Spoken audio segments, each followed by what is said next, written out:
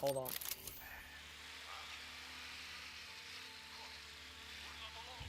Did you find the bag, money man? I found the bag man. Yeah, that's who you need to fucking find, because he will run with your vehicle.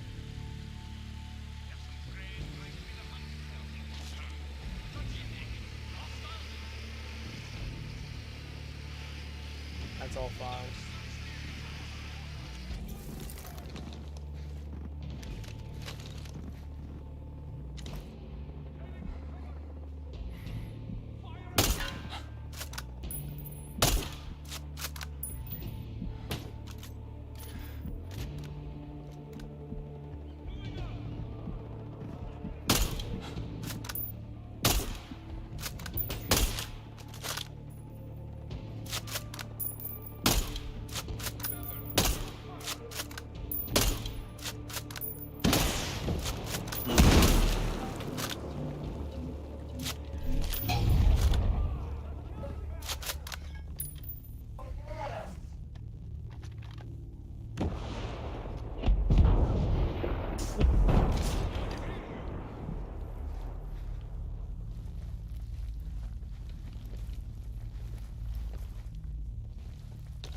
Got killed by a rocketeer who was aiming at me. Yeah.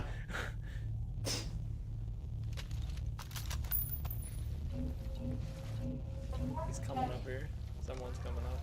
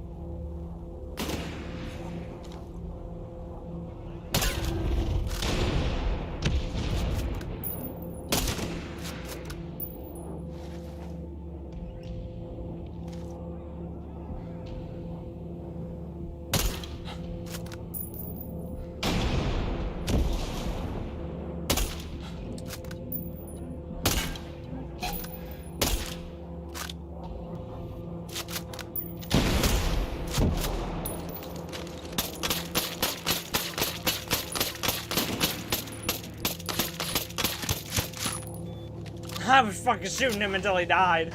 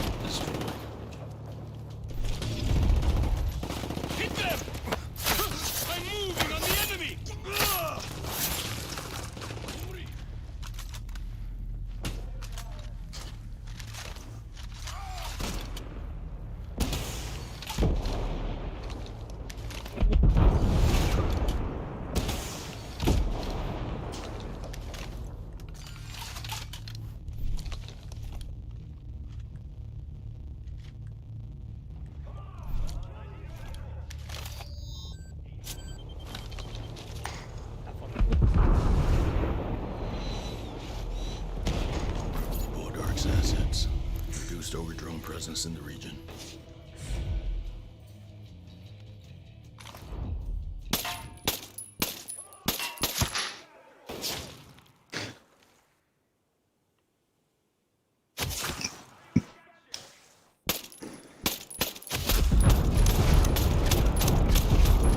Hey, like that shit, you got killed by a dude with a rifle.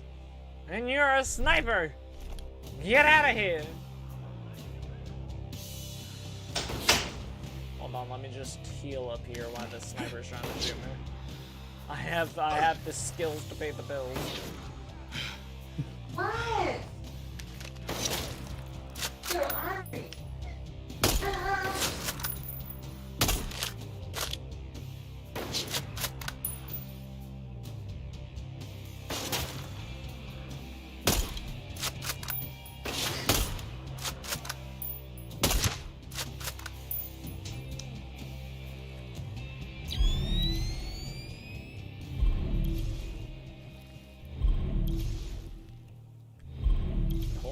is empty.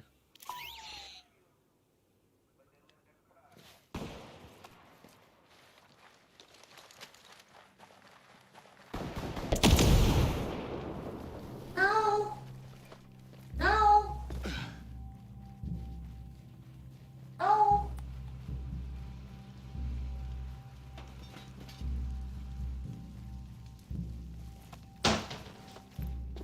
You go away.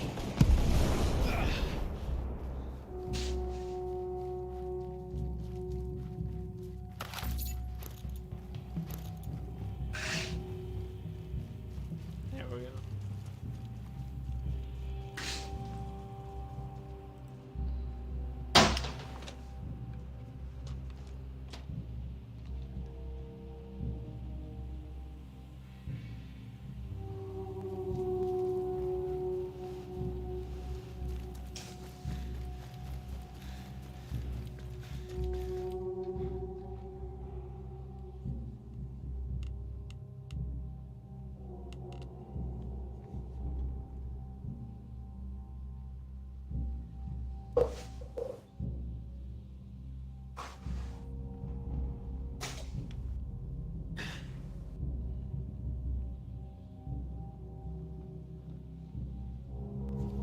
No.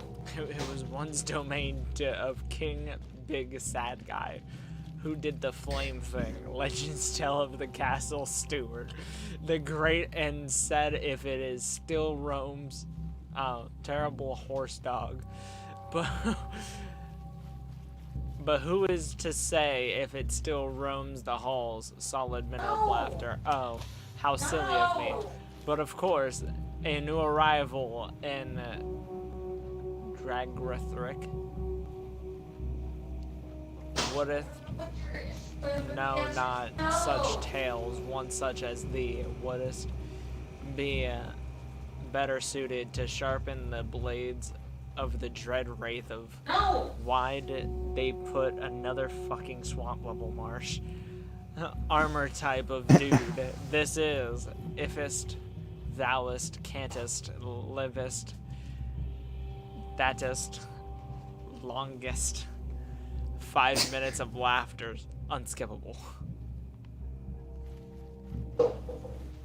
Dark Souls 3, how has so many cool boss fights such as large man in armor, evil tree beard, you're a wizard crowman,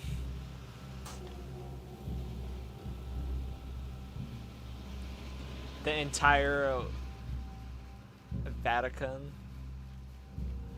the Wolf Furry Fan Club, Mega Platypus, Papyrus, the Last Demon Souls reference, a lightsaber, Pomp and his Stand Star Platinum,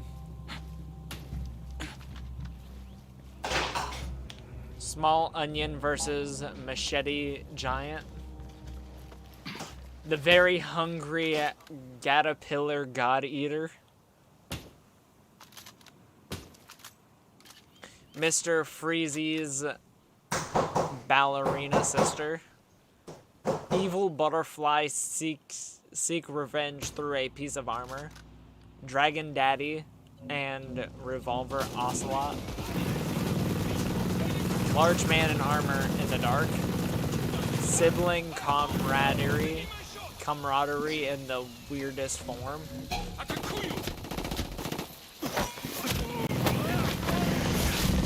dragon with world's softest head,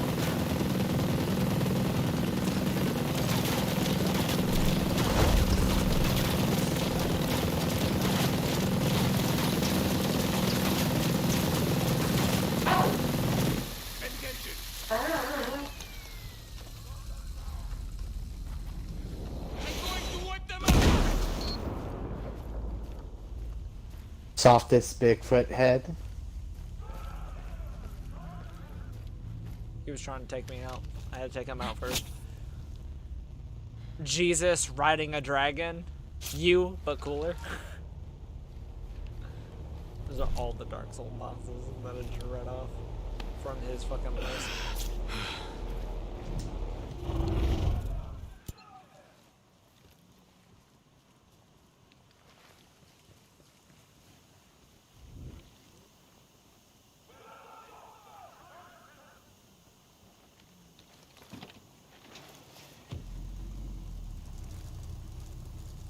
Oh, it just gives me gunner no matter where I'm sitting.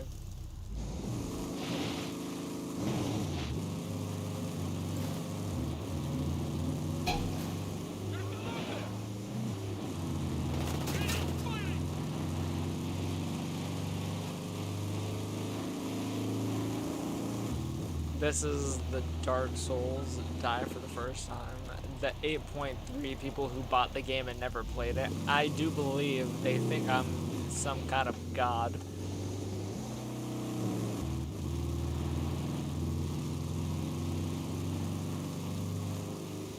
Hard to see another juggler giving up on their dreams. Quick animal fact, most sharks do not attend church. Any persons except players caught collecting golf balls on this course will be prosecuted and their balls removed. Hey Jake, important message. Obscurabulous. Do not buy Colgate whitening toothpaste. It says guaranteed whitening in 14 days. 15 days have come and gone, and I am still Asian. Why did you at me for this one? When me and my brother were kids, we didn't know how to play Yu-Gi-Oh, so we just made up our own rules, which included the rules where we both had to stick a strip of duct tape on each eyebrow, and whenever you lost, you had to rip them off. When you have to rip off the duct tape, even if you won, it's still on your eyebrows. Yes.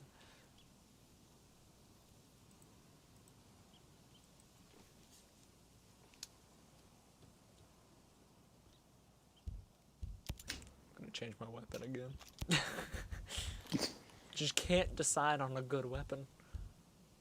There's so many good weapons out these days.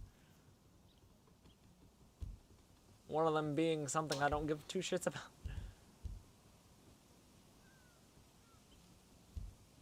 This one says it's special. I'm gonna use it. How I decide weapons. This one says special.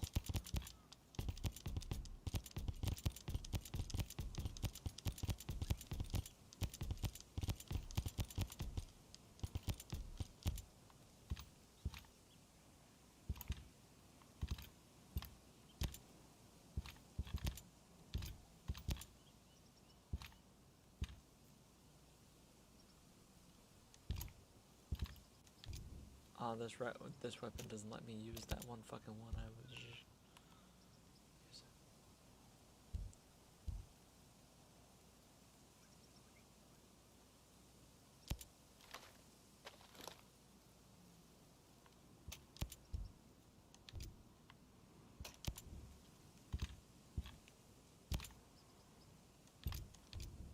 This one doesn't let me use it either.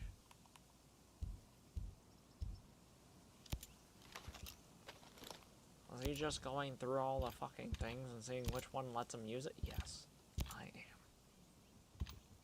Did I finally find it? Yes, I did. What was it? A weapon I was already using in the beginning. Some time ago. And a land so far distant. It was nearly close. Was it close? Maybe. Nearly. Possibly.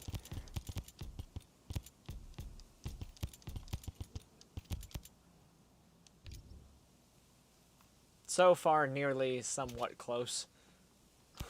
Possibly.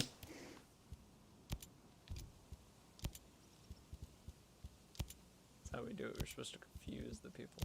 Somewhat, so far, near, close, then.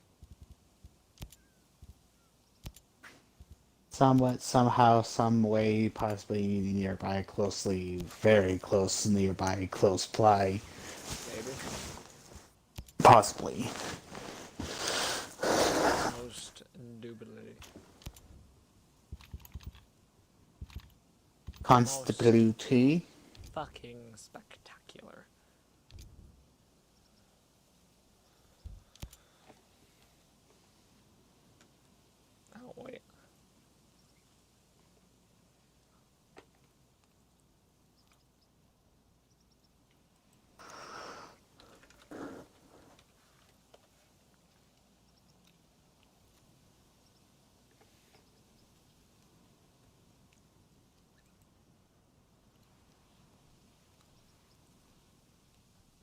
Somewhat far near close then.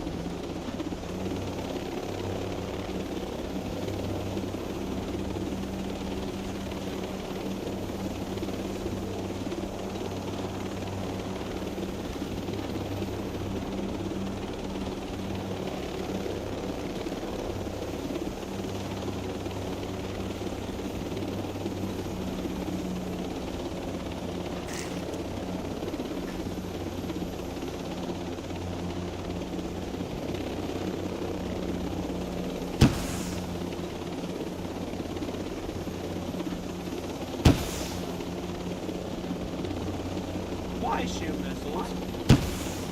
Because Fair.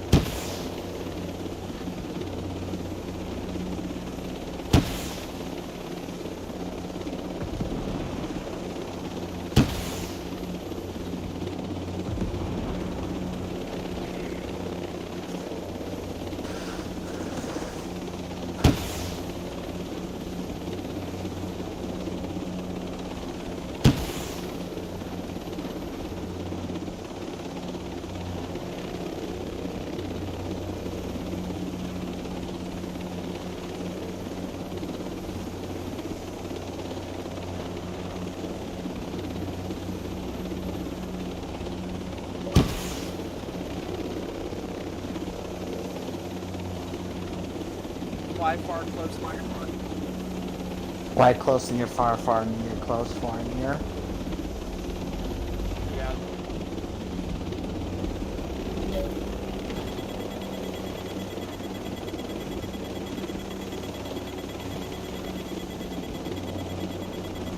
I trust him to fly.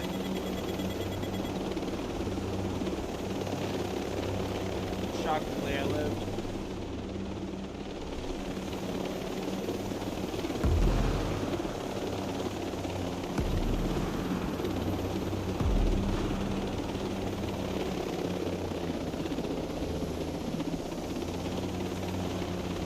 Trust in the flying, and the flying shall protect.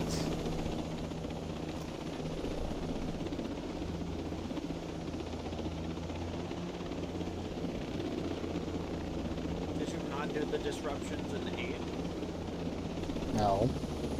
Why did you go 9-8? Why did you go 9-10-8? What? Excuse me. Bowman, it's Nomads sent traffic. The Bodarks control the Aurora data for You're gonna need because, of course they do. Your objective is to take it back without damaging it. Apart from being an eyesore, it contains all data on island-wide scale tech. The closest thing Aurora has to a federal reserve. Predictably, Ito is eager to preserve it. When it comes time to negotiate with other countries, the Outcasts can use that data as a bargaining chip. It's up to you to capture the building and give the Outcasts the green light to conquer the region. I'll do a recon.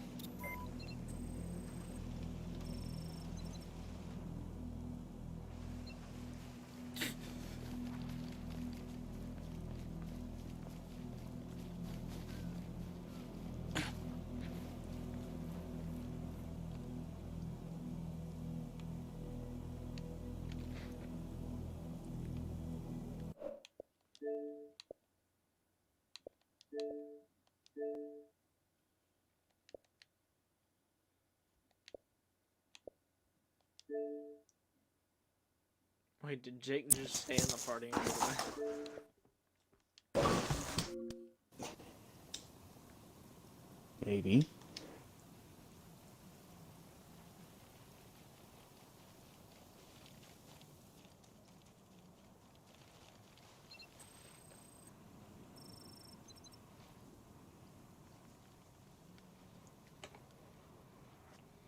Master Chief, I demand you give me that job. Wham! Like they needed to do that. These civilians were brutally executed. Some are still missing. Damn it. The Bodarks were taken hostages to oversee maintenance of the data farm. If you free them, the outcasts could redirect their troops to help you. Drones. This'll be tough. If you destroy the delivery VHCs before you attack the data farm, there will be less drones to protect it.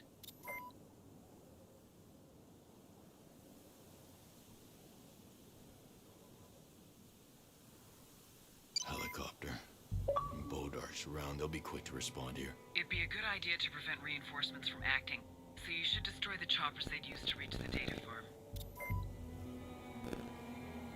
farm. Did you see the video I posted and I added everyone, Logan? The Bodarks I can't get the sabotaged audio on it. Bodarks. I think I watched it. They'll destroy the data farm. It was the one where Master Chief just straight up By two. bitch smacks fucking into the fucking table.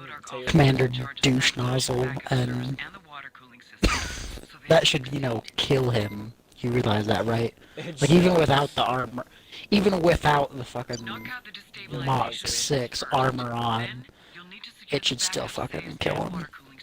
Every time you talk, you're buzzing. Copy. Nomad out. Maybe this mic is finally going shit. Probably. Oh, we said that last time, and then it was fine the next day. No, like every time you talk, it buzzes. So try unplugging it and probably plugging it back in. Sir, have you tried unplugging it and plugging it back in? It's turning it on and off. Thank you very much. Get it fucking right. Yeah, because I needed that fucking IT support coming out over the TV. Yes, I've tried unplugging it and plugging it back in, and no, I can't turn it off and or turn it back on. on. It just turns on when you plug it in, and turns off when you know, disconnect the fucking power by unplugging it. So either I can't turn it off and back on again, or I've already done it.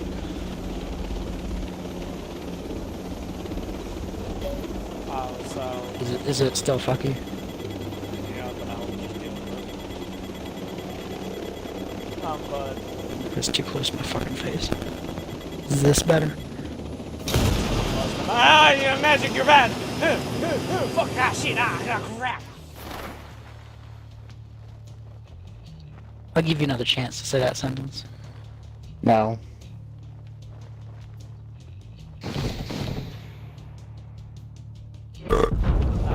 Was that fuzzy? It's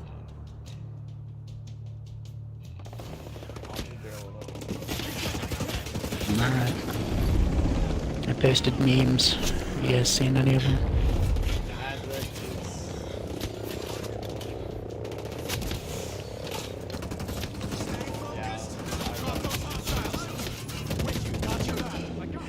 There's a money bag man that you fucking just let take the goddamn helicopter by doing that one. I know exactly where he is though.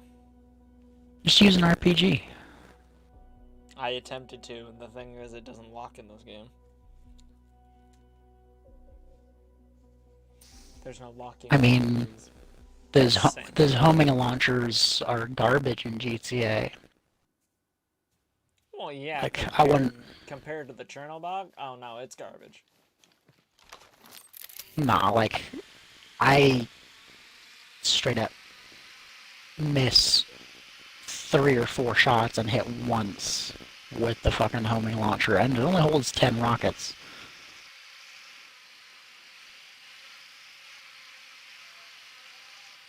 Like, I just use the regular RPG that shoots it in a straight line, because at least I know it's gonna go in a straight line, and I can try and shoot something by planning with that. Well, yeah. I'm trying to find the money man. Because he's the only one to take a vehicle and run off with it.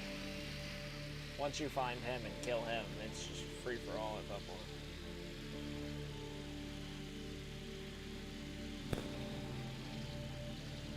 He probably got moved. But I know he was like somewhere up here before.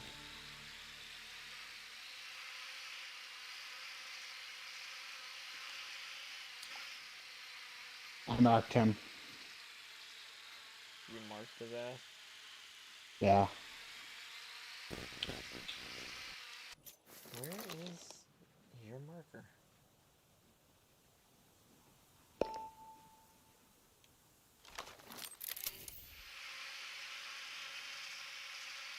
Is he up there? Yeah.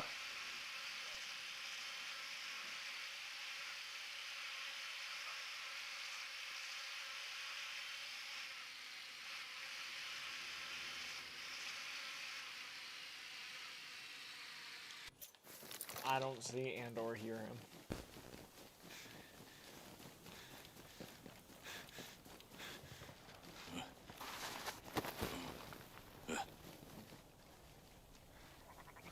I'll go over there. See if that spawns him. But other than that, I just... Oh, we fucking finished Halo. Legendary. The first one? Yeah. It was a little bit difficult once we got to the snow.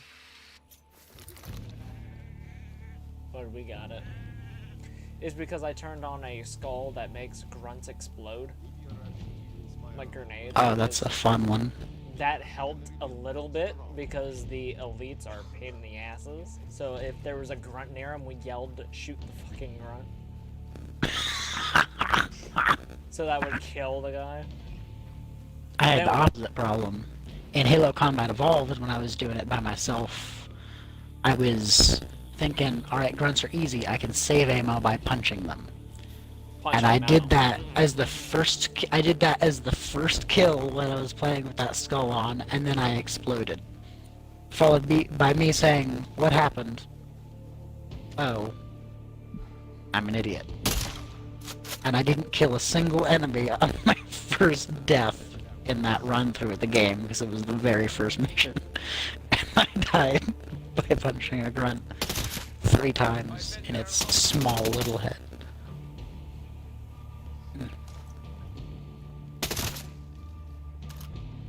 Appears clear.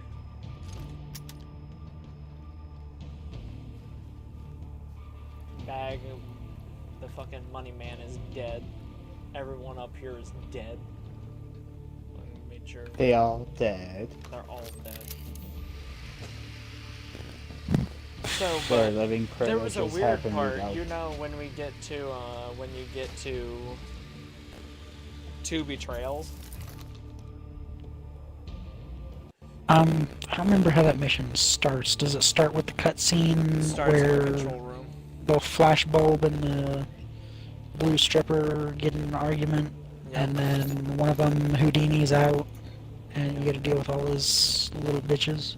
Yep, that is 2 betrayals. I mean, you know what cutscene I'm talking about when I describe it like that. Yep. Yeah, and then you start at the top of that control room, and you work your way down, and there's the Wraith. Oh no, what we did it easy. We just slid down the fucking control room until we got to the bottom portion, to where there was a gold elite and 2 freaking red ones. Well, sorry, 3 red ones. So it was a pain in the ass to kill those guys. But when we got into the room with the flood, there was just a flood infectors just sitting there. Statue. What are we talking about? Objective destroyed. The whole entire thing was they just got statued. And I threw a grenade, Jake shot a rocket. They didn't die, and we're like, what? We walked forward, and the group basically split apart and threw themselves at the wall. Like, hold on, I'll send you the video of it if I still have the capture.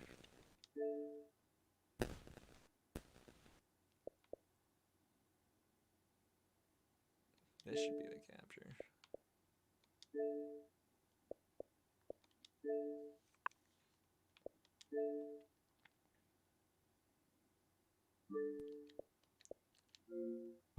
But we did it all on fucking Legendary. It took us 9 hours. Nearly 10. I killed the technician. Just don't do it alone on Legendary. No. It was a pain on normal. As much as me and Jake died? Yeah, no, we're not playing that game like that. Alright, what's this video here?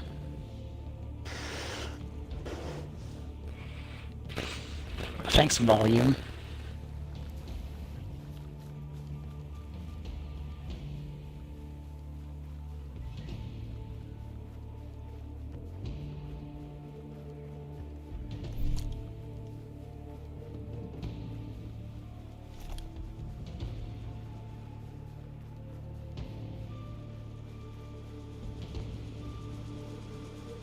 Bro, I'm just gonna fuck him on stealth watch.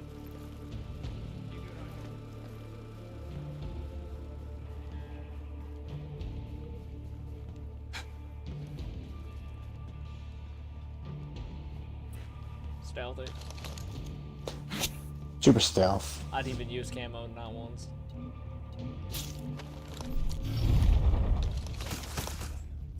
Huh? Got the enemy in my sight! Oh, that's what you mean. Yeah, that is interesting. We're attacked!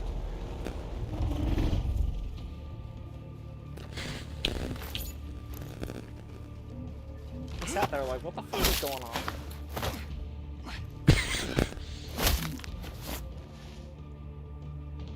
Oh, then we got to the part to where you punch keys in the mouth. Cause you gotta get the fucking neuro chip. Aha.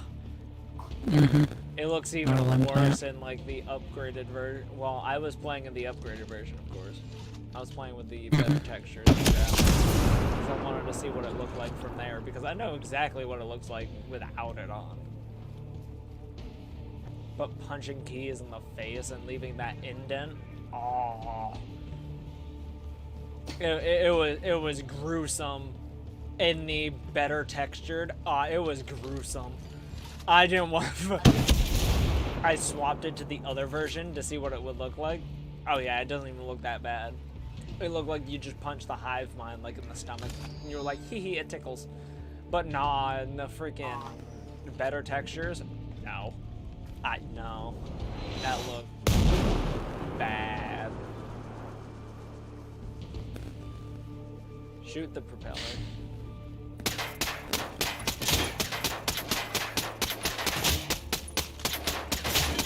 Yeah, I remember I hadn't really beaten the first Halo game since I was a kid, so when I went through it again, I mean I was still a kid when I went through it again, but I don't know, sometime in high school when I was going through all the campaigns on Legendary, Solo, I got to Halo Combat Evolved. I was always flipping back and forth between the graphics to see what it looked like on both sides. I was when I did Halo 2, I was like that every single time. Apparently I missed a mission because there's actually an achievement to see what both sides look like.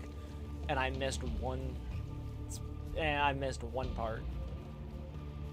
I don't know where it is, but I gotta keep flipping back and forth in each level and see what it looks like. Because Halo 2 was, oh, I loved it. I loved Halo 2.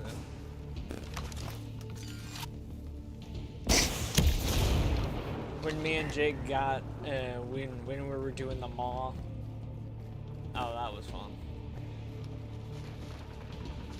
There's a technician over here alive, just fucking running around. Ah, they're mine. Have you seen those pictures showing how the Pillar of Autumn is built with that weird bridge thing where Fohammer tries to pick you up in the last mission, but she gets shot down?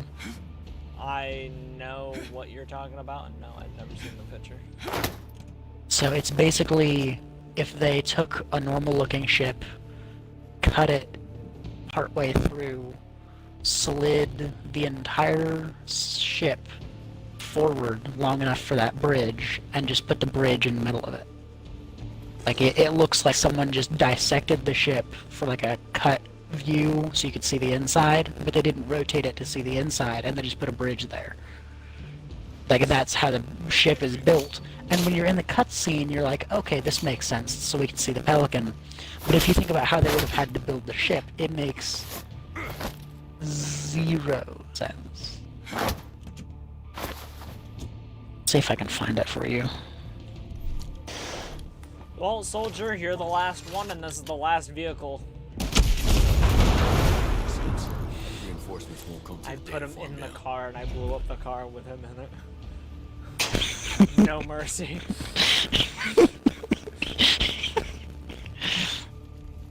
I mean, he was the last one alive, and that was the last car we had to destroy. So fuck it. 2 birds with 1 rocket. Perfect. But in the end, the Maw, it was beautiful because we got to the end and I slammed the car, of course, and I yelled at Jig. I was like, "Run! Get out of the fucking thing! Go!" And we fucking ran.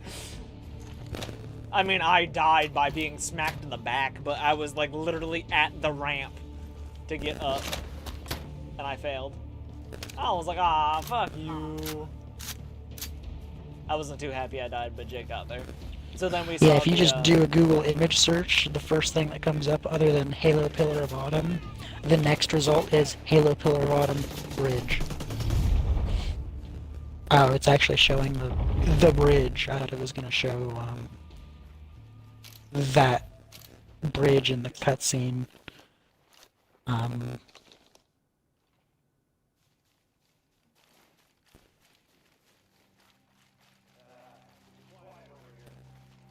Oh yeah, me and Jake were also talking about how the Banshee kind of evolved, because you can backpedal with that Banshee. In Combat Evolves Banshees, you can backpedal. You can literally just go backwards, which is fine. And I go, yeah, but when you get to Halo 2, you press back on that fucking analog stick and that bitch falls out of the sky. He goes, it does. So we were sitting there talking about that. I also sat there and talked about how the tank is inaccurate.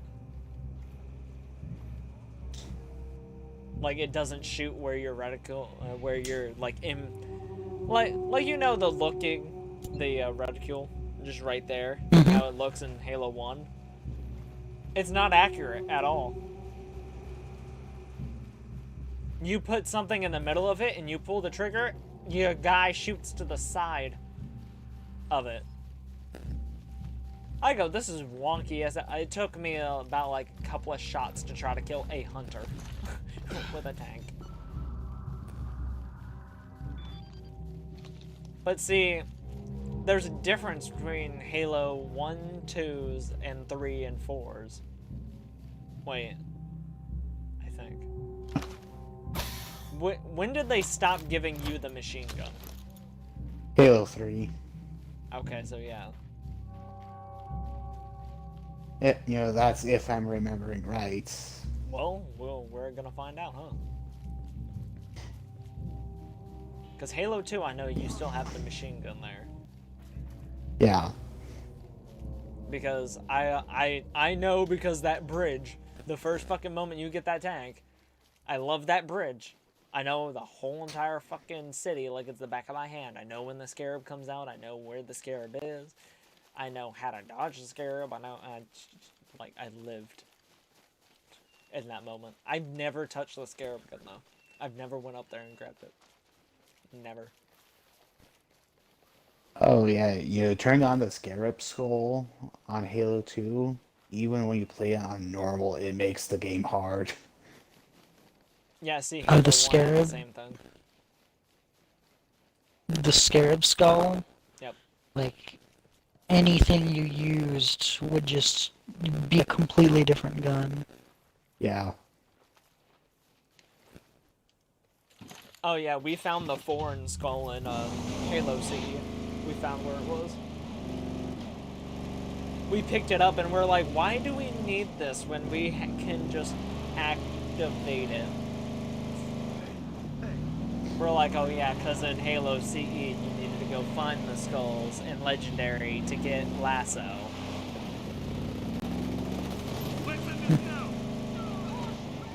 Which is unique, to be honest. Back then you had to go find the skulls to get the Lasso. And I still think you need to in Halo 5. Correct me if I'm wrong, but yeah. Sorry, I was reading something. What?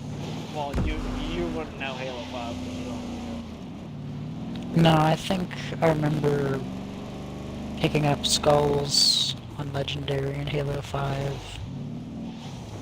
I don't remember if it had to be on Legendary or not, but I went to Gwent birthday party to at least say I got that. And I couldn't find where it was easily. I was doing the wrong missions at first. I think me and Jake snagged it. Because we were going for all the intel and all the skulls. We were trying to do that on our way there, so... But yeah, we did miss some intel and some skulls, and we're gonna go back and grab and snag those. I'll pull up a walkthrough and figure out where they are. And snag them. Snag the extra intel, extra skulls that we missed.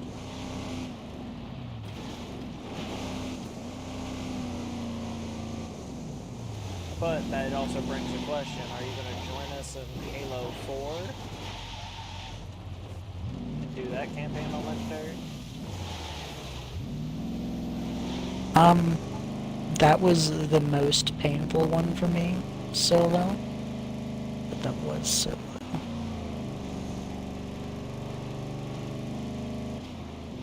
Yeah, but I know you might join us on ODST and 3, right? Yeah, I just don't know that I can commit to the whole weekend for it. Then I don't know where VR is going. I'm supposed to have... Which is fine, gotten... because you gotta deal with that first. The only thing I really worry about is if me and Jake can do it. Because we did plan it. You guys can hop in and out all you want. Just as long as me and Jake are there, it's fine. I mean, Halo Reach, of course, Jake couldn't be there, so we couldn't be like, oh yeah, we got committed because Jake was there. Halo Reach was different because everybody was sort of committed to it, kind of. I mean, I just need, you know, like, to finish, like, the last mission on co-op. Well, the last however many missions on Reach, on Legendary, in co-op.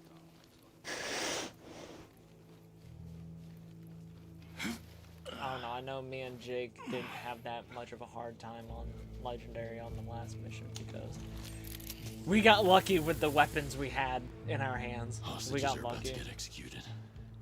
Need to neutralize the Bodriks without getting spotted.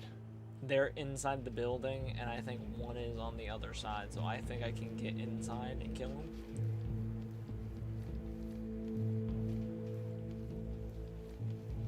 Just as long as I can get inside and I can kill those ones, I should be fine.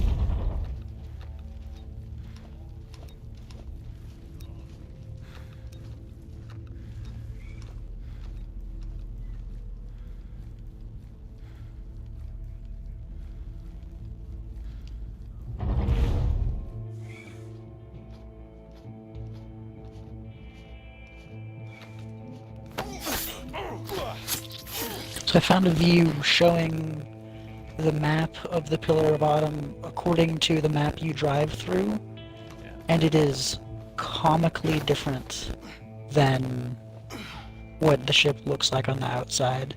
You're gonna have to zoom in to read the text.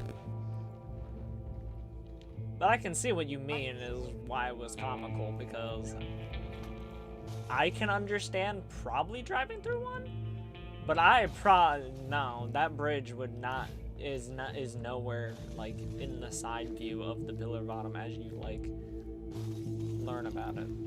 That does not exist.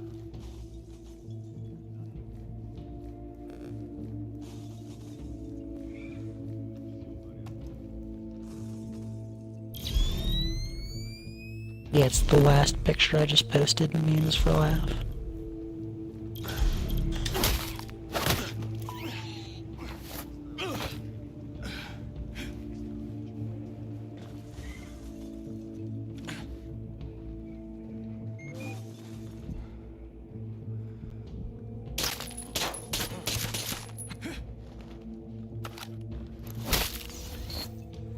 I got these two hostages already safe.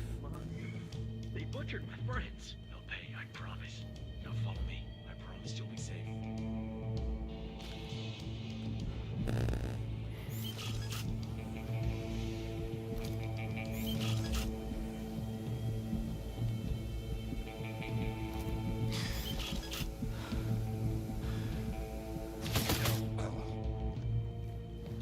The last one is safe. You can come inside the way I came inside.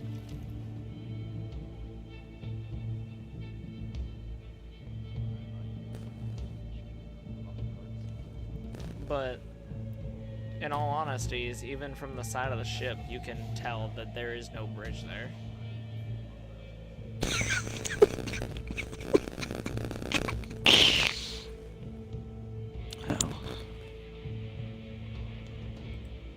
Warthog garage, main entrance, life pod hatches, chief life pod according to the interior.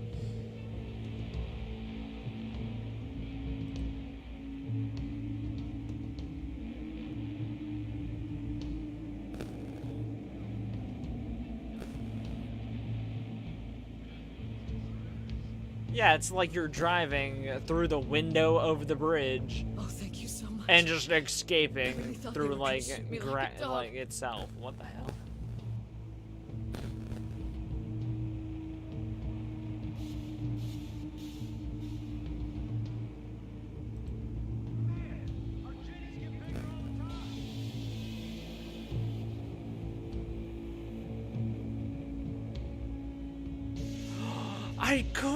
I could have fucking saw the grunt that complains about him being thirsty. Shit.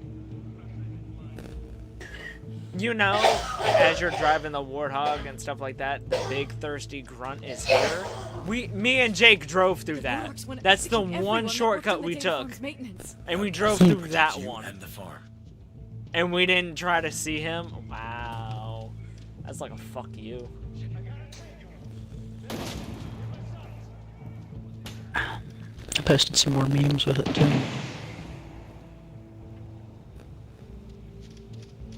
Grab him, Ron.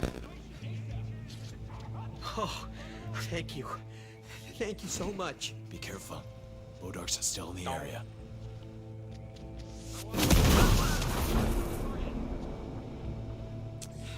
That mortar I should. took all three. Yeah, as you could clearly see, they took their time to start running. They did. Just restart it. If we can get back to that bottom, I can clear the whole thing again.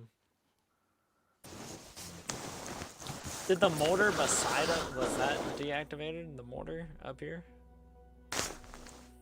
I don't know. Shit. That might have actually did it, though.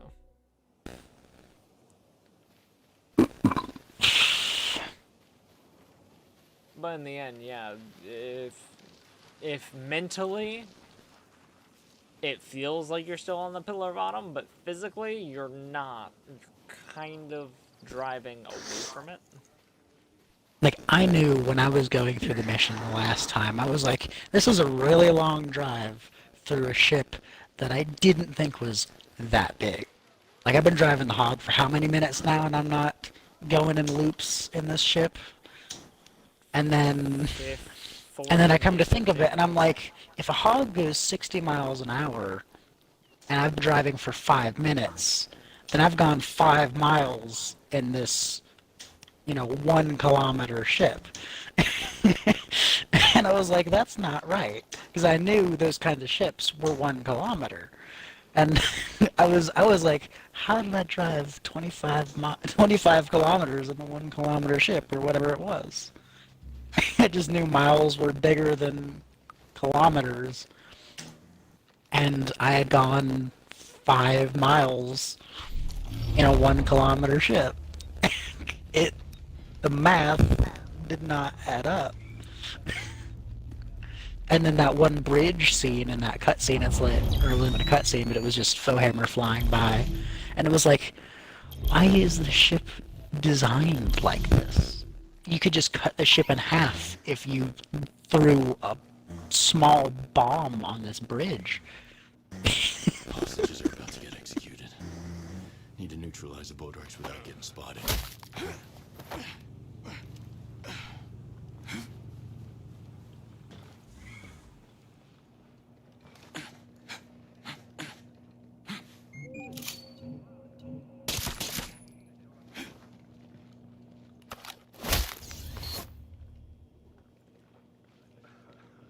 Yeah, because it makes as much sense as you're sitting there explaining it. Like,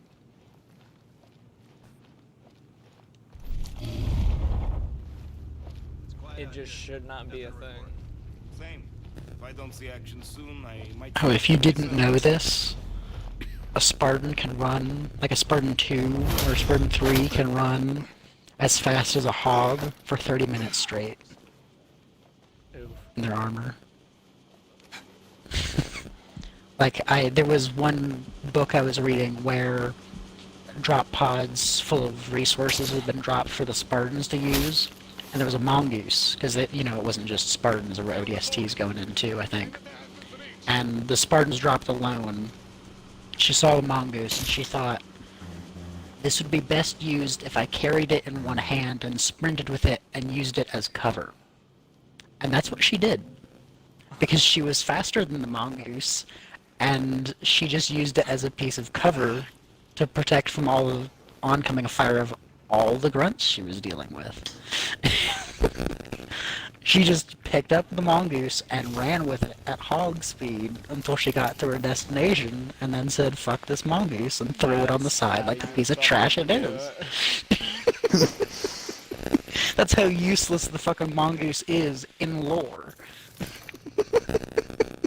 Because in lore, the fucking mongoose is probably the worst fucking vehicle in ever to be fucking used in life.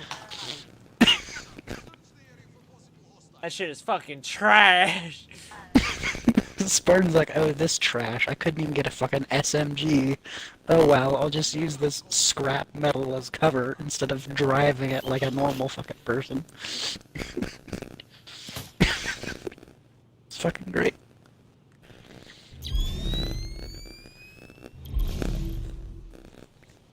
Why would a Spartan use it as smart tactical vehicle to use? Nah, it's cover.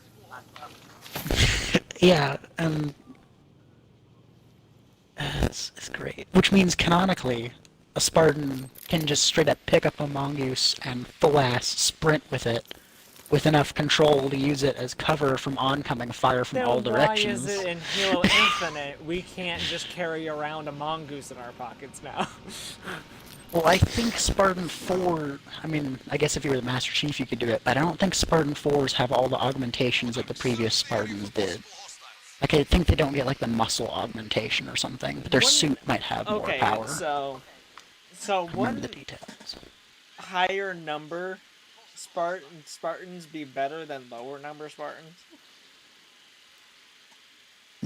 Higher Not in number, this case. like, Spartan 4s don't have all the augmentations that previous Spartans did. So they shouldn't even be able to fucking keep up. Like, they got the shields on their armor, but they should not be able to run as fast. I'm not even sure canonically how they're able to use the armor, unless Spartan 4 armor is just that much lighter. Because, I mean, let me describe to you this. Canonically, when they made the first Spartan armor, Mach 1, they had to weaken it because it moved so fast when you fought with it that it would break your bones when you used your thoughts to move it, which is of course a very big problem. When they put it on you and they turn it on, the first thing you think is, move my arm. Congratulations, your arm just broke. And you do that every time you think about moving, your bones just break. It's like a suit that just breaks your bones every time you Walk think about forward. moving. Congratulations, you're now crippled. Exactly. It's just a suit. Congratulations, you're now a vegetable. Just don't think of breathing. Oh, wait. Yeah, That's what the Mach congratulations, 1 you're dead. suit did. So the Mach 2 suit, I think it was, that they pit Spartans not with armor against for training, had to be drastically nerfed so that people without augmentations could use it, because they hadn't even augmented people back then, I don't think. They had to nerf the armor so that regular humans could use it. So they upgraded the Spartans so that they could use this advanced armor that they had already developed. That's why the Spartans have the bone augmentations. Their bones don't turn into fucking sawdust when you think about moving your arm. And then you have the muscle upgrades, so you're stronger. And those were the two upgrades they did to the Spartan 2s and Spartan 3s. It was so that they could use the Mjolnir armor without becoming an instant cripple. So when they tell me Spartan 4s are made and they have better chances of survival because they don't do all the augmentations, my very first thought in Halo 4 is, how do you wear the armor without thinking about moving your arm and then crippling yourself? And I've never gotten an answer to that. You just don't. I just don't have an answer think. for it. Spartan 4s just exist without being cripples, and it baffles me. Like, their armor has to be utter garbage compared to a Spartan 2 or a Spartan 3's armor, because they didn't get the same augmentations. Hey, Magic, I think we're good.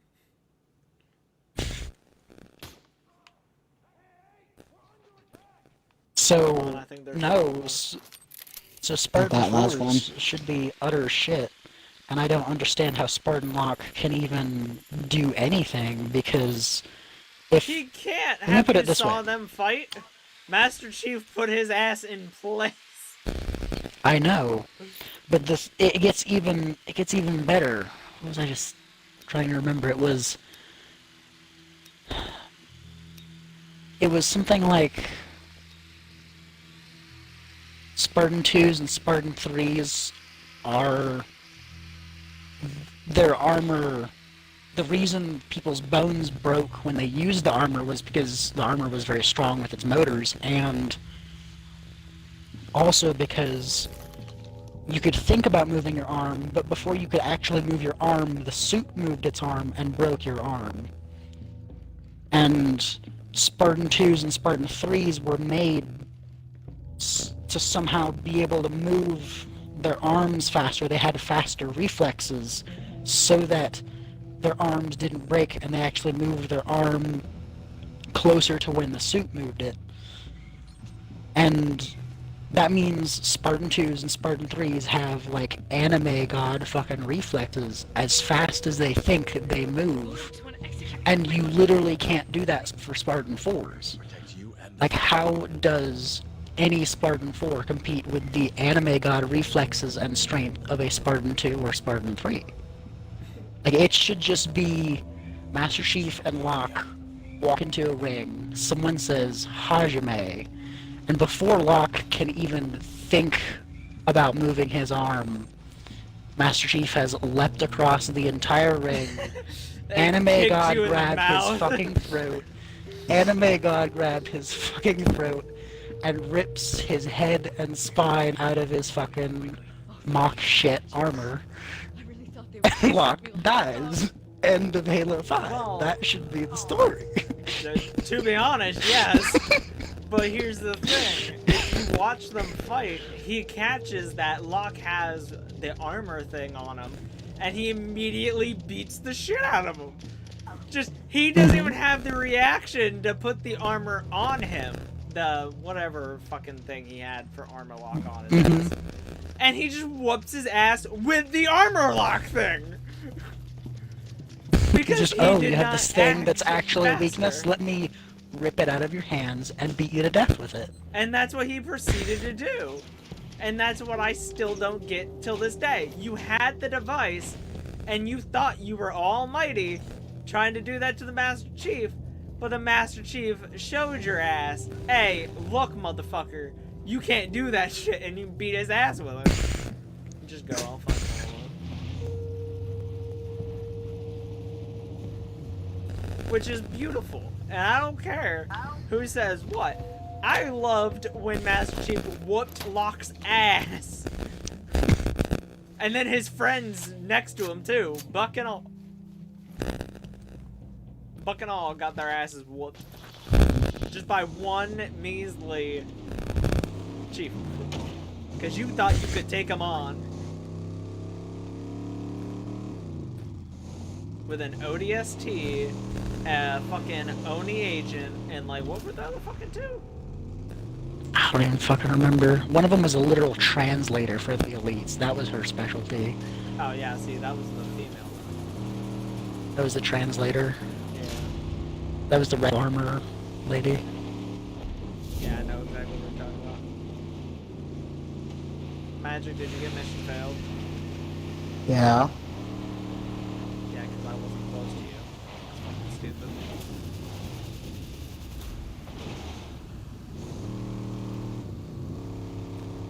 Restarter. That was fucking stupid. Take this car next time, the car I'm in right now. Do you know what the AIs do, like a smart AI does when it's in a Spartan 2's suit? Smart AI things. Knows how to move its arm without breaking it. Spartan 2's can do that in their armor just fine, unlike whatever bullshit Spartan 4's are supposed to be. So what is Buck? Well, what is Locke? A Spartan 4? Yeah, so Locke is a Spartan 4. And Chief is Buck a 2. is a Spartan 4. Chief is a 2. I think most of Nil Team were Spartan 3s. And June was a Spartan... Was it June that was a Spartan 2? He's June's the a only Spartan one, so 2. 5, so yes. He had to be. And there were only 75 Spartan 2s, and half of them fucking died when they got their anime god surgery, I'll call it, at age 12.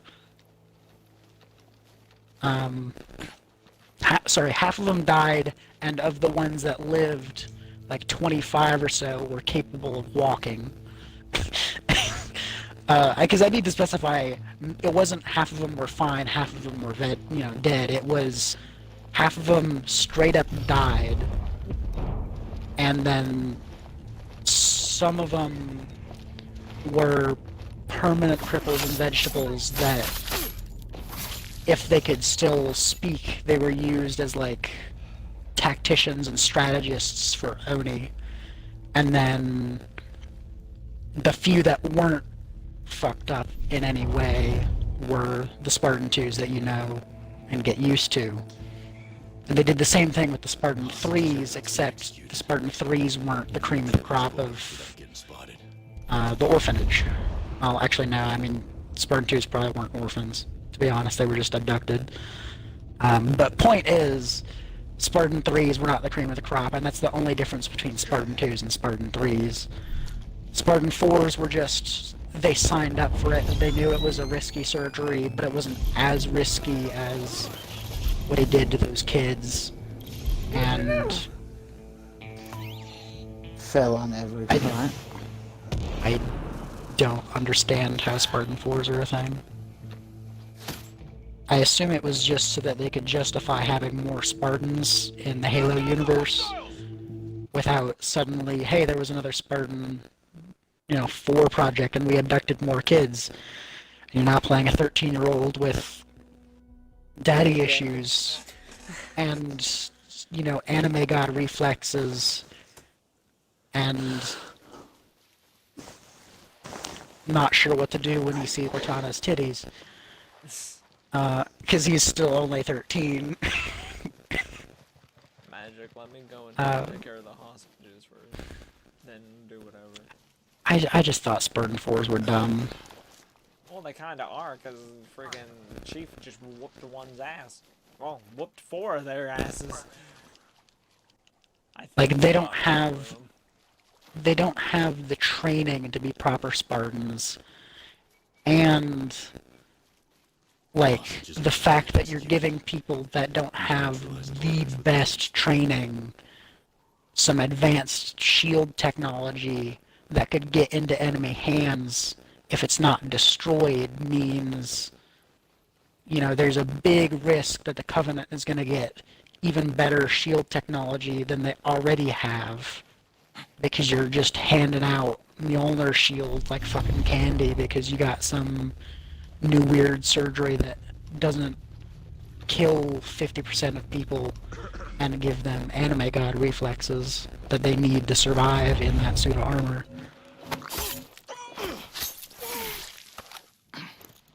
Not that Spartan 2s and Spartan 3s not in their Mjolnir aren't anime gods, by all means. I mean, Master Chief at age 12, 2 days after his surgery, said, "Damn, I sure could hit the gym," and goes to check the gravity and thinks it's on way too low, realizes it's set to perfectly normal, and he's just that buff now. And 3 ODSTs walk into the room like, "Hey, you're a bitch." And they pick a fight with him, and he just one-punches him and kills him instantly. And the other 2 have to drag him to safety, and Oni has to cover it up because this 12-year-old kid just punched a man's rib cage in like half with a single punch. Because ODSTs didn't like Spartans being the new best soldier. And clearly no one understood how strong those Spartans were yet, because they were all resting and they hadn't done any combat yet. So the first kill a Spartan ever got after surgery was the Master Chief one-punching a fucking ODST who thought he was hot shit. And he had a closed casket funeral. I'm assuming. Seen Captain Jesus' face? That's what happens. That's closed casket funeral. Yeah, so that, I mean, without the suit, but that to the fucking chest is what happened to the ODST. But, like, the Master Chief did not even realize he killed the guy. He just did not understand his strength yet, and accidentally punched a guy in the chest so hard that he died.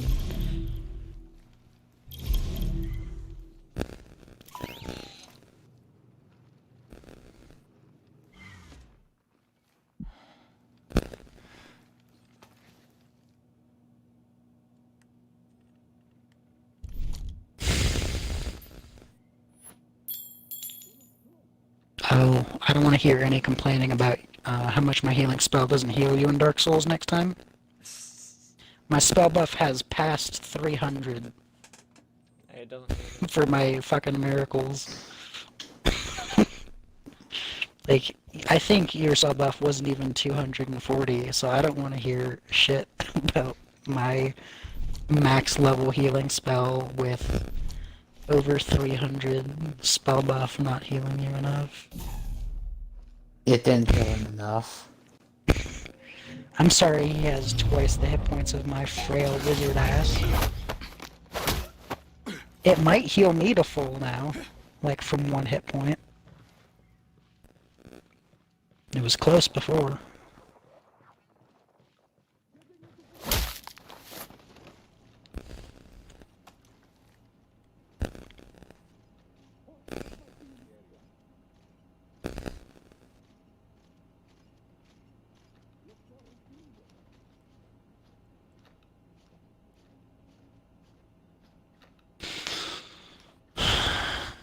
it's trying to find me.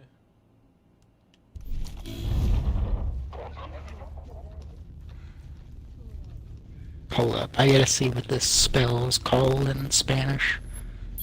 Orbe de Fuego. No, Orbe de Fuego is what the fire orb is called. Close by. They couldn't have gone. Because posted a video on Dark Souls, but it was in Spanish, and I just saw Orbe de Fuego, and I was like, hold up. That's not right. I don't know any spells called Orbe de Fuego, and I know most of the spells. I mean, I got the last freaking miracle, but it hasn't given me the damn achievement for having all the miracles. Oof. It gave me the one for all sorceries and all pyromancies.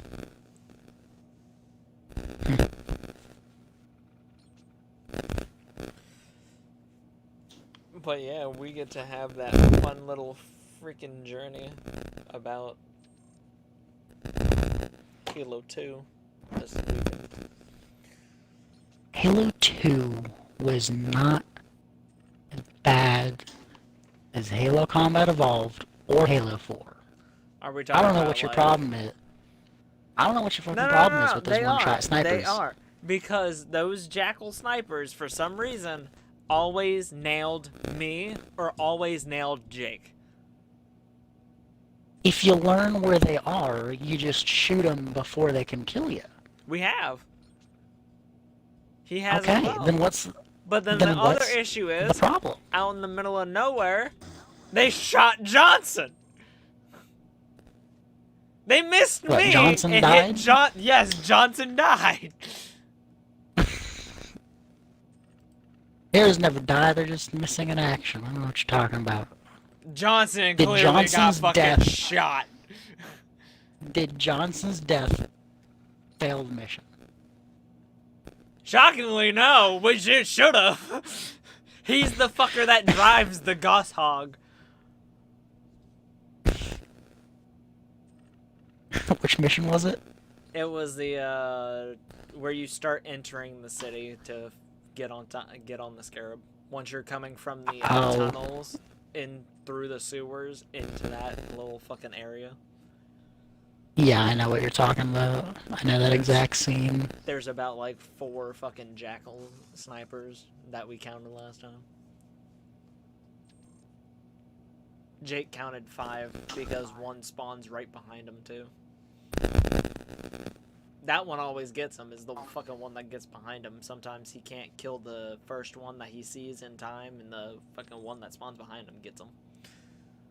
He takes out the Jackals. I get on the Warthog with Johnson, and Johnson drives around as I'm shooting.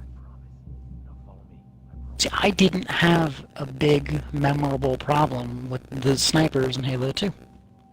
I really didn't. No, I don't So either. when It's you- just that fucking area that we have an issue with. It's just that area. Okay, it's not Jackal snipers for the entire campaign you're complaining No, about. It's because just the I know ones in where that they one are. spot. Yeah, it's the ones just in that spot, because I can't see them. Jake has to spot them first. Because Jake's sniping, I'm on the turret of the Warthog. Because I know what happens if I get on that turret of the Warthog. I know where the enemies are and what I'm fighting. Jake doesn't.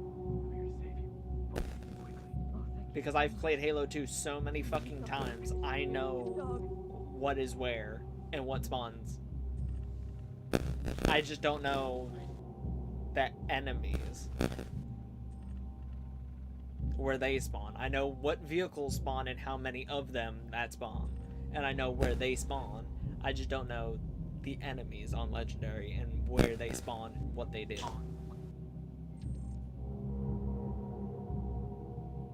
Because I know where each and every Jackal sniper is just in that area. I don't. Because those are legendary in that area. That's kind of like your firefight kind of area right there is. That's what those are in that area. Every other area, They only I know appear where on the snipers Legendary? are. Yeah, that only appear on Legendary. The Bodocs want to execute everyone that works. Because I know there's 2-3 Jackal snipers when you start getting into the city after the hunters. There's like 3 of them when you get to the opening, to where Johnson then comes down and, you know, drops you off a little bit of troops and takes some with him.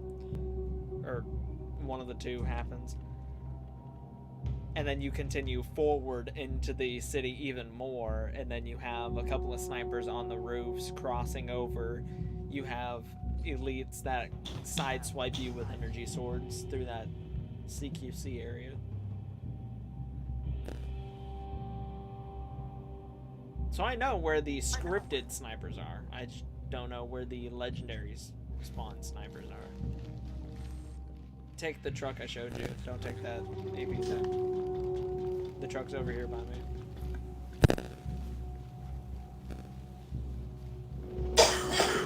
Or take a helicopter. I didn't see the helicopter. Or did you just go get that? The helicopter was here all along. Oh, we didn't take that. Why didn't we take that?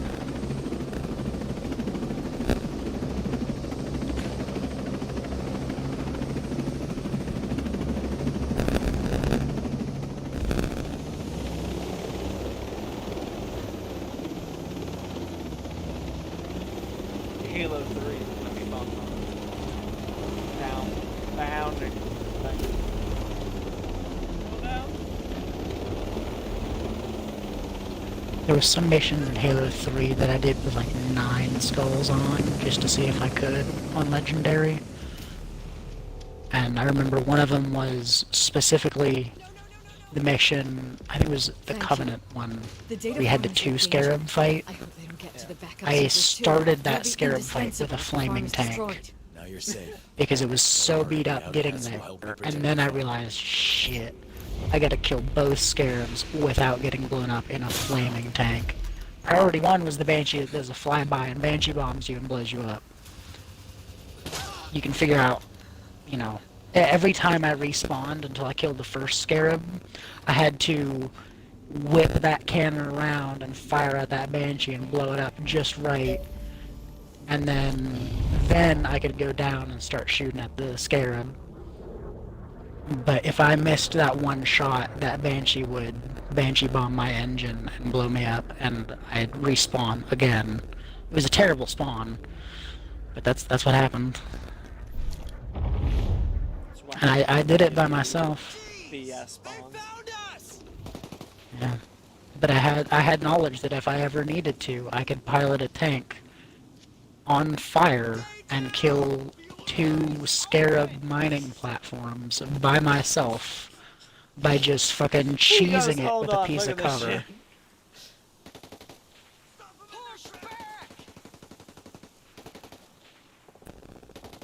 I mean, first is Halo 2, then Halo 3 ODST is the way it just shows. Halo 2 is gonna be long, and I hope that Jake is willing to fucking push through it all. Destroy him! Wipe him out!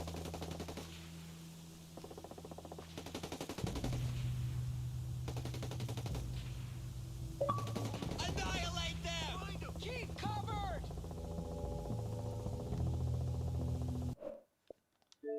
It's long due to, well, I guess he went to YouTube. It's got 15 missions. Let's go.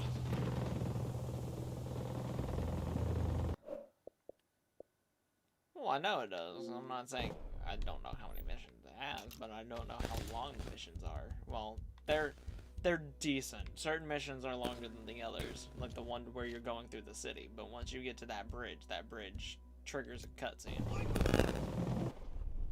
which gives you, lo and behold, a fucking tank, which makes going across.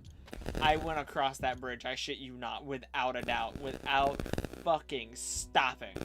I pushed through that bridge and I killed every single one of the enemies that came at me. I did not get touched along that bridge, not once. You'd had it with their shit, hadn't you? Once I got to that point, it wasn't that bad. Once I got to the tank, I yelled, I called dibs on that tank. I wasn't taking no for an answer. I was taking that tank and I was going with it.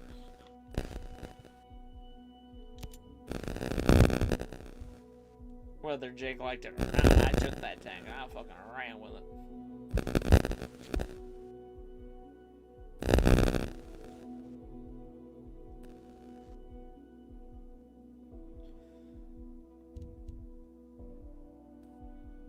I wouldn't say it didn't make sense, but I would say it was freaking not fun doing it.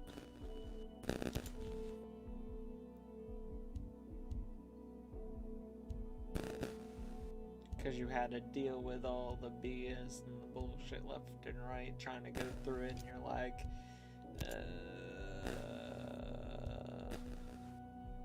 Isn't it Halo 2 where you have a machine gun that the pilot can control right next to the cannon?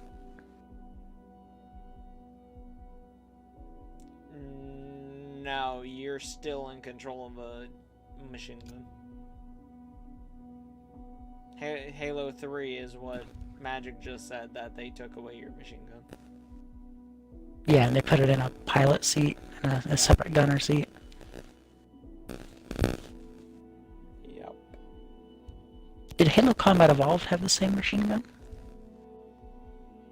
You were in control. Okay.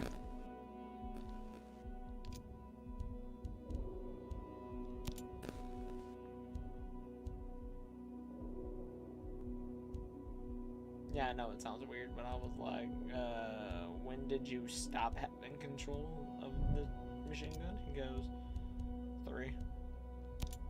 That's what he said when we were just sitting here. I was like, okay. Yeah, I didn't know that you had control of it in the first game. But I know you had it in the second. Like, I didn't even know there was one I on didn't the Scorpion in the first until game. I hit the other trigger of mine that I was in control of a machine gun. And that was like quarter way through the mission is when I accidentally hit the trigger, and I was like, oh, that's right! And I just started mowing down friggin' enemies left and right. I totally forgot I was in control. But once I kind of figured that one out, mostly everything was dead.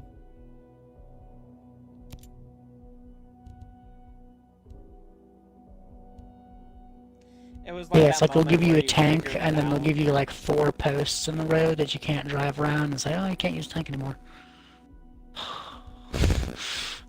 Fine. Or where they open a door up like the smallest bit just for you to go through, and you're like, oh, can't use the tank no more.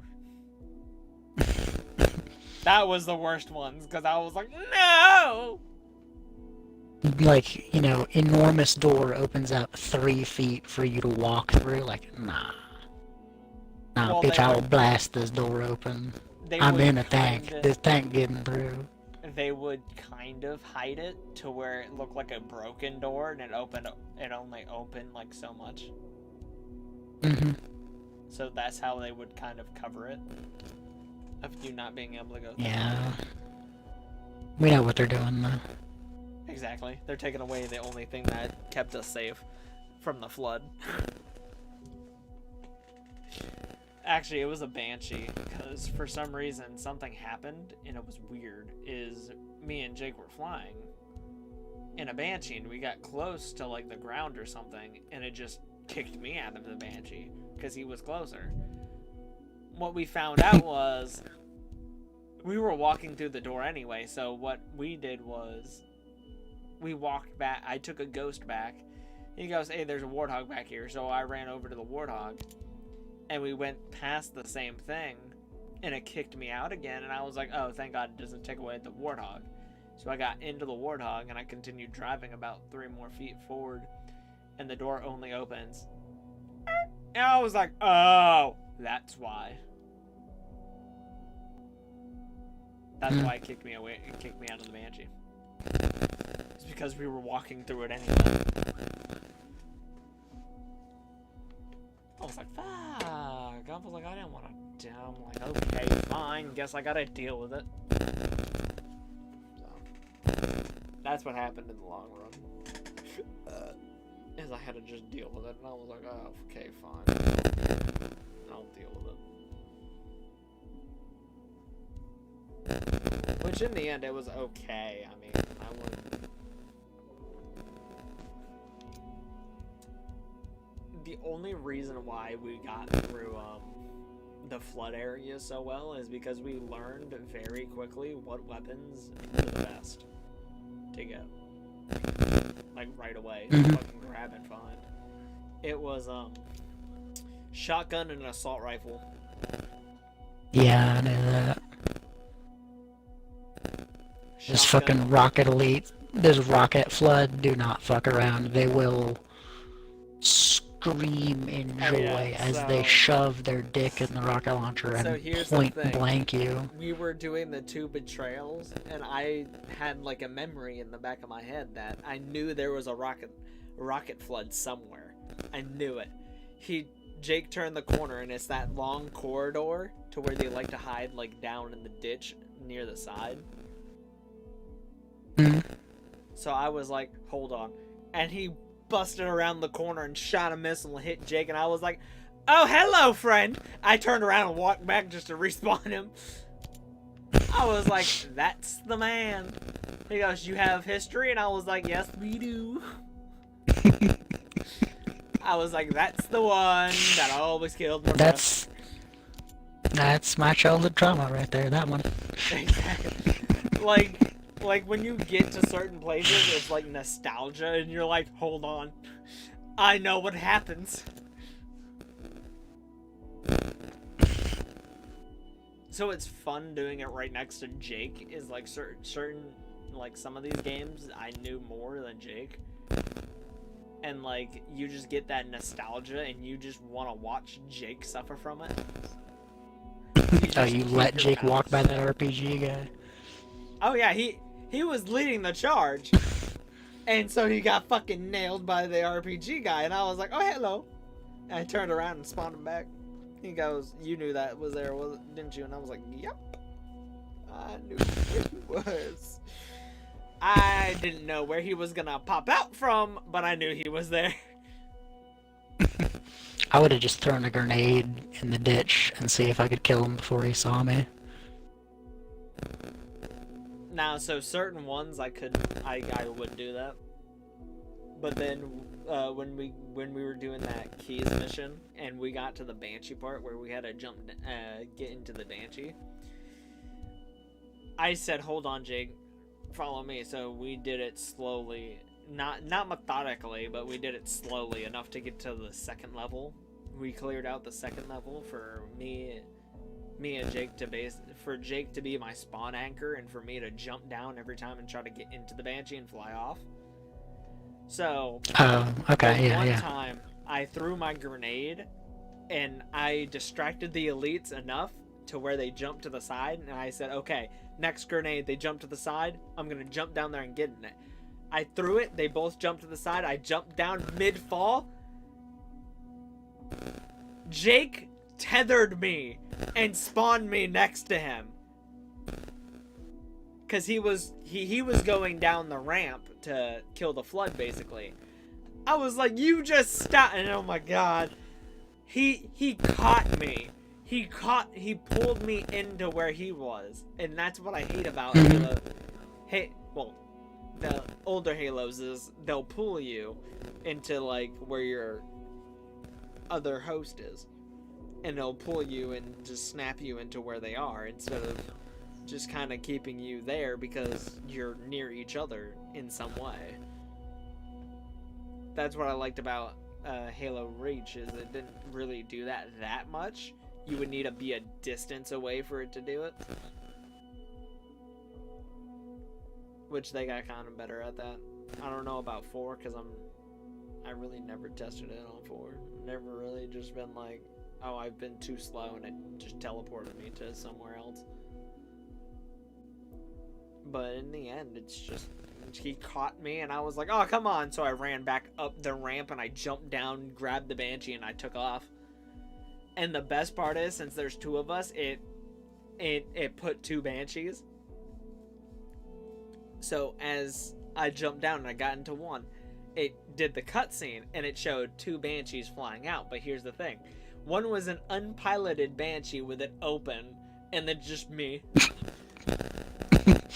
And the Even best better. part is, behind Echo, but when you get to that part on the bridge to where you're still driving and it shows Echo coming through, Jake was sitting there shooting the Banshees, and They were open. They were open, unpiloted Banshees. I was like, Jake, you're not gonna destroy them. They're unmanned Banshees. So, Echo 519 got shot down by empty Banshees. Can't find 519 got shot down by empty. Oh, in the mall? Yeah. She got shot down that's by even better. empty Banshees. The Covenant don't use AIs because it's against their religion. I know, If you wondered why the it was Covenant funny. don't have AIs. It was hilarious to see that she got shut down by empty Banshees, because in the original game, I think they're closed. I think somehow they programmed them to be closed. Banshees flying in. Same with the ones that fly into the Covenant ship for you to jump in it and take off. They were open as well.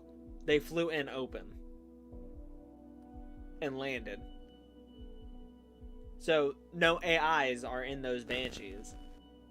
Or nothing is in those Banshees, and they just had them fly in. They had the same path, yes, but they had no enemies in them in order for it to look like the enemy came in, landed, and got out. Same with... Did you see the last two memes I posted? Yeah. Child Protective Services versus the Office of Naval Intelligence. So you did what to 75 children? And you did what to another batch of 75 children? And then the change is single word in the famous quote with penis. How does it turn out? This armor suits you, but it cannot hide that penis. Nothing over will. Nothing ever will. Oh yeah, that's Yeah, when the I Arbiter's saw that getting when I his- was... Oh no, that's when the Arbiter's going to the fucking mining facility that's in the middle of nowhere that's hiding a heretic, and they're supposed to go and kill him. Yeah. You know why he turns into a heretic? Good question. Go find the terminal on that mission. There's a couple of them. That has a I story. think I watched the about terminal on that. Wasn't it 343 appeared and started... The Elite was asking questions, and then 343 was answering them, and... them. And then he turned into a heretic like that, I think. And that's how he turned into heresy, because he believed in the Great Journey, but then guilty, of course, opened his mind to this thing we like to call knowledge. Yeah, fucking just blew his goddamn mind. The Great Journey. I don't know that. Do you mean galactic-wide extermination? Exactly. And then when he learned about it, I think The elite who thought he had 100% confidence in his faith. Could you repeat that for me? Could you explain You in said detail? you said you've never heard of the Great Journey? Never heard of Great Journey? You never did? No shit. Boy, let me bust a nut in your knowledge. That's what Sparky said. Sparky said, let me tell you something. You're gonna want to sit down for this. Yeah, 343 Guilty Spark. Ooh, do you have any chairs? You should take a seat. Story time. Everything you know is a lie. Now that we have that over with, I can get on with the story. Have you heard of the flood? Have you heard of these things that are in your mining facility? They're currently just manifesting in here. Nothing to really worry about. Just wanted you to know.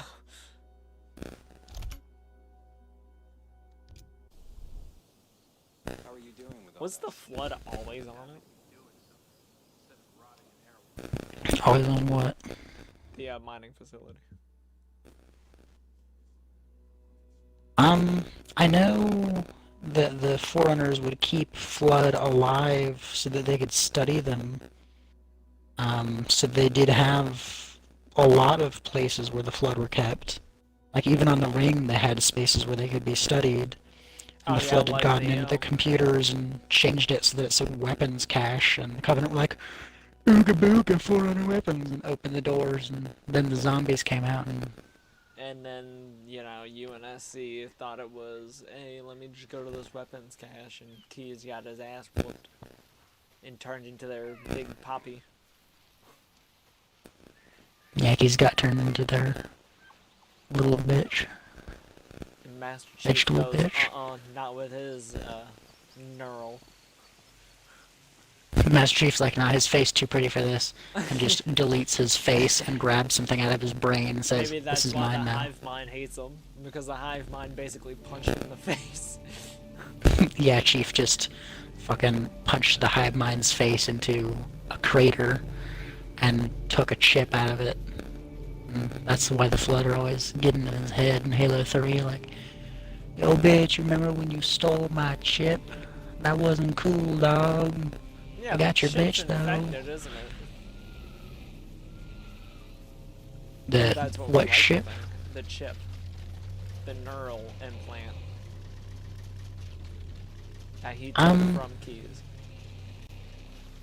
I don't know that the chip was infected. It takes a grave mind to infect AIs, and that was only a hive level thing. It wasn't a grave mind yet. And the neural interface isn't like a proper chip like what you're thinking of. It's just something small in the brain. It's not as big as what the Spartans have. Because a Spartan one can fit a whole AI, and their suit has enough devices in it to run an AI that could run a whole ship if the computer in the suit is that powerful. But the neural interface that's in regular soldiers is basically just an identifier so that they can identify the body when they're dead. But apparently Keys had more than that because he was a commander, and so he had some codes for nuking the ship with the engines. Yeah, and Just 343 detonating is it. not like 343 was like, nope, not today. My ship. Get out of here. No, you've parked your ship on my property. This ship is now my property. Get off of my property.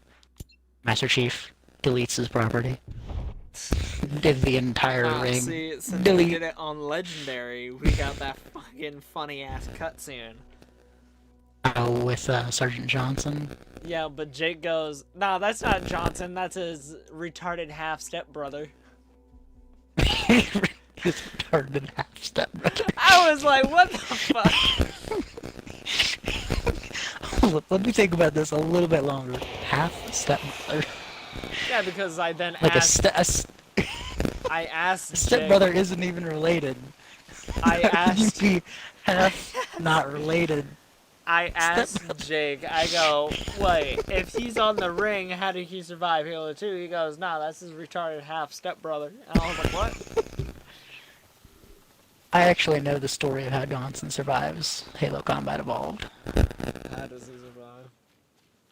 So another Pelican from the Pillar of Autumn that was run by a different pilot gets a few survivors and takes off into space, and they find the Master Chief in his, longsword in the cryopod in there, and they get together and they get the Chief on the Pelican, and they're planning how to get back to human space with no slipspace engine. And there's a Covenant ship that's approaching, and I think there's like an Oni agent that's in the Pelican too. And I think maybe there was some other Spartans in cryopods or something that they found. Something like that. And they all hatch this plan, and they go into the Covenant ship, and I don't remember how they get on it exactly, but they get in, and they try and take it over. So they're killing enemies. They get Cortana in the system, and she closes doors and then airlock space kicks people out, and it gets rid of most of the ship like that. Some Spartan died, I think, and then they activated the bomb in his suit.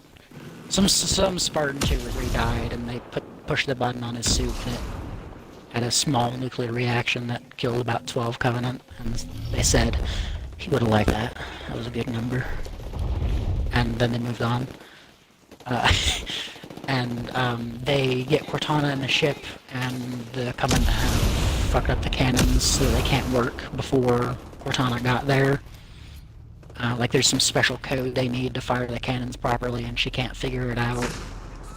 So they... Oh, and I think the other thing was they had a... Trying not to mix up different stories here, but they had a Forerunner artifact that distorted space-time, and it was like a crystal. And it was causing the ship to be torn apart.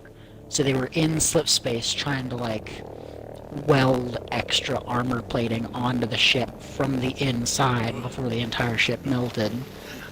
And Cortana was like, we need to save this artifact because it, would be really important to the UNSC. And Chief was like, we're not going to make it with this artifact on the ship. And just punches it and crushes it and destroys it. And then they get out of subspace fine and escape the Covenant. And I think Cortana either tried to enter in atmosphere from subspace and did the calculations. She either did the calculations or she actually did it. And that's how they got back to Earth. I don't remember exactly. It's been a long time since I read that.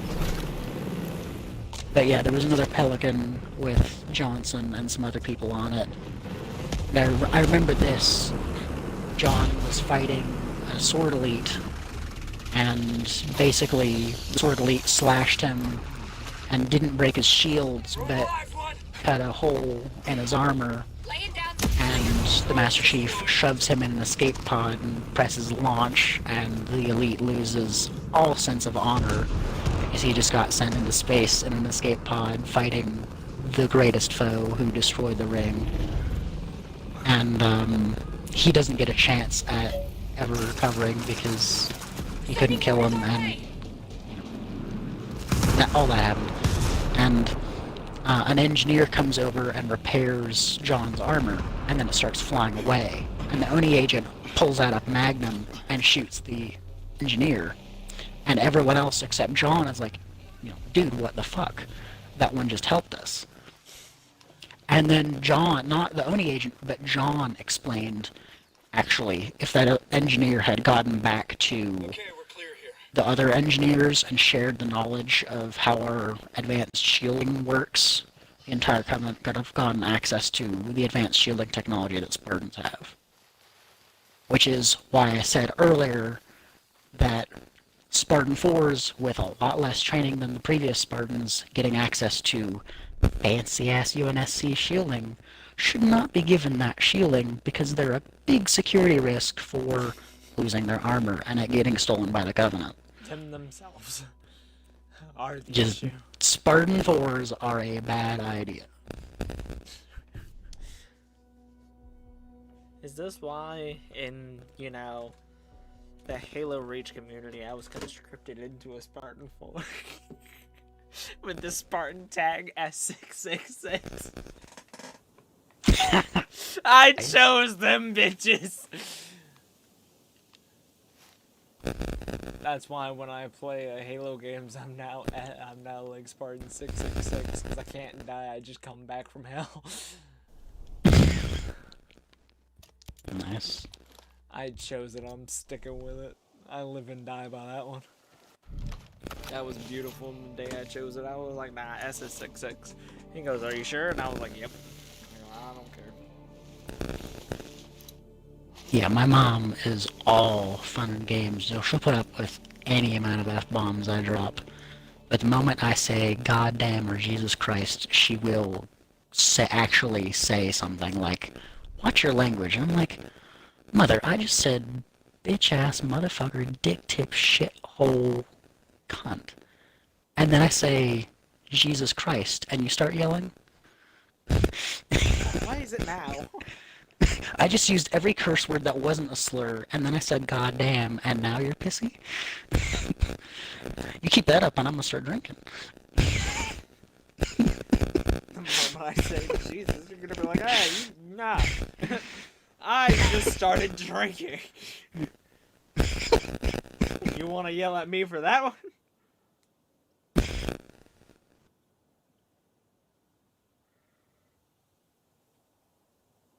Or like, if I say something mildly rude to one of you guys on Xbox, and my mom says, play nice. My mom says, play nice, and I just turn to her and I say, you have not heard what they've been saying to me. That usually shuts her up. You have not heard the shit they were talking about me. That's golden. Like, I'll just say, you're being a bitch, and she'll be like, play nice, and I'll just give her the look. And I'll mute myself and say, you do not know what they have been saying to me. And I'll just unmute and turn away from her, and she won't say anything else. It's fucking perfect. That is golden.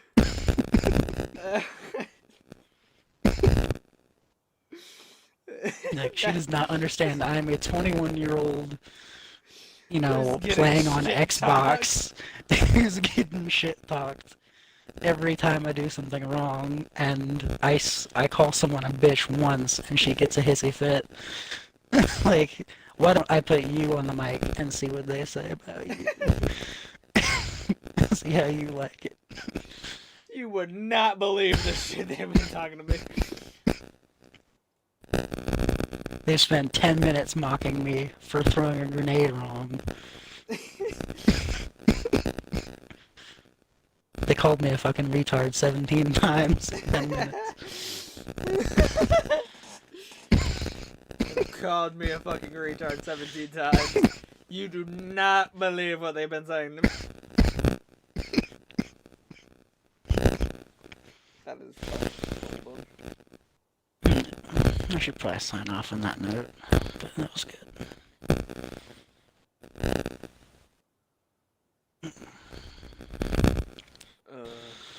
Jake is putting it back on, but he's not putting it back on. Been over like What's he doing? almost 3 hours sleeping.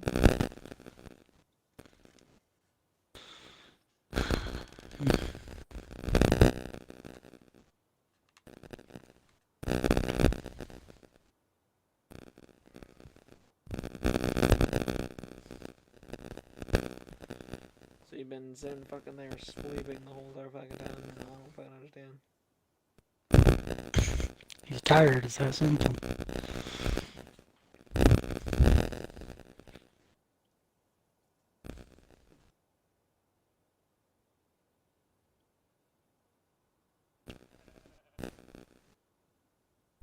Well, yeah, I know it's that. It's like, damn. He said I'll be back in an hour or two. I'm still sitting here. It's been 3 hours. Exactly. Probably just call him on Discord and call him a bitch while you're sleeping. You're a bitch! What? What's going on? Who am I? You just wake up to a phone call. You don't even see who it is. You click yes, and you just hear your friends screaming over the mic, "You're a bitch! Get on Xbox!" You're a fucking It's been bitch! 3 hours.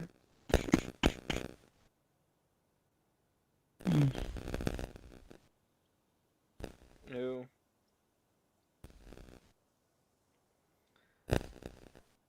But I love how the Halo video I sent you. Jake shot a rocket and I shot it. And they didn't move and we're like, what's going on? And we just walk closer and they just go, whoop! Right into the fucking walls and we're like, what the hell was that?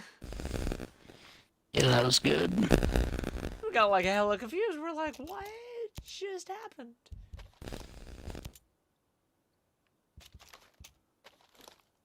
Like, to us, it made 0 sense. And it happened in the mall, too. We were driving, and we got to, like, probably the flood-ish area, to where the flood were. And there was, like, a large group of them this time.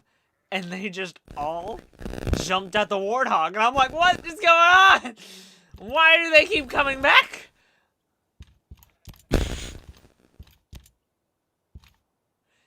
Like, I didn't care about anything else. I just wanted to know why they were coming back.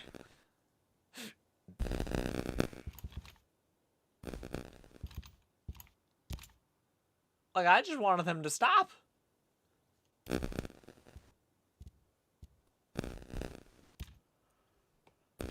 I was like, somebody please tell me, why do they keep coming back?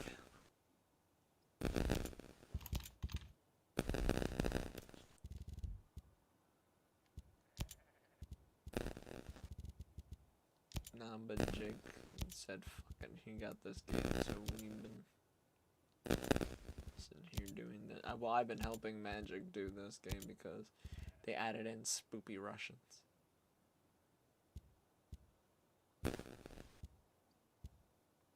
Yeah, that was the game you gave me the demo of, right? Well, not really the demo, but it's a thing to where you can play it whenever and whenever. Yeah, but I have to play it with a friend or something, right? You gotta play with me or Jake now, because Jake has the game too. So does Magic. So you have like 3 people to play it with. But one time we want to go try Future Soldier, so I don't know if you want to join in on that one. I was just trying to remember what game it was. I just remember I was really bad at it. Well, Jake is too. There was a minefield, and we sent him to go figure out how to navigate the minefield. I turn around and I see like a red cross on the screen, and I'm like, "What happened?" And I go, "Did you find the mine?" He goes, "Yeah."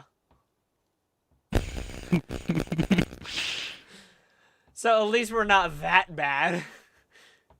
We sent Jake to go figure out how to navigate a minefield. We didn't let you do that. I mean, I'd spray the minefield and try and shoot a mine and blow it up. I'm not a fucking idiot walking into a minefield like, let me look in tall grass for landmines. He wasn't an idiot too. He was just, hey, where is it? I can hear it, but I can't see it. And I was like, oh yeah, this is gonna be fun. I can hear the beeping. Where is it? Thing Point is, it 2 does seconds beep. later. That's the funny part. Yeah, 0.2 seconds later. King, where are my legs? He didn't even say that. He just straight up went down, and we were sitting there, and I turned around, and I see a red cross, and I'm like, oh. I go, did you find the mines? And he goes, yeah. I was like, exactly.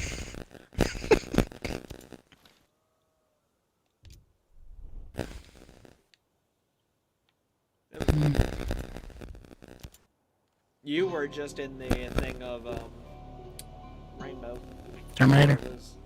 No, we didn't do the Terminator. You left before we could switch it over. Oh, okay.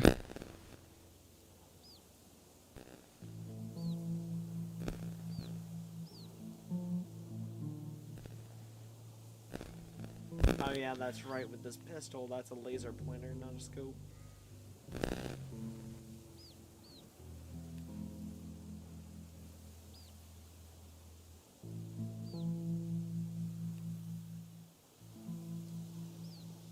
I don't know what it is, but when I pick something to practice with, I just get good at it. It'll be stupid shit too. Like the plasma pistol, no one should by any means be as good with the plasma pistol as I am.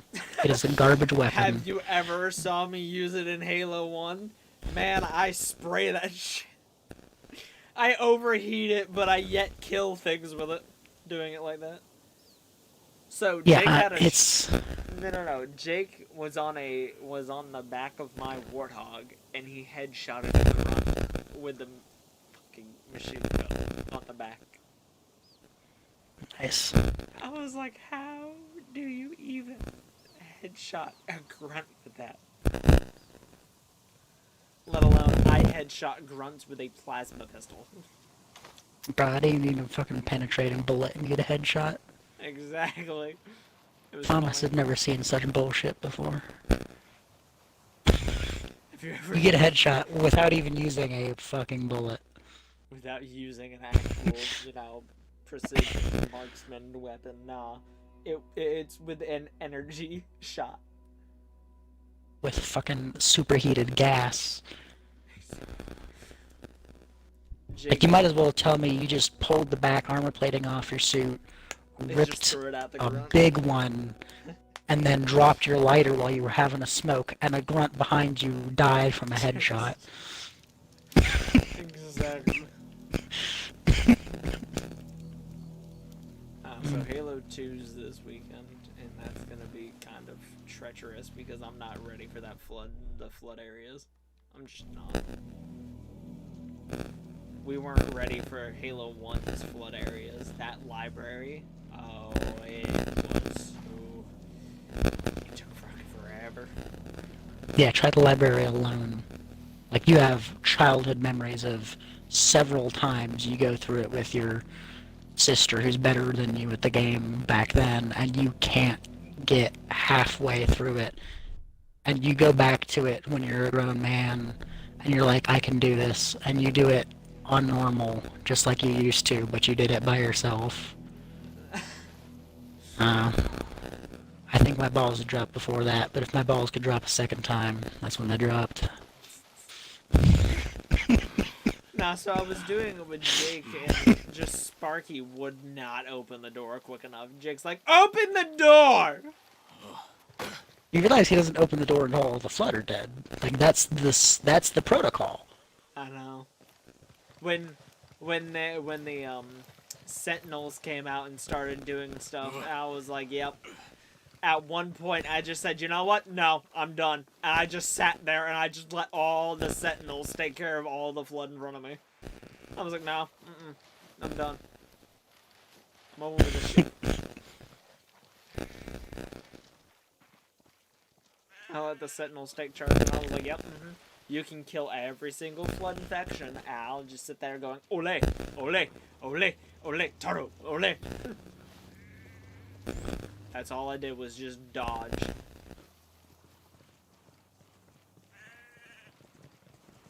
Yeah, the thing I liked about Halo Combat Evolved that you never really get in another Halo game, except maybe 2, is UNSC, you versus the Covenant, who's also versus the Flood, who's also versus the Sentinel, all at the same time.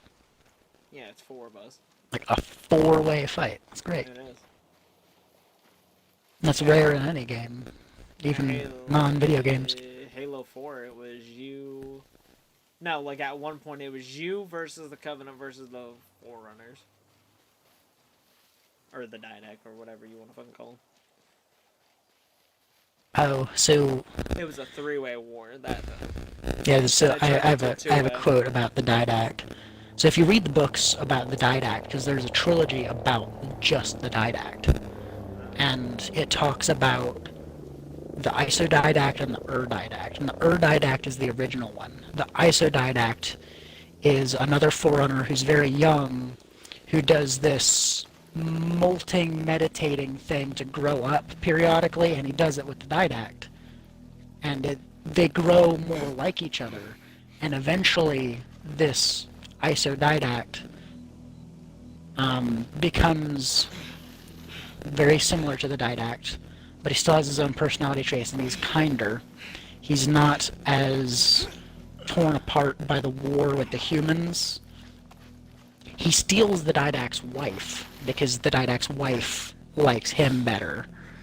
And the I shit you not, the Didact raised this boy who grew up to be just like him, and the boy stole his fucking bitch. and then, after all the Didact's been through, the Isodidact lights the rings, killing himself and all of the other Forerunners, I think including maybe even including his wife. Yeah, his wife died, I remember that scene now. And Then what happened was that blast destroyed the neural network that gives the Forerunners the domain, which is, it's like this internet thing that goes between all Forerunners, and that's what their computers can access. And it's this biological internet, and it lets you like browse memories of other Forerunners and learn new things. Well, the Isodidact destroyed that. So when the Didact's wife put him in the in Requiem, because she put him in there, then what happened was just before the blast hit the librarian, I think that was her name, the Didact's wife, she was talking with the Gravemind, who was also about to be destroyed, and he knew it. And the Gravemind told her that the blast would destroy the domain, and that the Didact would be locked away in that prison with just his own thoughts until someone woke him up. And the Didact was alone with his own thoughts in meditative prison, shriveled up to nothing, unable to move for 10,000 years. And as I summarize this to my friend Bailey, he says, and I quote, 10,000 years will give you such a crick in the neck. That's how he summarized the tragedy of the Didact, was 10,000 years will give you such a crick in the neck. My own son steals my bitch. Yes, my adopted son steals my wife, steals my job, ruins my plans for saving the galaxy, kills my wife and himself, and I get locked in prison with nothing but my own thoughts, nothing to do, with nothing but this and goddamn all that is slinky. summarized. With nothing but this goddamn slinky, and I get my tragedy summarized by such a crick in the neck. Okay, let's see what we got here. These results help.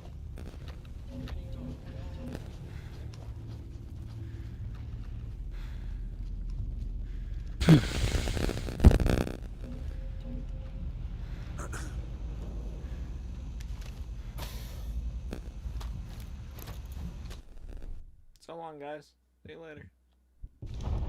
I just snuck into the enemy's base without alerting a goddamn thing. And I just took the thing I needed and left. That's how you really do it. Well, since I have optimal camo, I can now do that. Which helps tons in this game. Is now I can go get shit that I kind of need. And I don't have to trigger enemies to get it.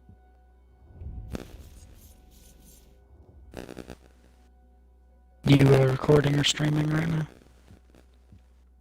Yeah, I've been streaming, that's about it. I've been sitting on this game, but then I have like nothing else to do until the 19th. But then the 19th I needed... See, Thursday to Friday I need to play the new Battlefield that comes. Then after that I get immediately sucked into the next Halo, which I believe is ODST at that point. Because this is Halo 3 ODST starts in like one of the very early missions. Yeah, Halo 3 ODST starts in one of the very early missions of Halo 2. So technically 2 starts first. Yeah, that's what we talked about and figured that one out. That's why I'm...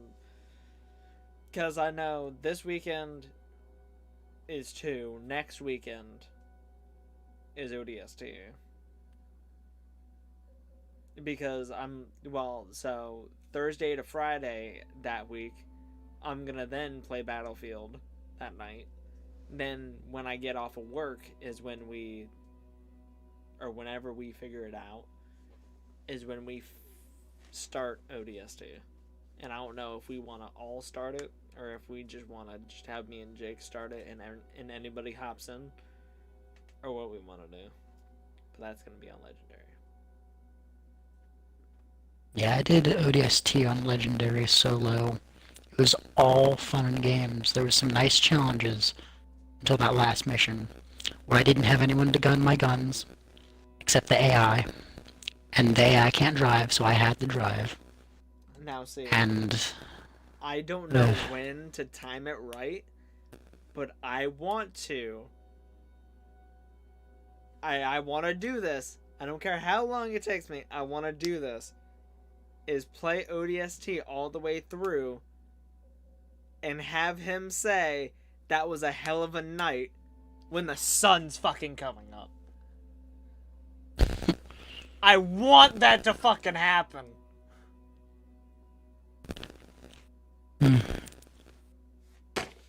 I want him to say that.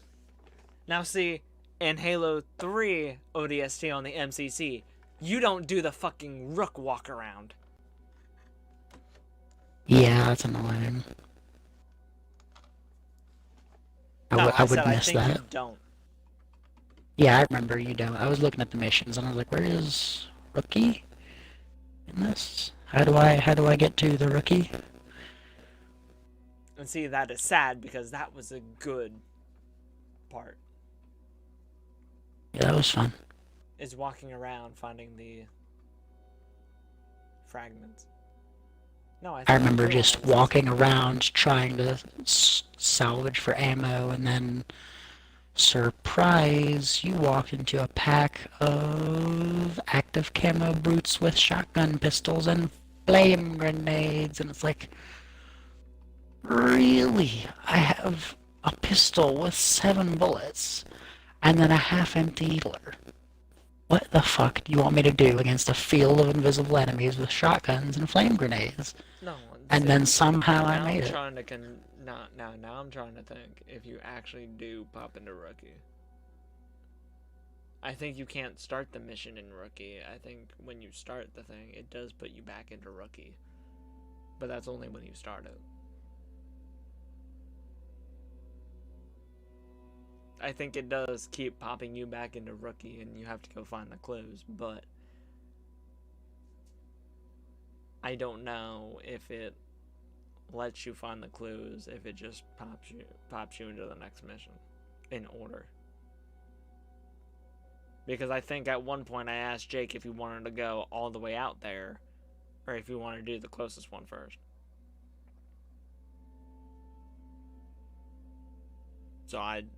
So that one, I'm prepared to do Rookie. I don't care. I'll do Rookie.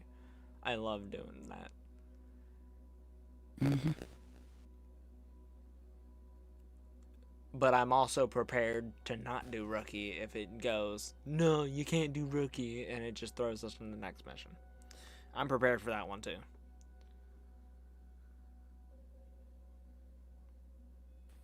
Because it goes Rookie, then you go find Dare's helmet,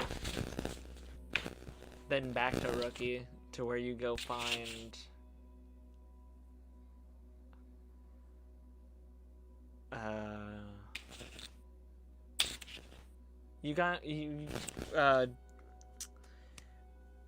the Saber's camera, I think it was next. I think it was the Saber's camera. And then from Saber's camera, you find the Gus turret?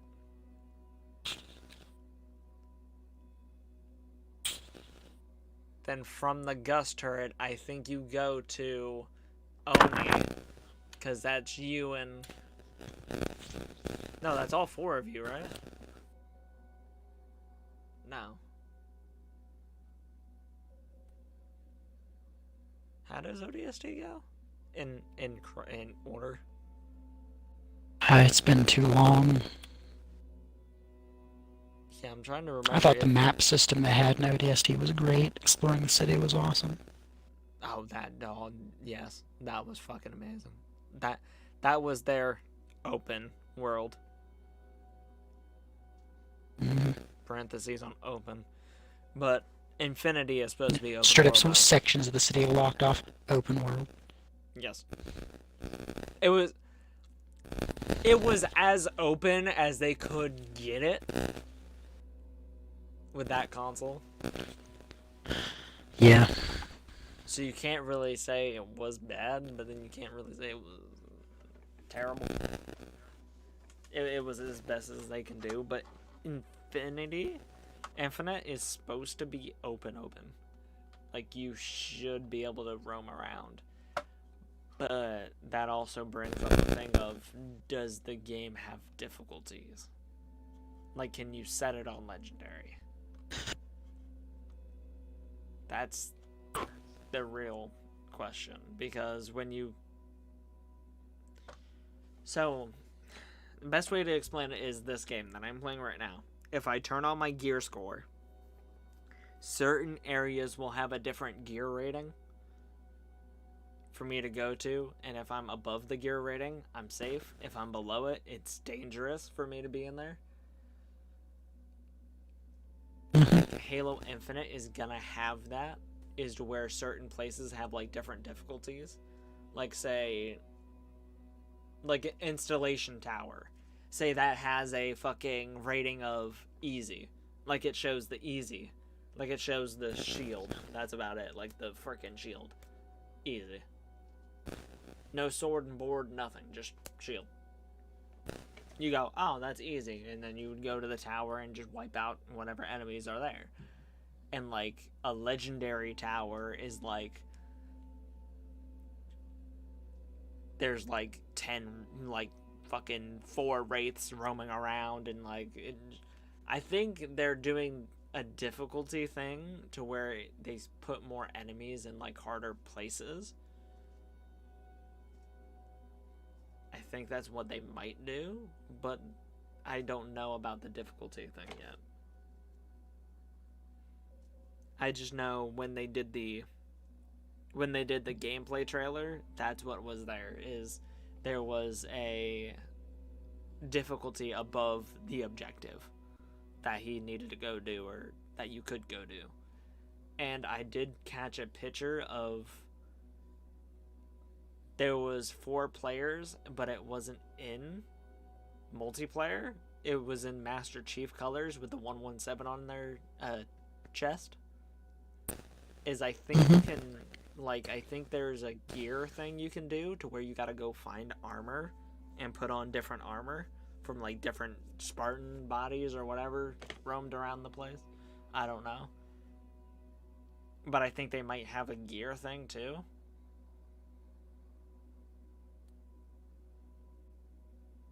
So, that's going to be interesting. Because then it would be a game like this, to where multiplayer is optional. Like, you could go play PvP if you want to. Or it could be like... whatever.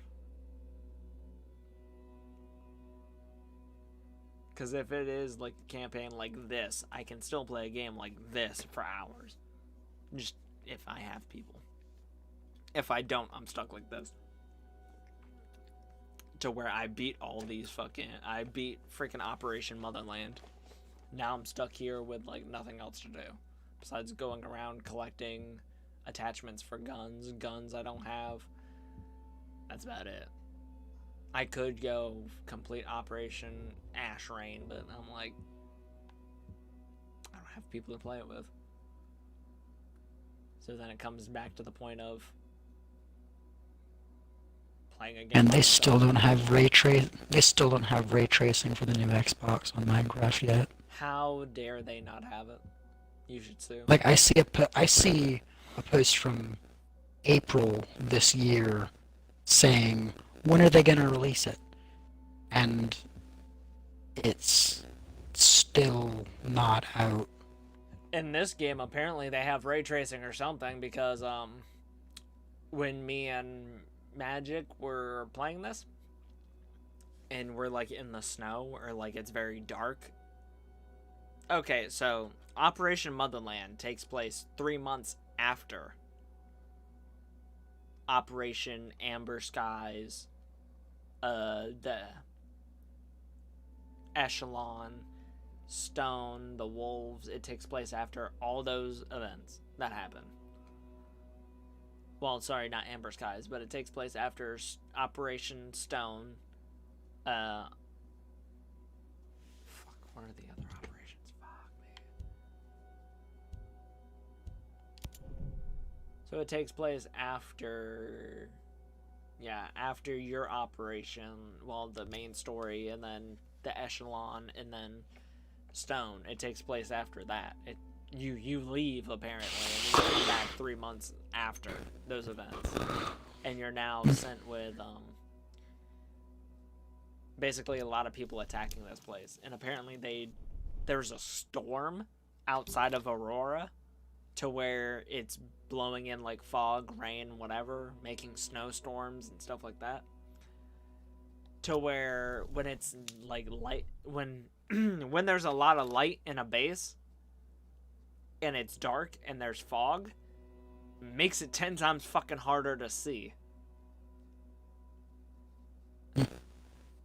Which makes it great because that means that they're really out here experimenting with a lot of things. Like how me and Magic just did a snowstorm with a lot of lights in a base. And the only time you can see somebody is if they're like in the light or somewhere else. But the light is blinding. The only time you can see is when they're in the light. Also, the light is blinding. You realize how dumb that sounds, right? You don't. Like how... If you played it. If you've seen it for yourself. I'm sure I would. Picture's worth 1,000 words, and you gave me about a dozen, so I'm sure a picture is gonna explain it a lot better. But, yeah, basically we gotta shoot generators in order to see. That's how bad it is. If you're standing outside the base. If you're standing in the base, it's a little bit better. Looking inside of a base is where it gets blinding, and you're like, I can't see shit.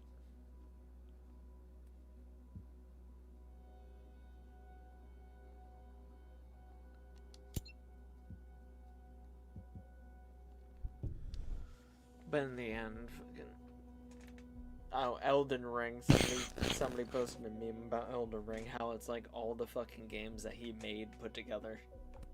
Like Sekiro, Shadows Die Twice, Bloodborne, Dark Souls, and a little bit of Zelda Breath of the Wild, and that it made Elden Ring. And I was like, oh god, that explains what I'm about to deal with, isn't it?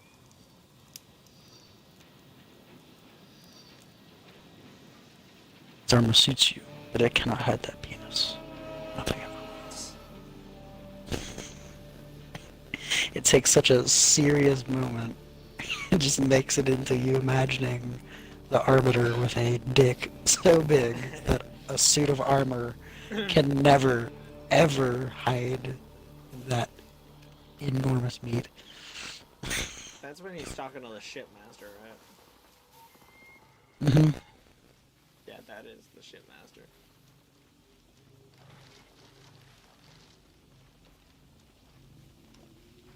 You ever see yourself doing See, this? and then it comes to Halo 3 where it gets kind of interesting because I haven't played that a lot, but I know I beat it on Legendary at one point with other people. I played a lot of Halo 3.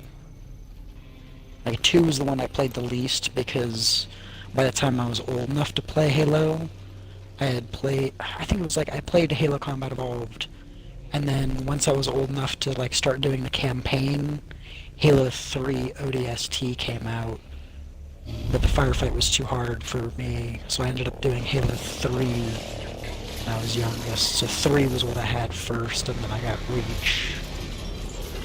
4. And it wasn't until years later that I went back and was like, I don't remember much about 2. And I got it on the Master Chief Collection. I was like, I should do this. I've heard it has the best story. And it does. Except ODST. ODST is pretty good, too. ODST really messes with, well, I wouldn't say your emotions, but it really, like... It's got a different theme. It dives deep. It's like, you know, the first cutscene, shit goes sideways, and then and then you just wake up and your team moved on without you, and it's like, ah, fuck. And you just travel through a long fucking night until you finally, towards the end, find teammates, and it's like, oh, thank God I'm not alone. And then when you get outside for the first time and the sun's up again, and it's like, damn, never thought I'd see the sun again. I thought I would die first.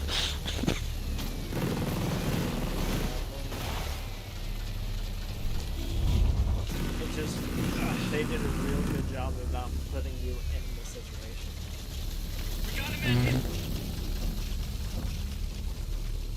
Where it was like that.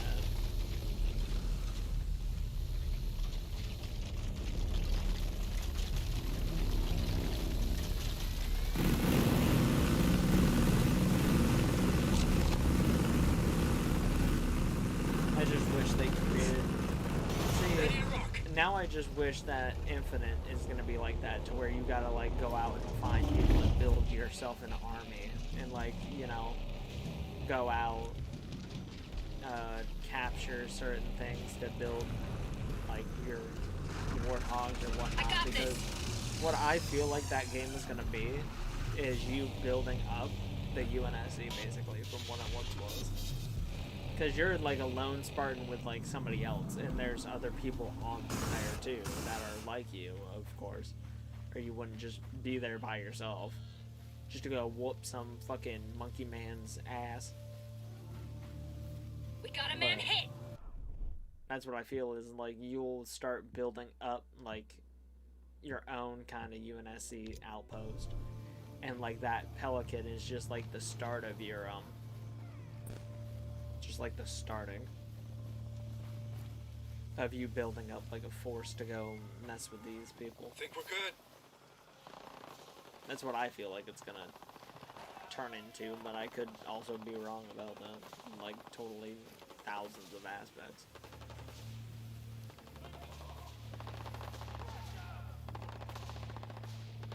Because in the end, you're just gonna be a chief roaming around with nothing.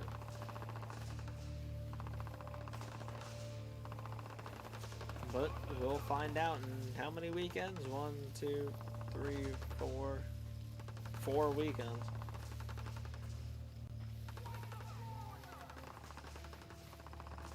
I see you saw the Yu-Gi-Oh rules that the kids had. Yep. That makes no sense. Yeah. Win or lose, your eyebrows are still gone. Yeah, but, you know, I bet the kid that won was still glad that he won. Yeah. He just had duct tape eyebrows for a month. Until he felt comfortable taking them off. Or found a way to get it off. He just cut them off and trimmed his eyebrows in the process. Exactly. But in the end, I'm very much anticipating.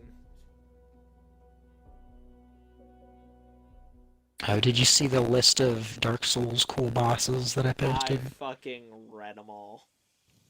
Yeah, the ones I didn't get were, I don't know what, Mega Papyrus, the last Demon Souls reference, and then Lightsaber Pope and his stand Star Platinum were. Unless Lightsaber Pope is supposed to be, what's his Lightsaber name? Pope is The undead Pontiff. one. Lightsaber Pope is Pontiff. Oh yeah, I did figure that out earlier. Then, which one is the last Demon Souls reference? Well, if you name off all the bosses, there's only one that's probably there. After Abyss Watchers, before, was it Pontiff you just said? Yeah, there's also the whole Vatican, which is, of course, Deacons of the Deep. Yeah, I thought that was one of the best ones. I thought that was funny, because I know what the Vatican is after playing, you know, the fucking game I was playing, whatever it is. Crowman is the Crystal Sage. You're a wizard. Yeah, that one took me a while. That one was I like... That didn't take I me like- a while. I was like, oh yeah, that's the Crystal Sage. I liked dragon with the world's softest head. I thought that was fucking gold. That is the one that I'm on, actually. When it goes to, when we go over there. Dragon Daddy and Revolver Ocelot is, fucking the blind dragon. Consumed King Osiris. Yep. I like how there's large man in armor and then later large man in armor in the dark. In the dark. Because you know exactly which one that is at that point. Yeah, I didn't get what large man in armor was at first. I had the order just slightly off because I forgot about Iodex Gundyr, which meant I couldn't figure out who Arnold Schwarzenegger's Mr. Freeze was. But by the time I saw large man in armor in the dark, I was like, oh, that's got to be Champion Gundyr. Oh, the first one is Iodex Gundyr. Okay. So if it goes in order, that means...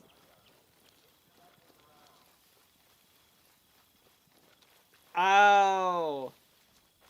Papyrus! I fucking read that damn name wrong! Mega Papyrus is fucking, the fucking undead guy, king. Last Demon Souls reference is the one under the Oh, demon. yeah, and I don't remember the names either, which is a shame. But I don't know which one you're talking about now. Is the one that's who you're getting. So what's the meaning of Mega Papyrus? Mega Papyrus is a Undertale reference, because you have Papyrus and you have his brother. Okay, yeah, I wouldn't have gotten that reference. So yeah, I read it as Mega Platypus and I was like, what the fuck's Mega Platypus? Yeah, Mega Platypus, the Dark Souls bow. But yeah, Lightsaber Pope and his stand Star Platinum is Pontiff in his clone. That's what they're talking about. Is his clone. Oh, his clone. Okay, that makes sense.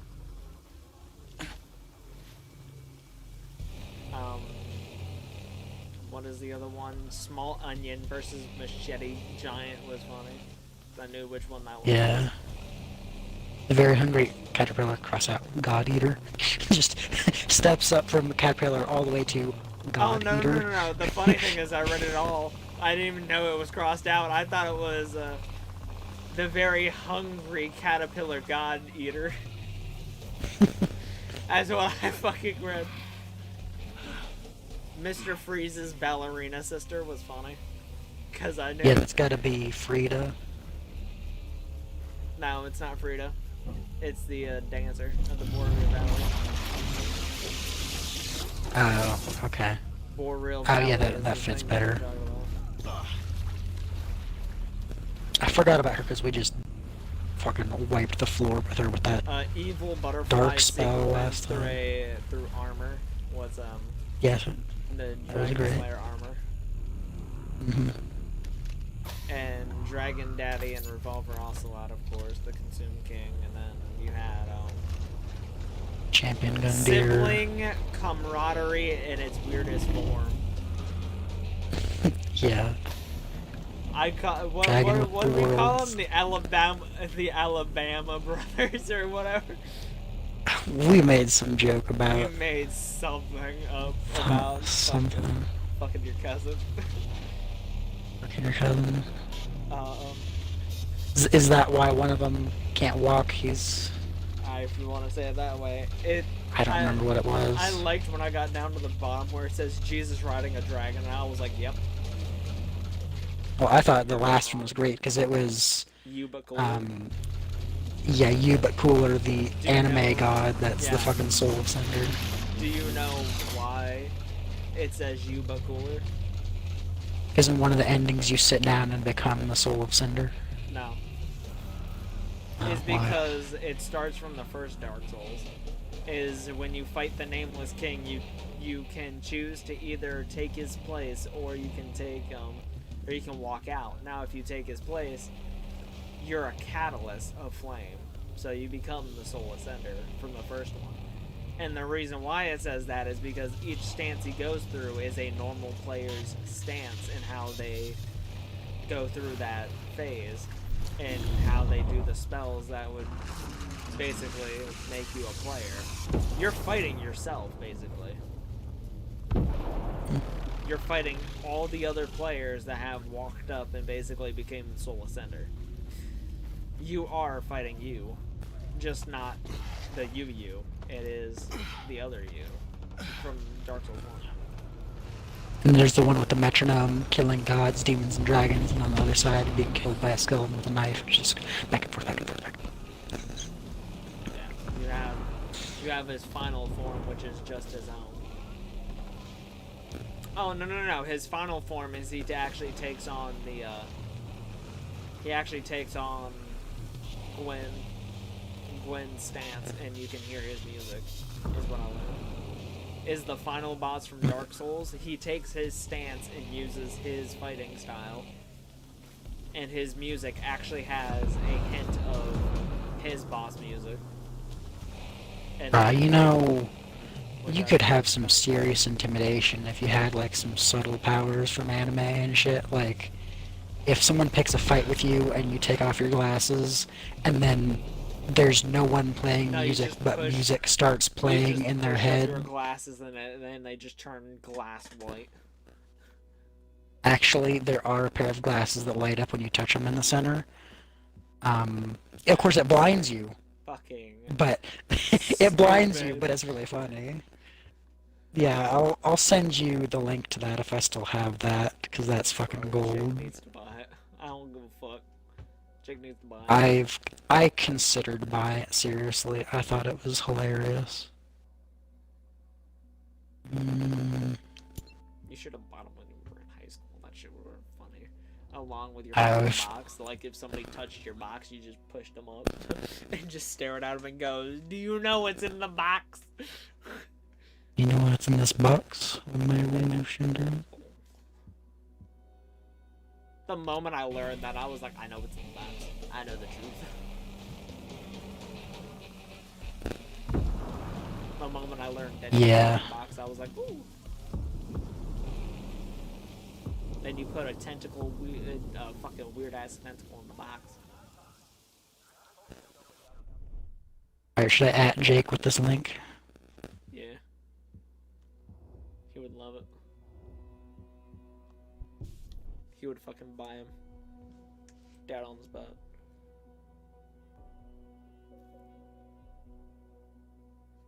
I like the one where it says KFC tortures chickens, and there's a dude next to him with a KFC bucket of chicken. A guy with the audacity to stand next to the protesters and eat fried chicken out of a bucket, clearly labeled KFC, right next to him, and just look him in the eyes while you're biting on a fucking drumstick. He does not know fear. The other one was, any persons except players caught collecting golf balls on this course will be prosecuted and have their balls removed. That was a good one. The other one where you said, "Hey Jake, important message. Don't buy Colgate whitening toothpaste. It says guaranteed whiteness in 14 days, 15 days have come and gone, and I am still Asian." I was like, you would.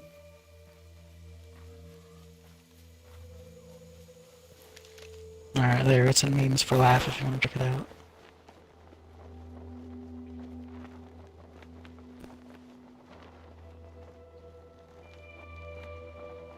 There are some pictures of people wearing it. I wear funny glasses.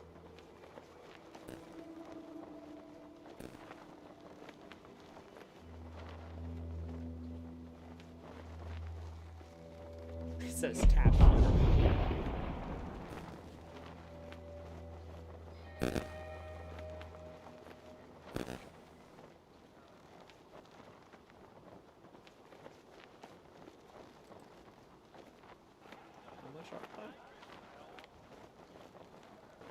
I see like $7 or $10 if I click on buying options.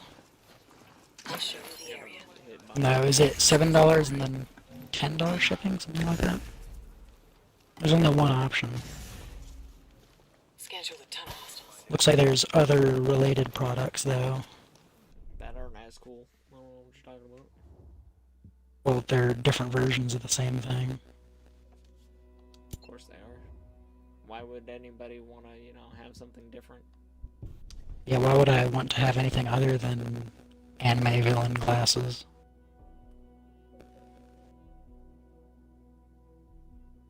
Actually, I was trying to get a profile picture for my contacts for one of my friends, and he's big into anime, and he said, do you want a picture of me from Disney with a Disney mascot smiling? Or do you want a picture of me when I was sitting outside and my glasses got so foggy I looked like an anime villain and I took a selfie? And I said the latter. So my profile picture is just him with very foggy glasses giving a serious look like he's some sort of anime villain. Yours is you with your fucking cube. That's all I got Yeah. was you with a cube. Oh, It's not even me with the cube, it's just a picture of the cube that I found online. No, it's you with the cube. Yeah, I just cropped it. I cropped myself out of the photo of me. Chief, I am dead serious. I just have a picture of you in the cube. Oh, on your phone? Yeah. That is your profile Oh, picture. On my yeah. phone, is you with the cube. I forget there are still. I thought you were talking about Discord. No. Mine is Artorias and his wolf. Civ. Sad story. But yes. Because in Dark Souls 1, if you don't kill the wolf and you go kill Artorias and you come back to the wolf is like 10 times more aggressive than what it needs to be. Oof. We got hostiles. And I thought that was kind of funny that they put that in there. But it does have story to it. The story is its own. Is that Artorias was renowned for fighting the Abyss, and he went down to fight the Abyss, but he got corrupted, and his wolf is sitting there waiting for him to come back and guarding his place. Because the wolf thinks his master is so Civ actually goes and tries to save. Because if you kill Civ and you go kill Artorias, Civ actually helps you throughout that area. If you have a chance to summon Civ to help you.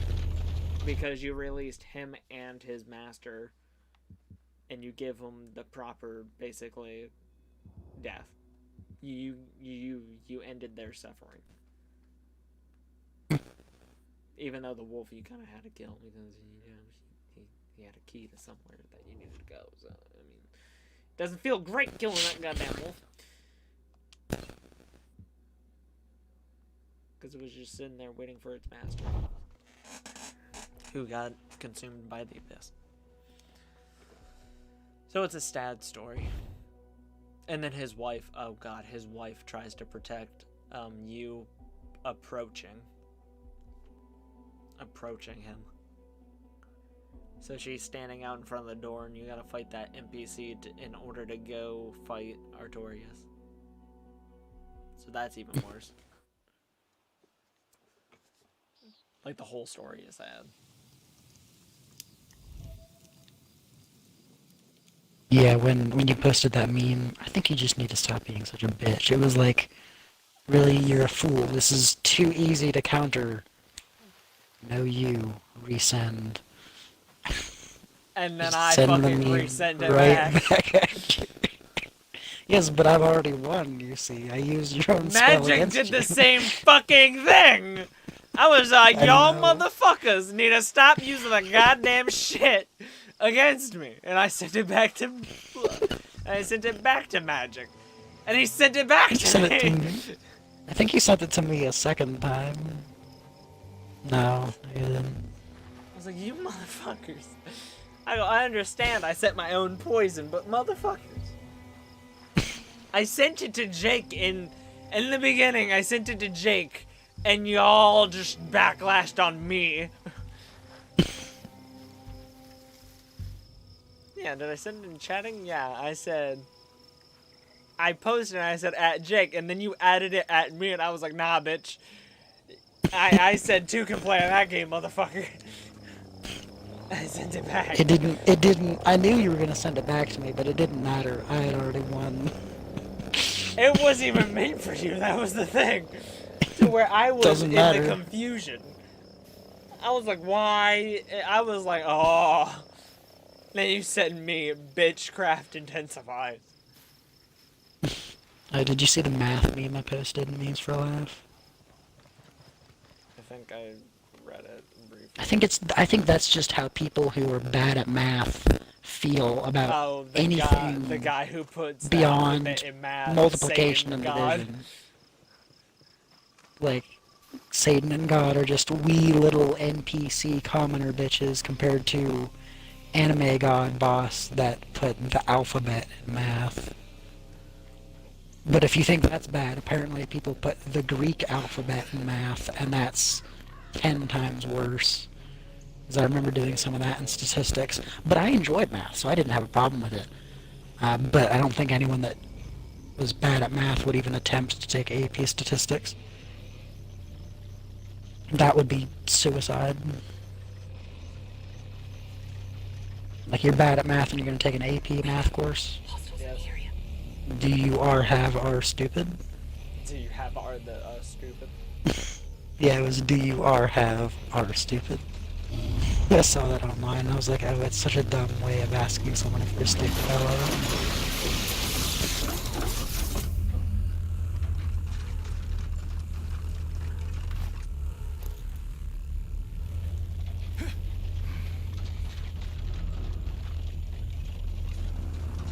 Well, I sure hope VR doesn't tell me at 8 a.m. in the morning that I'll get a call at 9 a.m. and then I wake up at noon or 2 because they haven't told me ahead of time. Well, you're close to getting a job at this point. No. No. A little more paperwork. Yeah, straight up, no. No. Like, I'm not even at the 10-day mark on our list of things to do in the next upcoming days. Like, I think I'm after the 10-day, but not at the 20-day. And then after that, it goes up to 90 days, man. It goes up to 90 days out. I could be here another 70 days and not have a job yet. What do This they is do? not Teach you how gonna to get me juggle anywhere too? quick. Well, apparently they teach people with physical and mental disabilities how to juggle and get them a job somehow. Well, I don't understand how a guy with one arm can juggle, but damn, it sounds like they're gonna try and teach him to be a juggler. Ra-ta-ta-ra-ra-ta-ta-ra.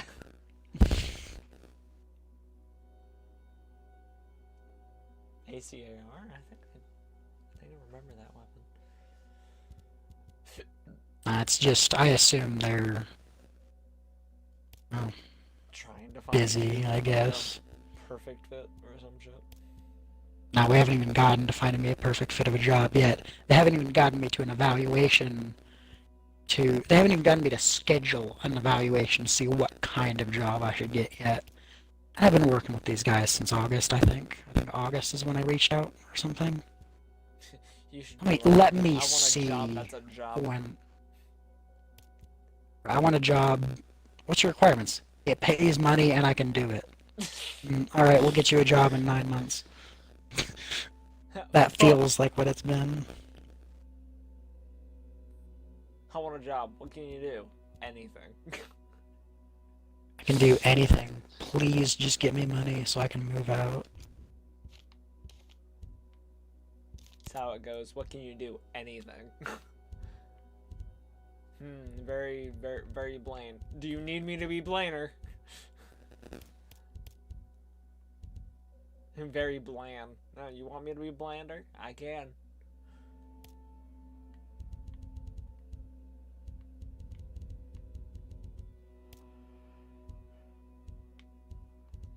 Oh, no, We had to reschedule the very first meeting 3 times. Just for me to get a single call with VR. And back in September 30th, I was talking with like the third person. When did I start talking? Yeah, August 19th is when I got my first response after reaching out to them. And no, that wasn't even the first response, because that was the second person I talked to. So before August 19th is when I started this. And they haven't even evaluated me to see what kind of job I need. Actually, hold up, there's more to that. They haven't even gotten the evaluation to see how bad my disability is, to see if they can even help me yet. That's how bad it is. I don't even know if they're going to help me or not yet, and it's been, what, 5 months? Like, since August, January, February, March, April, May, June, July, August, September, October, November. You're like, okay, so it's been... going, get me a damn job! August, September, October, November. January, March, April, May, June, July, August. Yeah, I guess it's been 3 months, and I don't even know if they can help me or not yet. That's basically. That's the worst part. Yeah. Like, that's the worst part, is they could, in 20 days from now, they could tell me that they can't help me because my disability is not bad enough. And I would have wasted all of that time. Like, I could have been working with my parents and practicing interviews and finding an outfit and going to interviews and actually be at a job by now. Actually have a job and be working by the time they tell me they can't accept me because my disability isn't bad enough.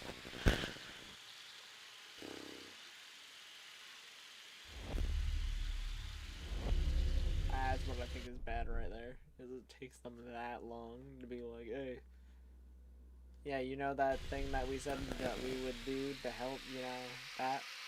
Yeah, we can't. After we It would be, yeah, if it's been 3 months, then that's 90 days already. And another 20 days from now, so after 110 days, they could tell me they can't help me. I would not want to be in that situation. Like, I'm just trying to find a job that I can do despite these hallucinations, and I don't want to wait 110 days to be told, sorry, we can't help you.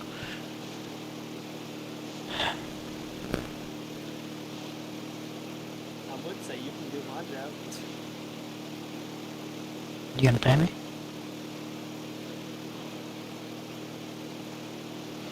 I meant my job in general. Not my I thought you were saying I job. could do your job for you, but I was like, hell yeah. Give me your sticker that says, hello, my name is Anthony, and tell me where you work, and we got a deal, bitch. I work not that far from my house.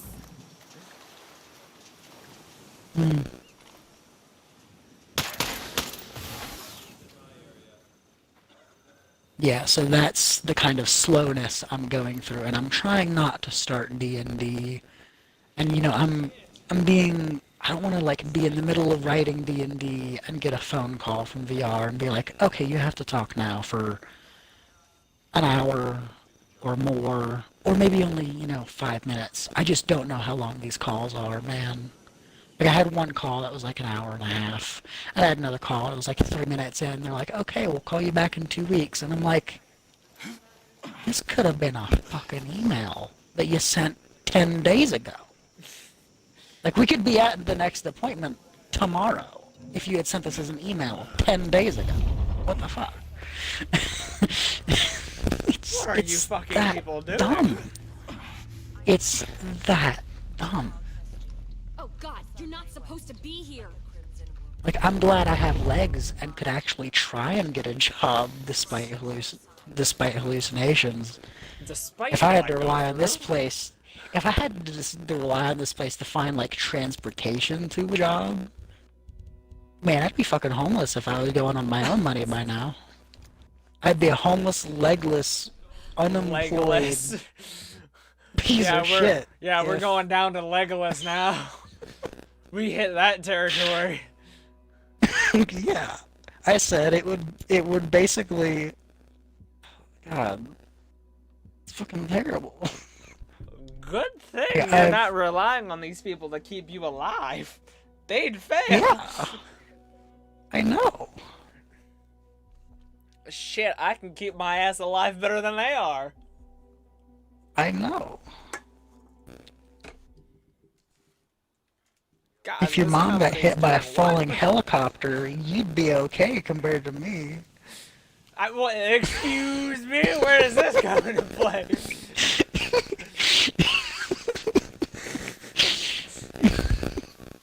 If my parents got hit by a falling helicopter, I'd be fucked. Unless my dad has that much life insurance. Actually, no, I'd still be fucked. I don't know how to pay the bills. I wouldn't even know how to get the money from life insurance. You know, for the past year, he's been like, one day I'll teach you the important stuff like passwords and how to get life insurance if I die. I think it's been a year, and you haven't taught me this. It hasn't You been could have had a heart attack. You're getting old. Like, one day. You said one day last year. You know, how long is it going to wait? That's been a year where you could have get hit by a bus. I want that money While you're now. on one of your biking trips every weekend. I'm not saying that. I'm not saying that. I'm just saying. It's like, I want that if you money had- now. I'm just like, man, if you're trying to get me this shit so I have it in an emergency, don't wait a year to still not even have started it. We got bad guys. I mean, I haven't gone Damn to it, the I doctor wasn't chosen in- to participate in the upcoming fucking network test, motherfucker. You know how long it's been since my parents scheduled me to see a regular general doctor, like one you see every year? So I used to go to the same doctor I had when I was a kid, and when I was 18, that was the last one I got with that doctor. And I asked my parents, when are you going to get me a new doctor? It's been 3.5 years, and just like last week, they decided to find me a new doctor. And you know how quick they decided? Yesterday. They just give me they just send me to the same doctor they have, and it took them like one day to make that decision. Like, I've waited 3.5 years worrying about health problems, waiting for my parents to get me to the doctor, just waiting to find out, you know, if I have some cancer early or something, you know, or there's something wrong with my blood, and it takes them one day to decide, oh, we'll just send you to the same doctor we have. I'm like, excuse me? That This fucking could have quick? been done 2.5 years ago, and I would have felt fine and felt like people cared about me and my health. My parents are fucking old, man. Like, you know, I had this talk with my dad yesterday. My dad is always saying, you know, you should do this, you should do that. That's how you stay healthy. And then when I ask him if he does it, he says no. And I'll say, lead by example, and he says When yes. he does it, And- he goes, no. Yeah, and when I ask him if he does it, he said no every fucking time. and then I'm like, dude, I can't take you seriously if you don't do it, and I can't rely on Mom because she hasn't exercised in years. You know. So I know she's not gonna drink a glass of water to be healthy. You know? I So drink then soda on my it's perfectly fine, motherfucker. yeah, but then I go to my dad and I'm like, you really should lead by example, and he says, you're right, I should. And doesn't do And it. yet he never does. How did I know that And was so we coming? had And this- he never does. Exactly. And he never does. So I'm telling them, we're It's talking all about my the friend. prep- it's all about the pep talk. Because I'm a person that'll pep you up, and when you ask me if I do it, I go, oh, hell no. I should leave. I'll do the same shit. But the thing So I'm is, talking. I'll do what I say, but you won't see me do it. I'll do it when I feel the damn need to. So I'm talking to my dad about my friend Brian, and Brian is like, I don't know how you guys can just drink water to be healthy. It's so bland, so boring. And I said, and I'm telling my dad that I was telling Brian, just drink every other drink, water, and you swap between water and something actually good, healthy, but something you can stand. And my dad said, yeah, you should drink water. And I asked him, well, do you drink water every day? Because all I see you drink is like Kool-Aid and beer, and Kool-Aid with vodka in it. And he says, no, I can't. Yeah, and then he says, no, I don't drink water. All he drinks is coffee, beer, and Kool-Aid with vodka in it.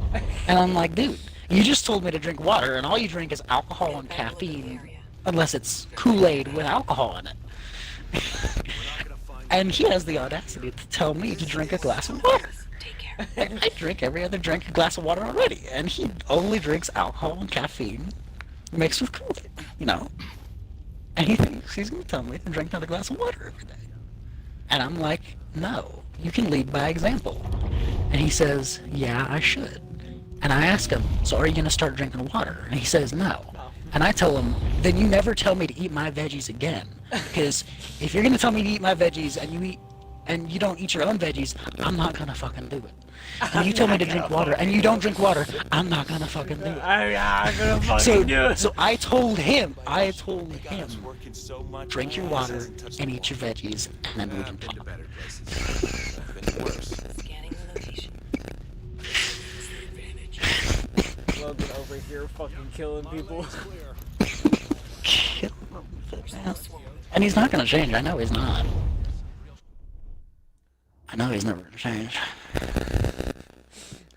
You don't tell me to eat my fucking veggies ever fucking again.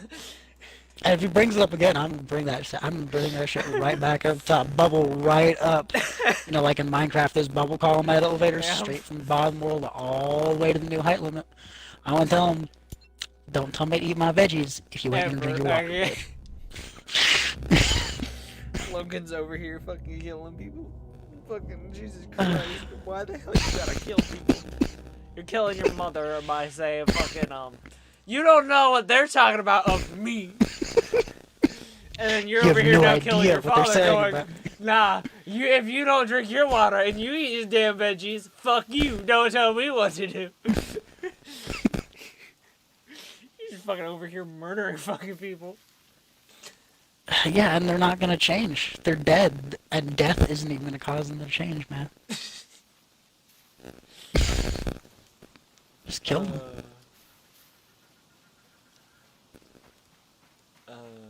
So we were at a funeral Saturday, and I know, big jump. Great fucking way to start a conversation. So we were at a dead person's gathering. So yeah, so after I talk about killing people, it's a church. Is what a shocker. Both of my parents' sides of the family are Christian, and they're passing out the pamphlets with the song lyrics, so you can sing along to the songs.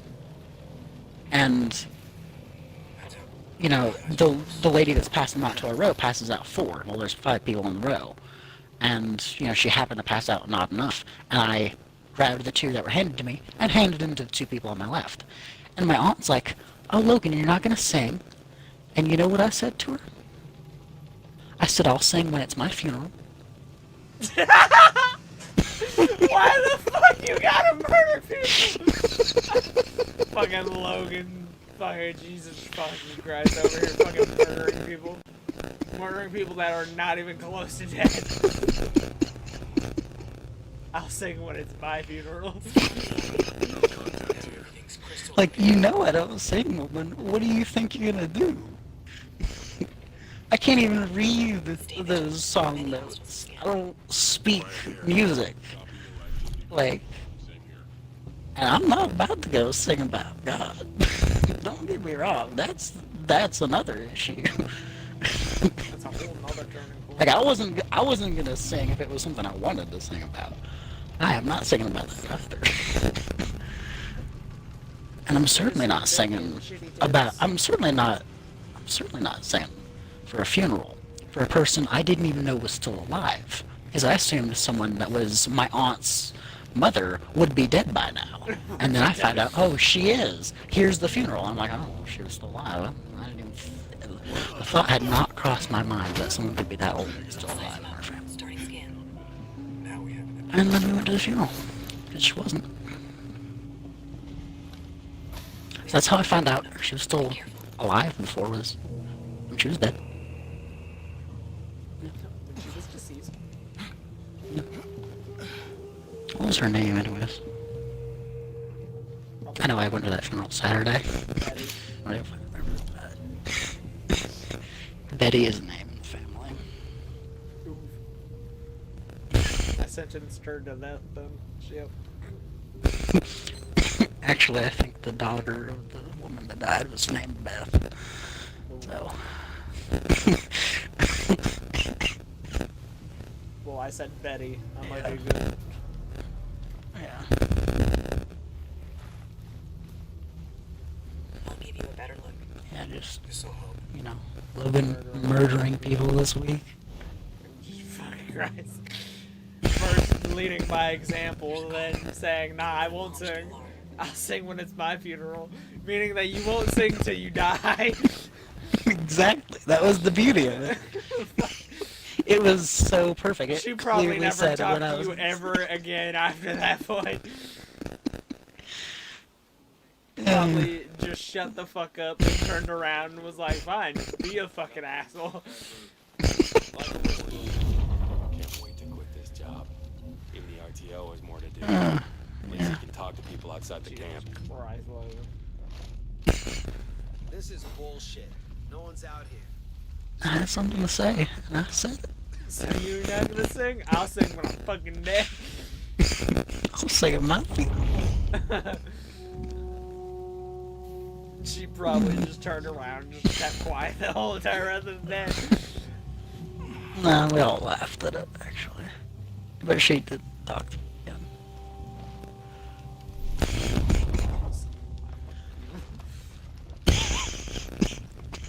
See, you went to that kind of one. I went to the same kind of one, but they didn't say, hey, let's sing. No, it was, hey, we're at a funeral. Sit quiet. Done. Easy. I mean, they talked more about God and Jesus than the dead woman. I didn't learn much about her in her life. Well, I spent more time reading passages from the Bible. And talking about the dead woman. I mean, I literally do not even remember the dead woman's name. That's how much they talked about her. That's how much they talked about her, yeah. And it was, what, 3 days ago? I don't remember the name of someone from a funeral 3 days ago, because they just talked about God the whole time. I know they had her name on the projector screen, and it still did not stick. That was the most they mentioned it. They probably said her name like 3 times, maybe. And Logan's like, huh? Who? Especially those words, huh? Who? I can just imagine when we walk out of the church. Whose funeral was this? Who was I related to?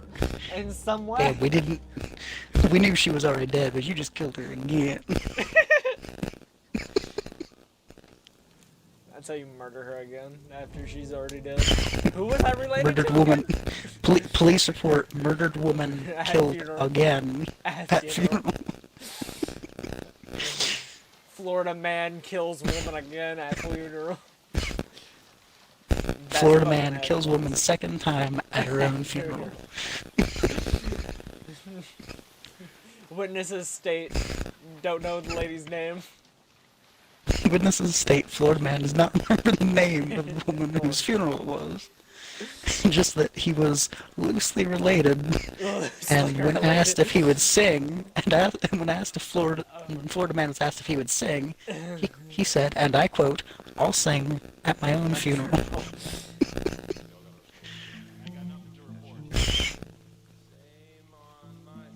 Dude, I'm just sneaking into these goddamn enemy people's bases and just fucking stealing what I need and just fast traveling out because I ain't got nothing else better to do. Get my eyes on him, Ghost Lead. Now we can see everything. I'm over here just sneaking in and just exiting. Fucking. Why you gotta kill people this week? You tried to kill me and thought it was funny. Nah, man, I come back. Can't kill me that easily. No, but it was good. You tried. The moment I saw an at me, I was like, oh, what the fuck is this asshole doing now? I look and I was like, oh, you bitch. I was like, why do people gotta do this? It wasn't even towards him. It was towards Jake. You sent a message to Jake, and I pulled out a no you, and it somehow reflected back on you. Yeah, because I sent it to Jake. I put at Jake because I can't do it if I'm sending it straight to from iFunny. So it goes iFunny photo at Jake. Now they can't hide. I'm over here with a pistol out with like not a scope but a Rocket launcher, man. weird thing. Be careful. It's a weird fucking laser pointer on top of the pistol. I can't understand its audacity in my brain. I'm like, what the fuck is this? You know what was a really rough mission in Halo? Which Halo? And what mission? Halo 3 What mission? with Black Eye on. You know what mission was tough? What? The last one with the Warthog drive. And you had Because you would get Black hit by the Eye. Sentinels and all your shields would go to potato. Yep. And And Black then- Eye requires you to smack an enemy, huh? Yep. Of course. And and you were in a fucking hog on a race to the death. Like, I was trying to do the entire level with all skulls on, so I could do that cool fight with the bottomless Spartan laser with all skulls on, and then I did it, and then I had to, do the race to finish it, because I was like, it's the law, I have to. And then it was like, as soon as 2 Sentinels come out, and they go, and they drop my shields before I can get, even close to them, I'm like, hell nah. Because the Arbiter can't shoot for shit, and I'm by myself, so it's his What potato a shocker. AI. He can't aim. It's, yeah, it's his He's an potato elite AI on a trying to... human vehicle. He's trying to shoot a sitting target. Like, the Sentinel is not moving, and he can't hit it. The best part is, on Halo 1 on 2B Trails, how it starts with the Sentinels going up, me and Jake sat there and we destroyed them all. We got into the first generator room to where she's like, this is what it is, blah blah blah, you have to activate it, I can do it with your shield, and she does a whole damn fucking spiel about it. The Sentinels come out, and we immediately die from them. We're like, what the fuck? So then, the second time we tried, I charged up a plasma pistol, immediately shot it at a Sentinel. The Sentinel went and fucking died, and I was like, hold on. What you're telling me is we didn't think, duh! They're electronic! Jake's like, yeah, no, I didn't think that was gonna work. I was like, oh, we're fucking idiots. It's like how I put in the message on Discord for Magic. I go, it took me 10 regions conquered to figure out an EMP takes out the goddamn trip lasers. Tripwires, yeah.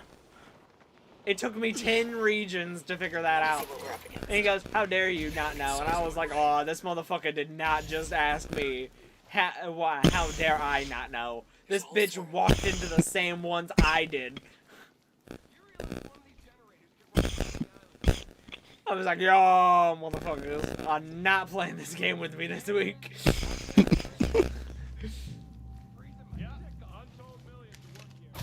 What, it's been trying to kill Kill King week. That's what it's feeling. Yeah, I'm Apparently I've been a serial killer this week, shit. murdering everyone. Next Michael Myers over here. Bitch can't be killed. But bitch over here killing other people. One day evil will be slaughtered. You will be killed, Logan. It's only a matter of time. I'm sitting on Rogue Energy thinking about sponsoring them. So I'm sitting here thinking about it. Oh, that reminds me. So, there is a Thanksgiving week at my school. Okay? So I'm supposed to work 2 of the weeks. That starts on the 22nd and the 23rd, Monday and Tuesday. My boss goes, "Do you want to take those days off?" And I was like, "Huh, do I?" So I asked, a couple of people if I should take it off, and they go, "Yeah, you kind of need a break," and stuff like that. And I was like, you know what? I do need a break.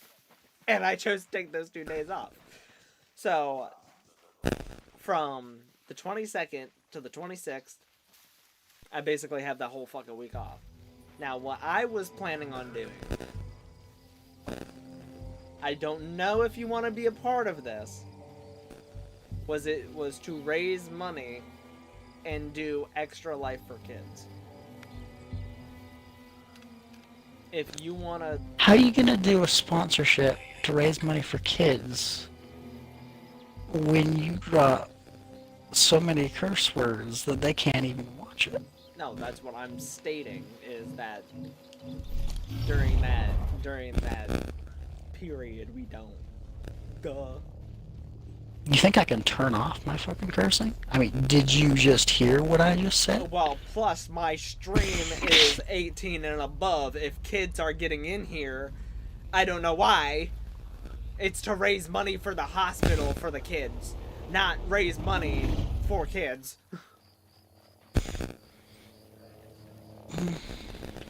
I don't get a say in holiday plans. Like, I had a friend who said he really wanted to see me because we hadn't seen each other much in the past 2 years. And he sent me, like, 9 days when he was available.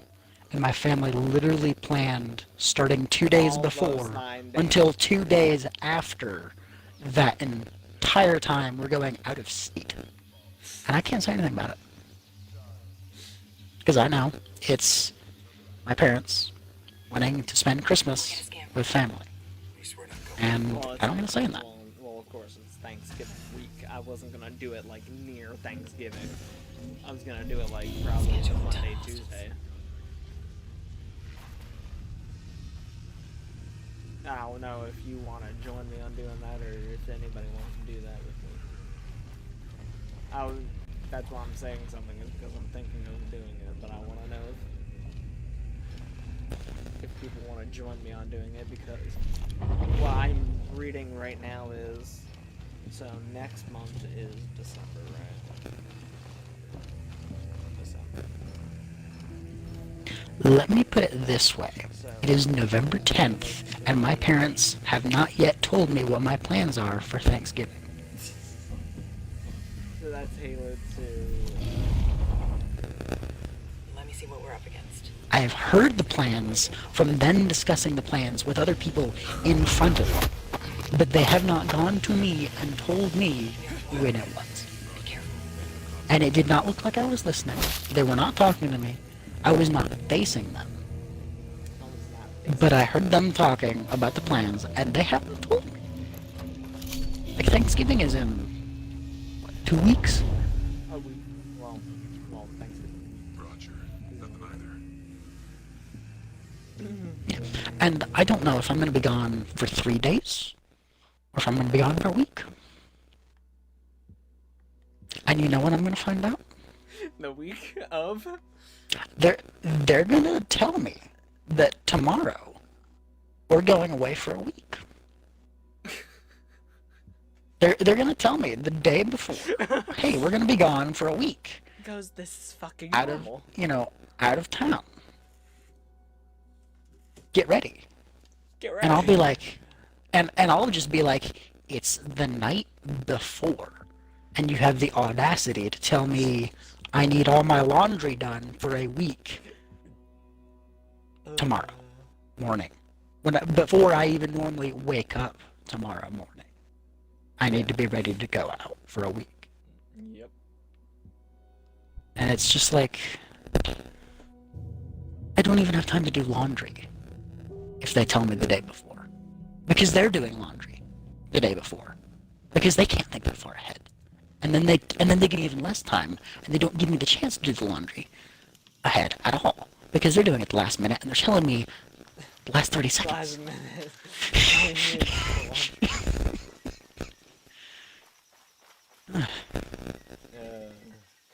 But You know, I had a friend.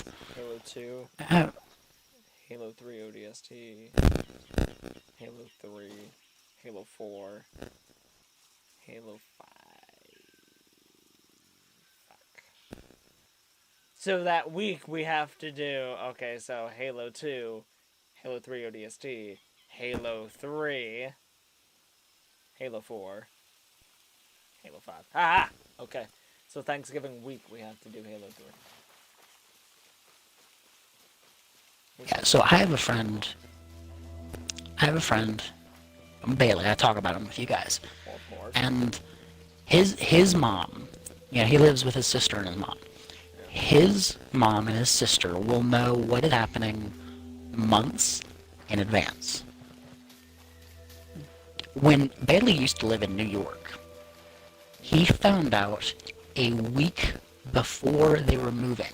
His sister was packing things. And he was like, "Hey, sis, why are you packing things?"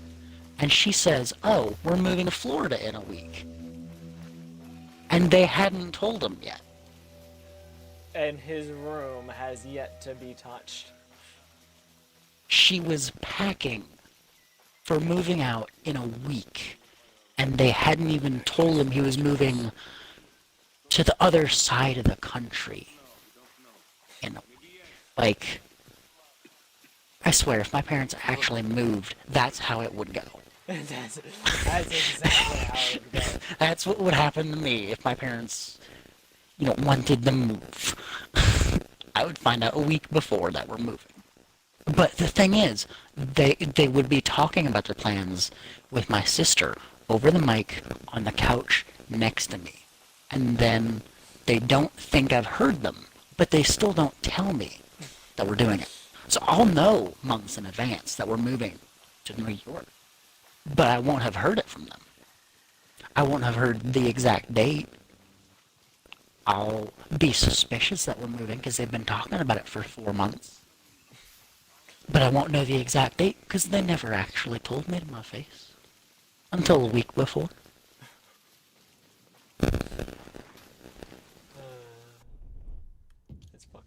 And I didn't even know that I could clean my room in a week because my parents don't let me throw things away. They say, "Oh, you need to keep this for your cousin," or "Oh, you need to keep this and give it to Goodwill." Like, no. You said you'd help me get this to Goodwill a year ago, and you never once offered that help. 3 years ago. So I'm just throwing it in the garbage because you didn't help me give it to Goodwill. So now it doesn't go to charity; it goes to the dump. I hear the dumpsters are hungry. Like, I literally have just been throwing stuff in garbage bags and getting it out of my room and not telling my parents just to get stuff out of my room because they won't let me throw things away. I have considered in the middle of the night, like now, when my parents are dead fucking asleep, going in my room and getting a trash bag full of shit that's like old toys and throwing it in a garbage bag outside. Not even at our house's garbage spot, but some other house's garbage spot, just so that I could get rid of old shit without them making me keep it. I would go to my neighbors. I'm serious. I am dead fucking serious. I have come this close to it so many fucking times. Because, you think it's like they pick up the garbage bag and it's like, "Oh, here Legos," and they hand it back to me like, "You need to keep this." They will rip open the trash bag if they feel something heavy and be like, "Oh, this is the rock you used to hold the door closed for years when you were a kid. You need to keep this rock." I shit you not, that happened. They made me keep a fucking rock. They thought it was that simple. It's a fucking rock. Watch out for mortars! Exactly. My parents make me keep a literal fucking rock because I had it for a long time and I think it's deep personal value to me. You know, like, I should keep it and show it to my kids. Look, kids, you see this pebble? I use this to keep my fucking door open. I mean, it's like a size and a half of my fist. So it's not a big rock. That's how they noticed it was in the trash, because the trash can was that heavy with a rock that big in it. And they were like, oh, you need to keep the rock. Like, Excuse me? That's how I reacted. You want me to keep this rock? Excuse me?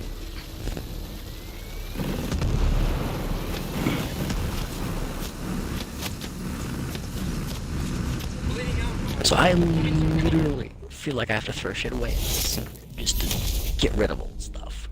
One piece at a time. Which makes it difficult. She makes it really difficult to get rid of stuff. Like, I don't know how I'm gonna get rid of all the fucking Legos I have, because they're so fucking loud. One Lego at a time. One Lego piece at a time.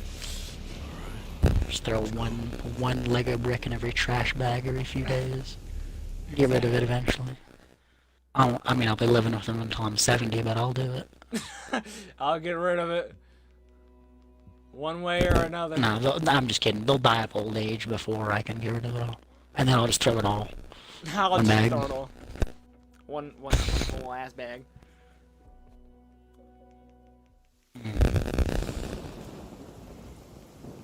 Like, my parents do not understand not only what is sentimental to me, but that I don't feel sentimental about things. The only things I would consider keeping if I had to walk out of my house today, other than stuff I need, like my laptop with important information on it, and my wallet, would be like my black belts. That and it's the only thing I'd seriously consider bringing. Like, I'd just take my clothes, take my black belts, take anything I needed, and walk out the door. I would leave that companion cube, because that just reminds me of that reminds me of like an old friend that I'm not on good terms with anymore now. Same with my jackets; those remind me of her too. Because I wore those jackets in middle school too. Yeah, but just don't even start bringing it up. Yeah. Took me a second to figure out what you were talking about. Yeah, we got bad guys. Oh, trust me, I went through my Facebook and I started deleting people I'll show you that the I area. fucking don't talk to, don't even fucking have good terms with, or I just don't want to hear them go, look at this! There was one person on there that I knew who really didn't like politics, then he just started sitting out here blasting out politic things, and I was like, nah, shut the fuck up. I was like, you're just being like the rest of the fucking people, and you just want attention. I still didn't even have any social media. I said it was boring, it was stupid, and I never needed to get into it, and I never did. Like, if someone asked me for a job interview... Oh no, you'd be fucking golden for a fucking job interview. Fucking no Facebook, no nothing. They ain't got shit to look up for you or anything. They ain't got shit. Like, I've tried looking myself up, like, Logan Russell Lewis, Clearwater, Florida, and fucking don't find anything. Yeah, 'cause you ain't like, got I can't even shit get... to be looked up at either. You're fucking clean. Well, not for me, but you're fucking clean. Not for me, because I know shit. But you're fucking clean to, like... Yeah, you know too much will kill you one day. Government. Sorry, what? I'm not saying, like, you're clear from the government, but you're fucking clear from any job looking at you the wrong way, going, ugh, you talk about politics too much, or something that would rub them wrong. Or whatever the hell it is. Whatever petty shit that they fucking don't like. So they can't really say shit about you. So. Me, my Facebook, they want to look at my Facebook, they ain't gonna see shit besides family photos I'm in. Because I set everything on Facebook to only I can see it. Why do you post it? So if I find something on Facebook that, like, piques my interest, like some, like, item that I could buy or something, I'll take it and I'll post it on my page. You think this was And how things it'll were gonna go when something have the came? privacy setting to only I can see it. Miss my farm. So if I need to go back and like say, oh yeah, I forgot I was gonna buy this, I can just go on my page and go, oh yeah, it's right here, and just pick it up.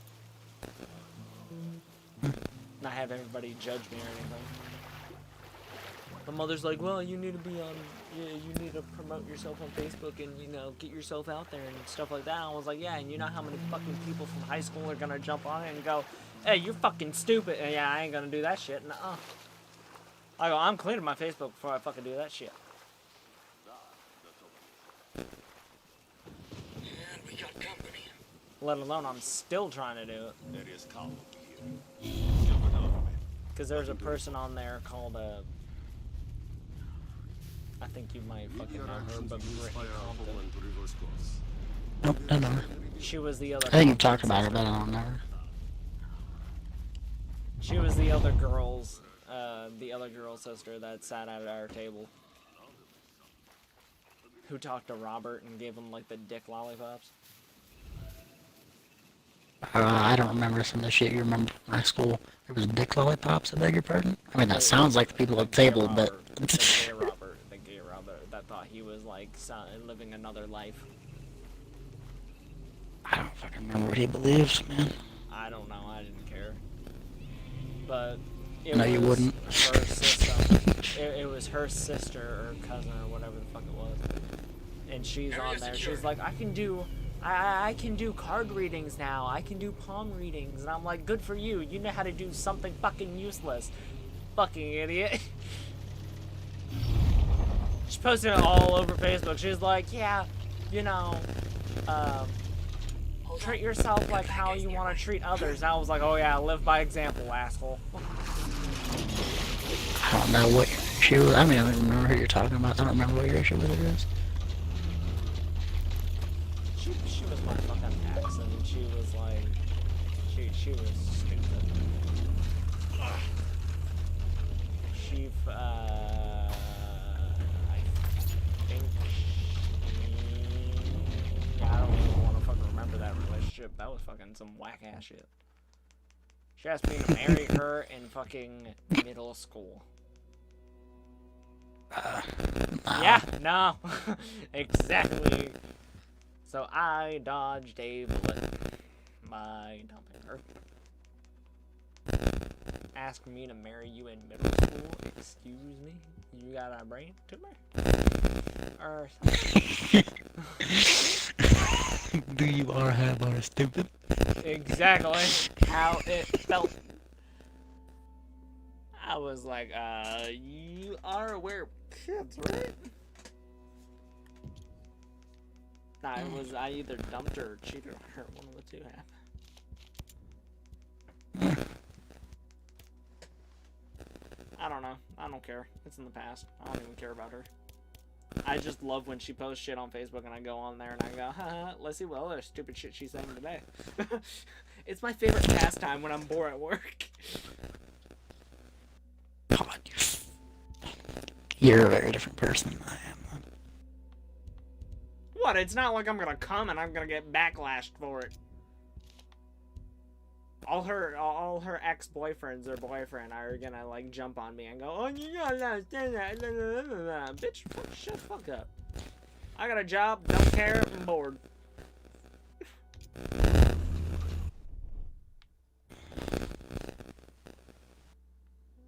You still streaming? Yeah, I still don't give a fuck what I'm saying. It's not like anybody's watching. Besides the government.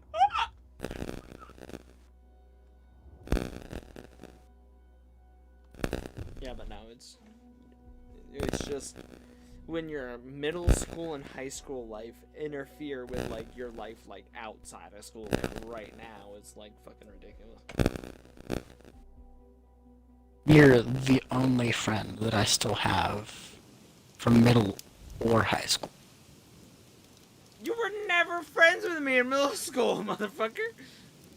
My point is, I don't have any friends from middle school left. And you're the only friend I have from high school. Yeah, because we Not that I found have a any friends common from elementary interest, school. and you know, I helped you through freaking somewhat thick or thin.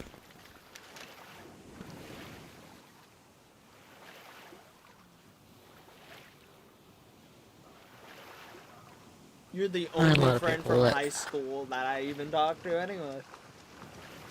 Sean's off doing his car shit. I'm just too afraid to even attempt to talk to fucking Chris. I don't know if he's gonna fucking respond. I tried to talk to Samantha Bacon. Sent her. I recognize the name, but goddamn, I don't remember who she is. You might remember her as the girl that would kill all the popular kids. Because she threatened to do. I don't remember that. Oh, I remember that. That was, I think it was freshman year? It was freshman or the other year. She threatened to do that, and, I'd never met her before, and I was like, oh, good thing I'm not popular. And I just sat there with a smirk on my face. Good thing I'll never be popular. I remember I walked over to the IT girls' table at lunch one day, and I said some dramatic thing about, you know, soul or not having a heart or something, and all the girls were just fell in love. You know, they were like, oh my god, that was amazing. You just quoted, and they named some show that I had never seen before. And I was like, I'm sorry, No, that's that just my was... life. And I said, no, sorry, that was something I just made up. I've never heard that before in my life. And then they all just did not want to talk to you ever again. The twins were cool with me. They're alright. What the? So They kind of asked how I could tell them apart sometimes. The twins asked how I could tell them apart sometimes, and I was like, only one of you ever really talks to me most of the time. And you have different hairstyles, you know. Logan knows. Logan knows hairstyles. He's a barber. Fucking, but now it's like middle school, and that life is fucking with me now, so I can't really fucking promote myself on Facebook or do anything because of all that. So I'm going through my Facebook and just getting rid of people. Keeping people that I was on good terms with, that they really don't hate me. Because I know Samantha Bacon does not hate me.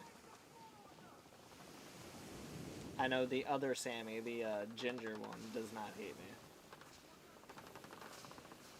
Because I let her punch me in the shoulder 15 fucking times! Was I crazy? Probably. But she You're punched crazy for me. counting and not doing anything. She punched me 15... someone was punching... No, listen. She punched me 15 times. Each time did not hurt. And I told her, after she let go of my arm and stopped punching me, the reason why it did not hurt. And she tried to punch me again, and I told her, no. Because she didn't knuckle up. She was hitting me like just bare palm of her fucking fist. So it didn't hurt. It's only gonna hurt when you knuckle up. And she also fucking tried to stomp on my foot. It did not hurt. She attempted. On your toes. We got hostiles nearby.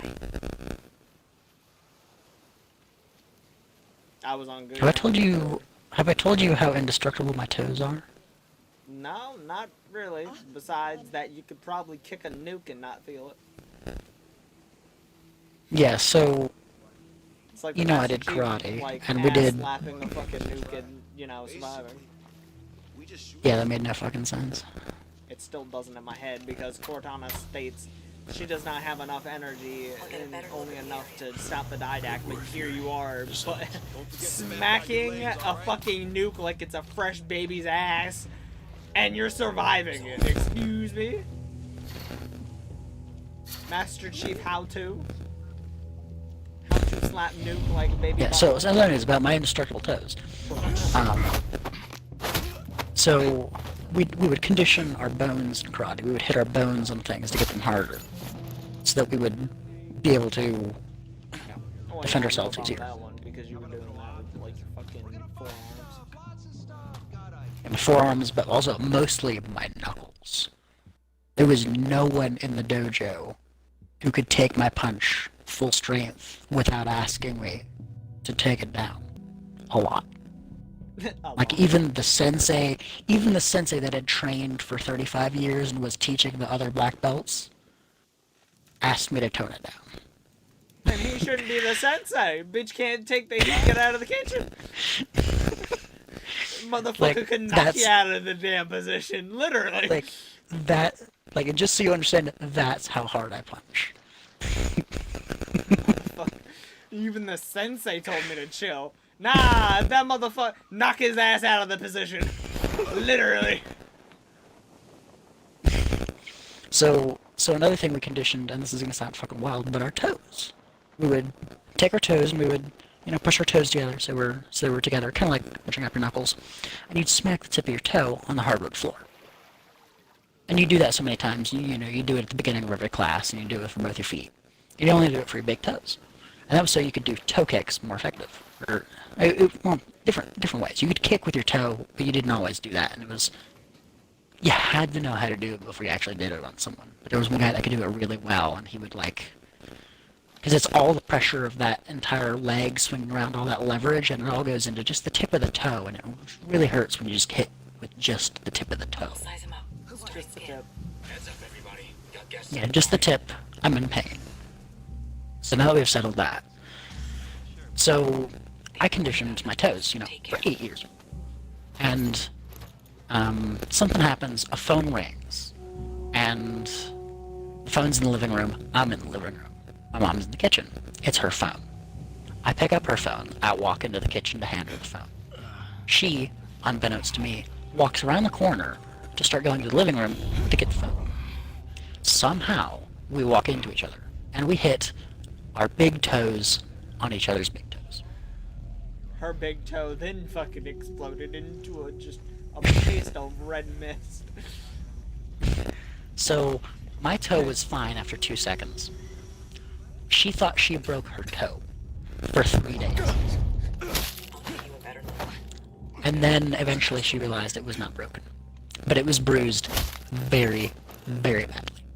Now this is not me kicking someone full strength, 2nd degree black belt, 8 years training, I will break your limbs, kick you.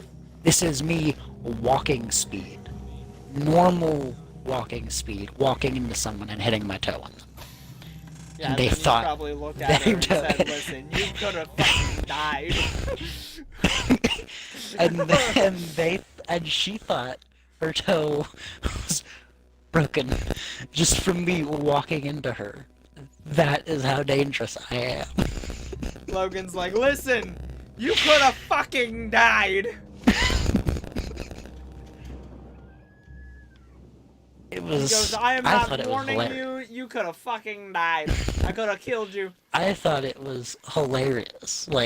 She didn't tell me until afterwards, the next day, that she thought she broke her toe. Because she probably felt embarrassed. My own child beat my fucking big toe with his. Fuck is this bullshit? Yeah, it was fucking great.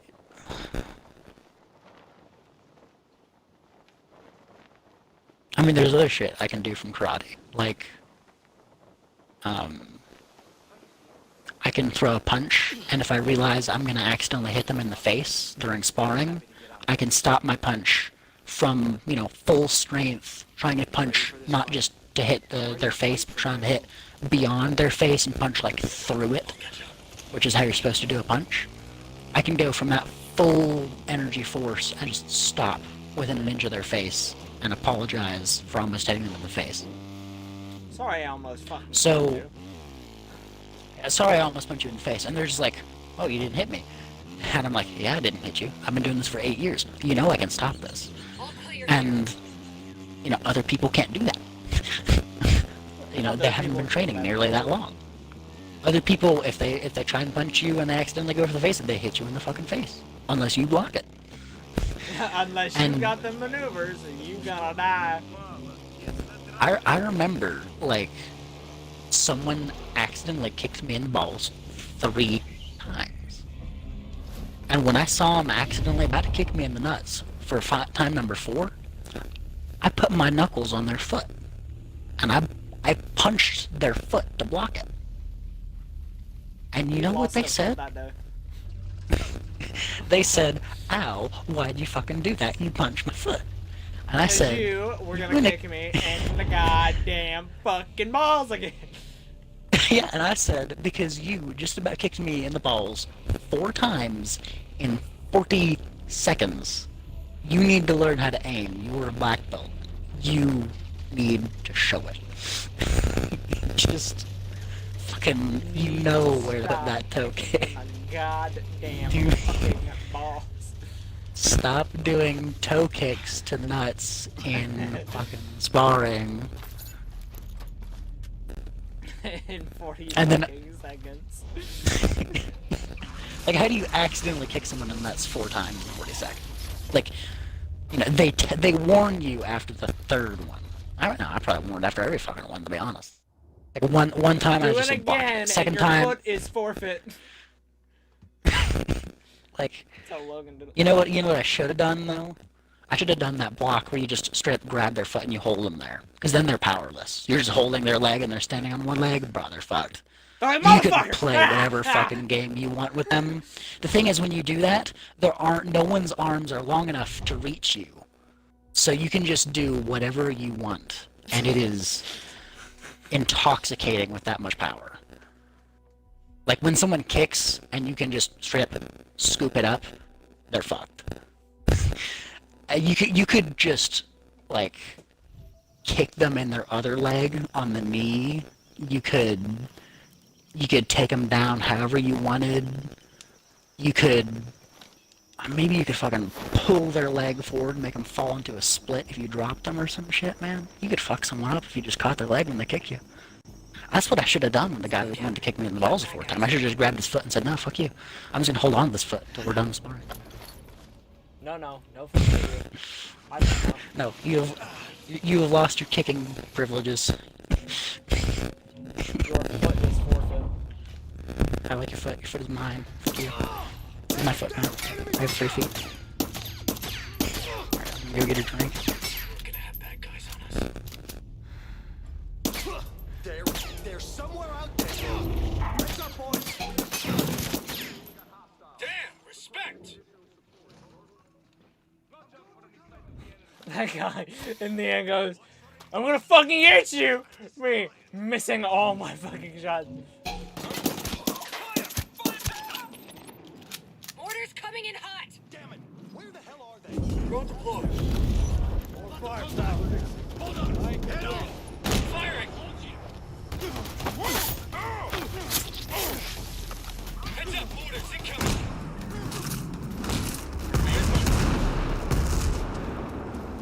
Hit him where it hurts! Shitty fucking headset. I can feel it falling off my head already. Careful, the bad guys brought reinforcements. Fuck. If we have time, we should rest and recharge. Like, you know, someone punches me and I catch it, that's one thing. I can straight up catch someone's punch. If they throw a punch full power, I could just put my hand out and catch it. It's not the best thing to do, It's not but the like, best. it's not the best way to do it. Like, if I do it wrong, I'll hurt my hand. You know, if I leave my fingers straight out and not curled up tight, and I miss it and they punch my fingers, I'll break my fingers. But I know better than to do that. That's it. So I'll just, you know, put my palm out and then wrap my fingers around. It's like those scenes in anime fights when a tough guy goes up against someone and does that dramatic full strength punch. And the other guy just moves his hand up and catches it. And the other guy is flexing like, "Oh shit, I thought it was tough." And this guy effortlessly catches my fist. It's like that. I can do that in sparring.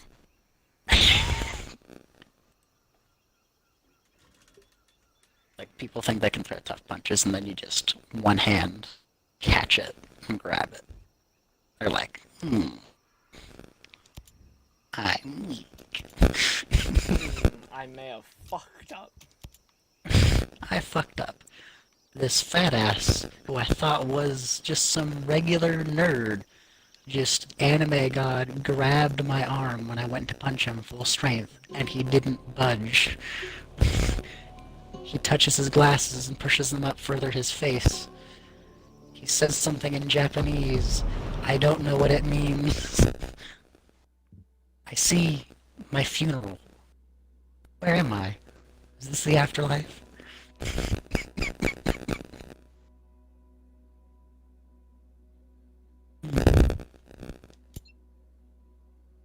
Because is this what life feels like after I'm dead? Like, I know what my punch does to, you know, the teacher of black belts, 35 years of training, teacher of black belts.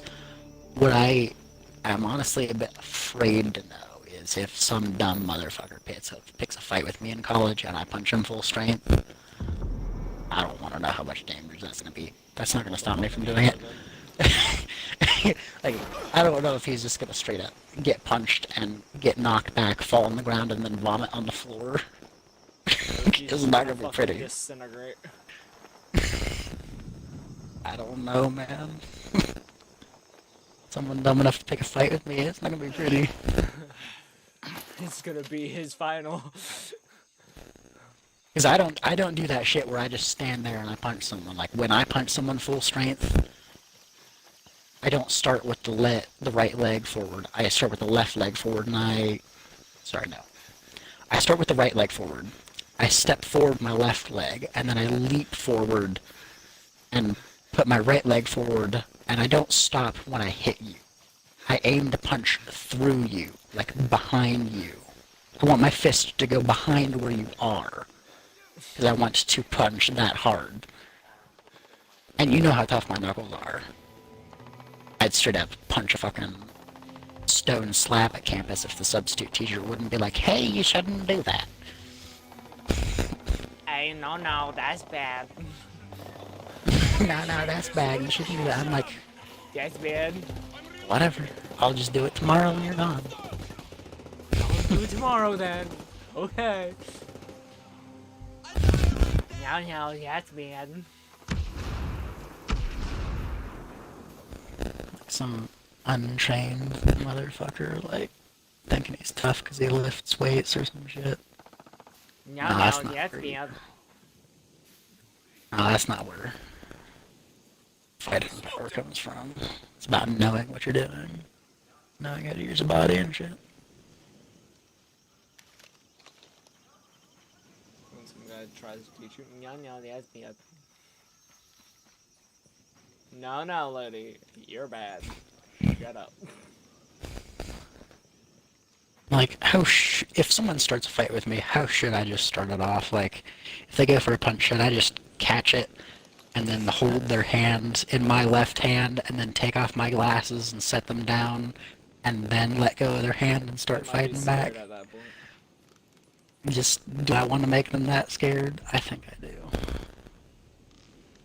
Like, you punch someone full force and he just puts out his weak hand and catches your punch without budging, without trying.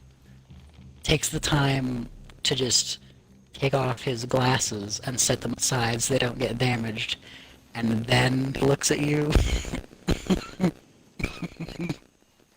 That's gonna take a few seconds. They're gonna have a few seconds to really think about how much shit they just got themselves into. Way to get. Stay vigilant. Many hostiles on scan.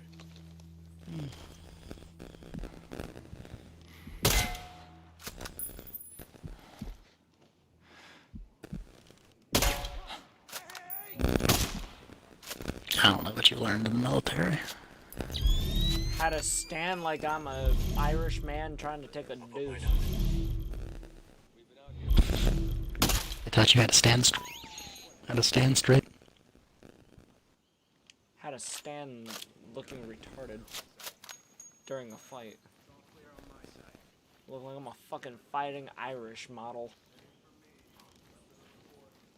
Did they have you hunch over, or did they have you stand up with your back straight and keep your face away from your hands? They had me crouch with the back straight and have my hands, well, not in front of my face, but a good distance. You crouch? Yes. I can understand that a little bit.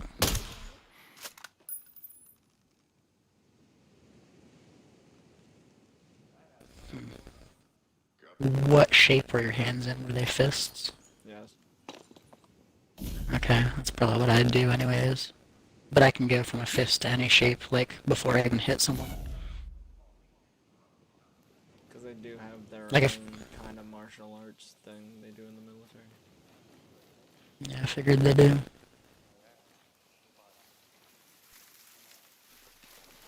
Like, I could just about go from a fist to a fingertip strike, which is all my fingers, instead of being all curled up or all stretched out, and the thumb is tucked tight. I can just about go from fist to that before I hit someone, like, mid-strike.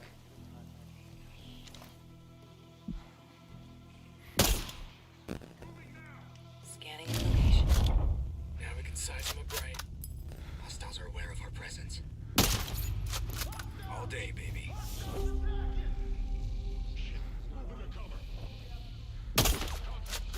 Neutralize the threat. Smoke 'em.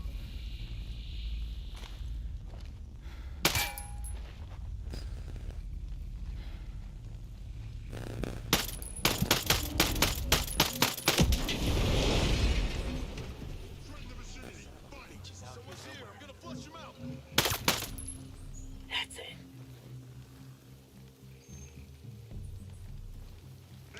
Okay, these hostiles can't hide forever. Take them out. So you never got any money in GTA from reporting that Ice Tyler guy? Not that I know of, no. That means Rockstar probably just gave up on caring. I'll get a scan for you.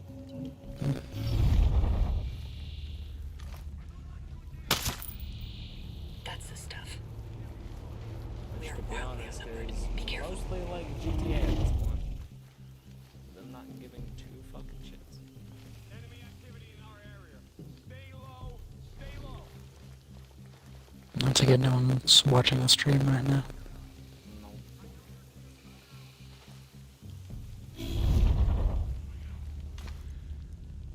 I had my friend order these. Holy shit. Or some secret, you know, delivered to his place. Good idea. Keep looking. They're pins, if you didn't figure that out. Damn it. Hope this works. On the freaking move.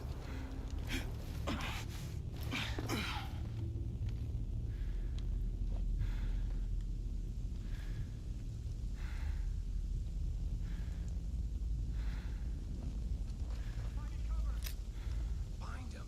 Here.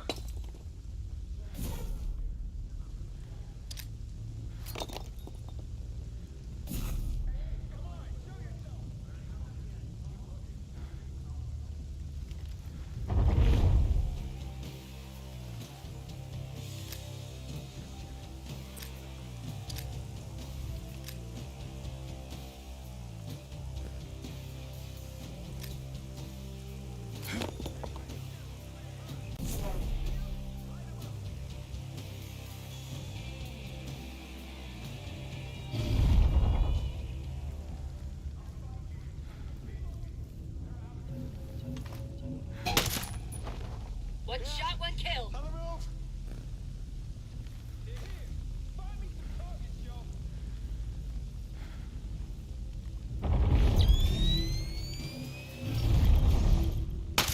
Following your lead, Nomad.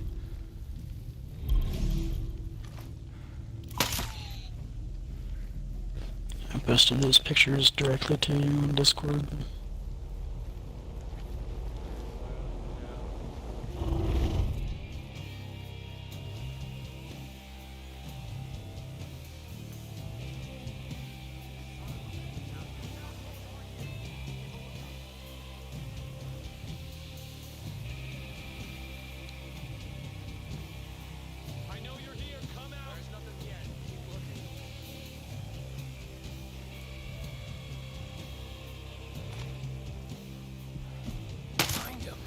here. Sweet shot, Ghost Lead.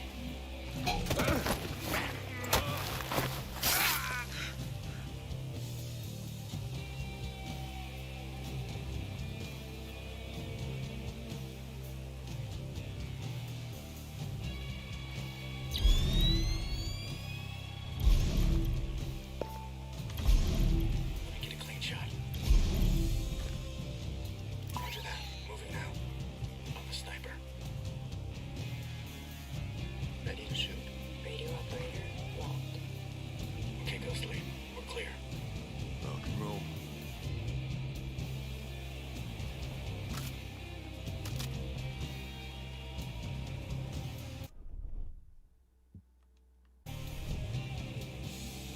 Yeah, I was here for that fucking object right there.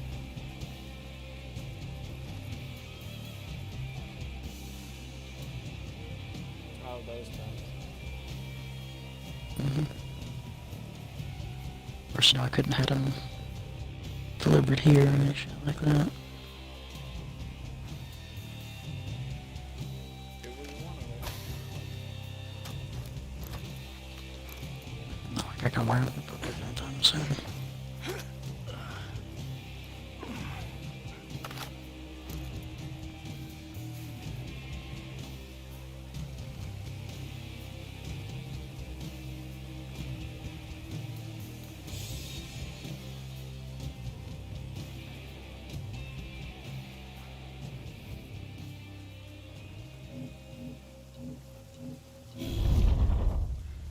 My sector's clear of hostiles now. Sir, I got a question. Is your fucking shit clear on hostiles? Because I'm pretty sure I'm still here. Down.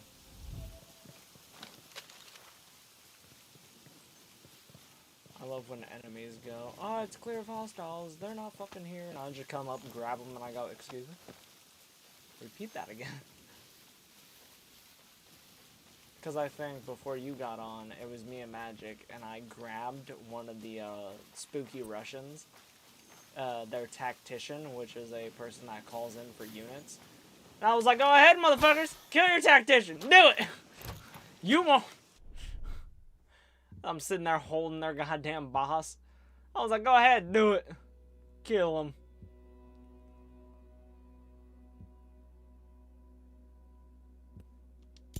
It was beautiful because that means they had to have killed me to kill him.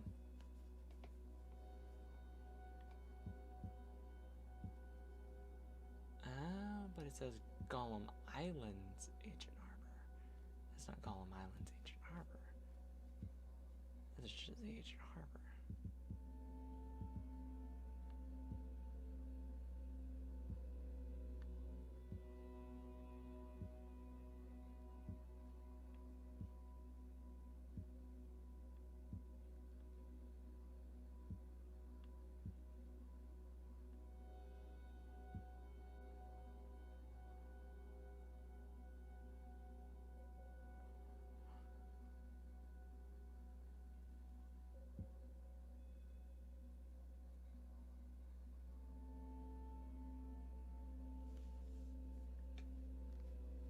Oof. Should have got a goddamn helicopter before I started doing this crap. Would help me 10 times.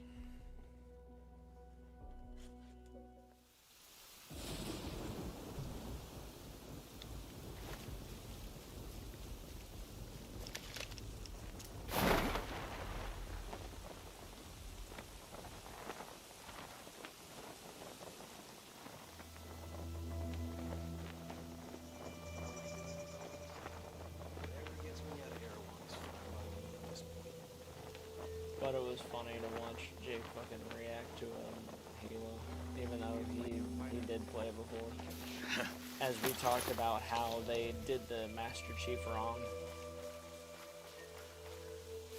You know when the Master Chief is flying back to the Pillar of Honor?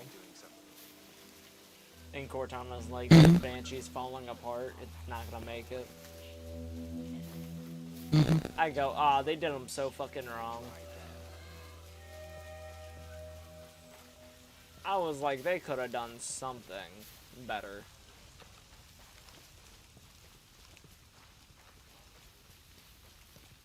But then he, of course, crashes in. She goes, "You did that on purpose, didn't you?"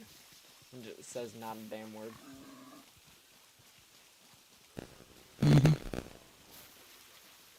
The best part is when you're at the bridge and she's like, "Yeah, it would only take you, you know, a well-placed grenade," and then it cuts to the Master Chief just bouncing a grenade in his hand.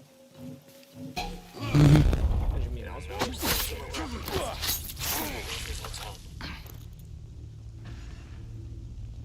Thought that one was fucking hilarious.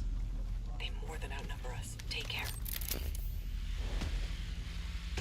So what you're telling me is I shouldn't mark him, I shouldn't mark, you know, Good to go. this guy that's alone. Maneuvering to the target. Totally not mark. Ready, Ghost Lead. That guy. Roger. Getting in position. All set. Ghost Lead. Hostiles on the whip pad. Done. Totally not done marking that guy, and this guy.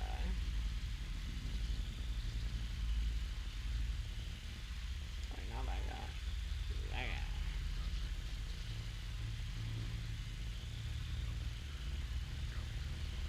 Moving in.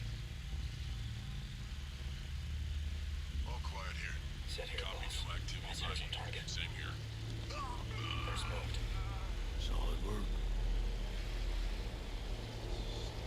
And you're also telling me not to mark that guy, and that guy. This guy.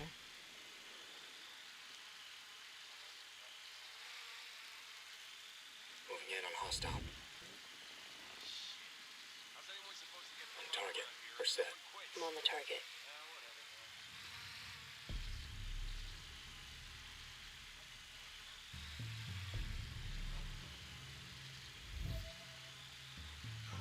Okie dokie. All eliminated. Good hits. Check your damn radio. You can't call me. I can't get you any help, okay? Same here. Roger. Moving to target. Roger. Moving. I got nothing On over your here. go, Ghost Lead. Copy. Have faith. Target locked. We're all down. Well done.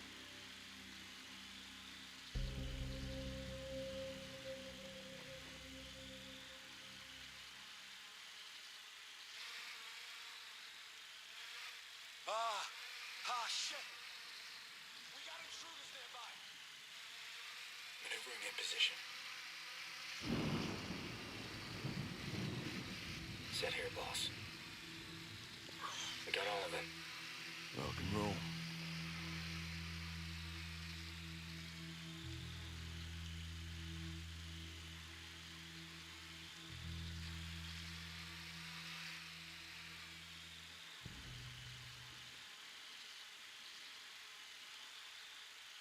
Moving to position. Good to go. Locked on the radio op. Engaging. Okie dokie. All eliminated. Good hits.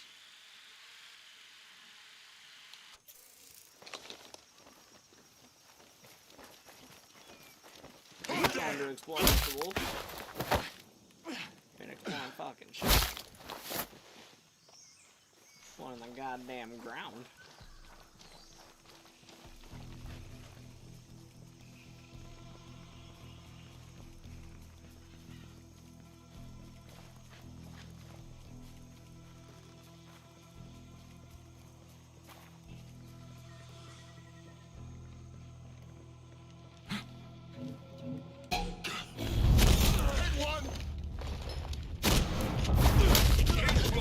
You need drones ready for action.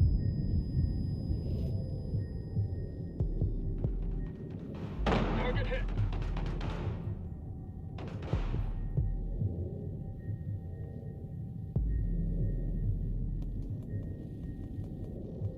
You're all fixed up. Appreciate it. Look at that goddamn thing.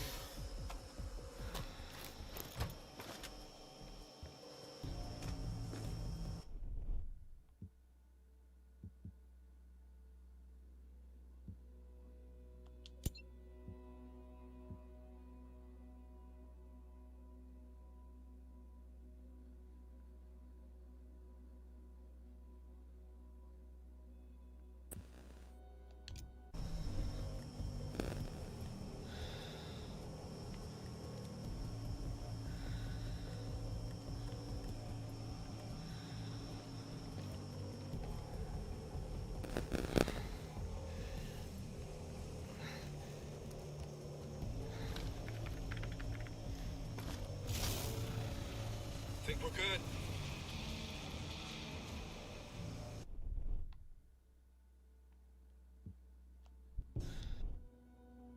There we go.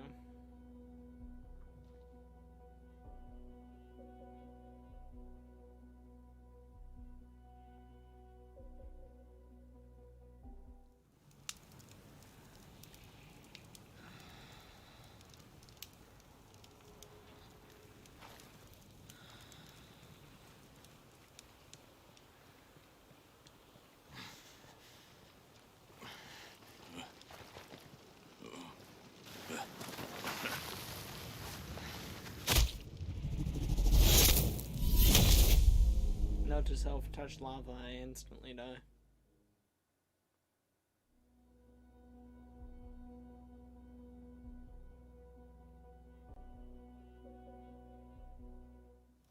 Let's move.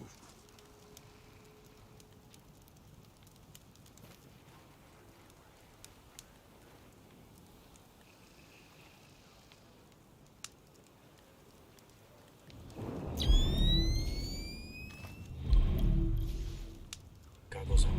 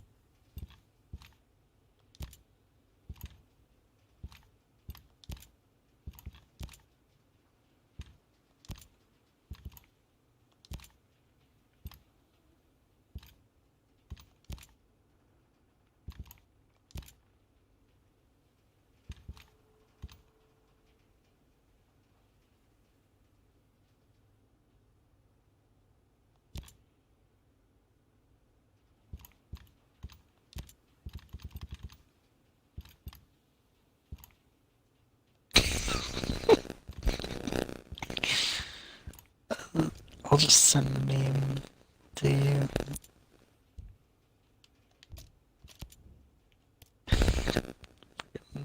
Murdering someone, that's what that guy did.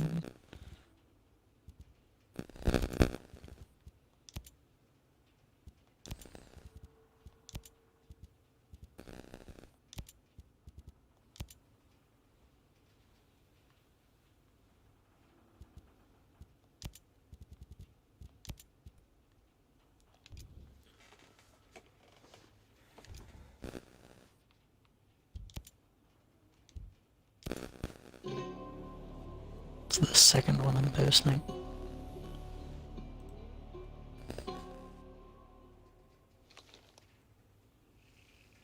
Should gamers be accountable for in-game war crimes? GTA players, why is baked pronounced baked, but naked isn't pronounced naked? Because It's why is baked pronounced baked, but naked isn't pronounced naked. Oh. Because as someone said, English is not a language. It's 3 languages wearing a trench coat pretending to be one. Pretty bold of you to say that since you got named after the sound of a plunger makes.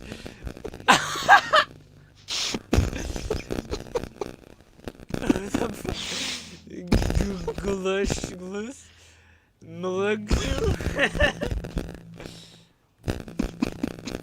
That motherfucker does sound like a plunger.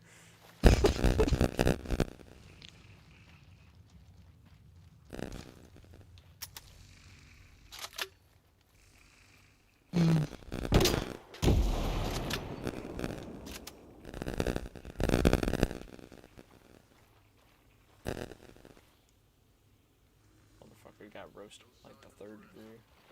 Roll without me. These are 3rd degree burns, sir. It's permanent.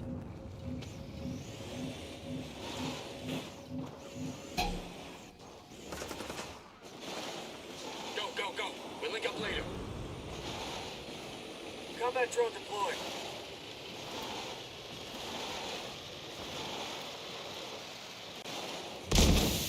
They're in the clear. Didn't know if I drove in lava it would just pop my tire.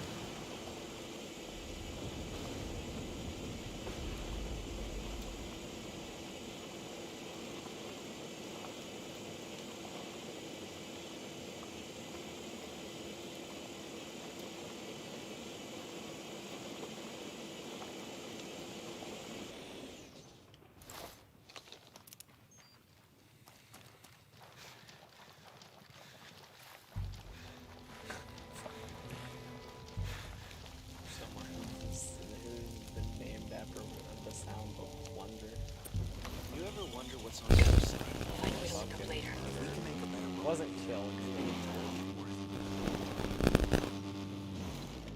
His whole family would be ashamed after that one. Because that He should get a name change after that one. Exactly. Bob Smith, that's his new name. Bob Smith. Name goes from Google to Bob Smith. That's character development right there. Gets murdered, comes back as Bob Smith. It's like if Darth Vader got his ass clapped, he just comes back as Philip. Who are you? I'm Philip Skywalker.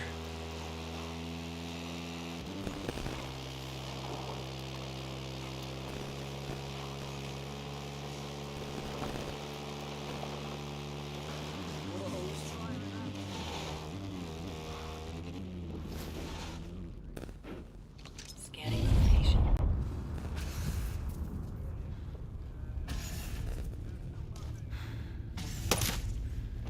Nice shot.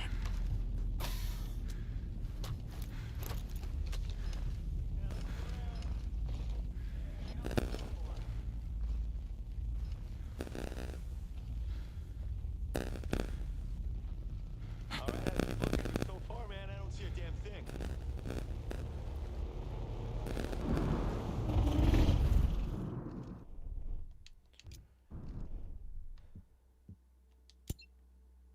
Sound that plunger makes. I don't know.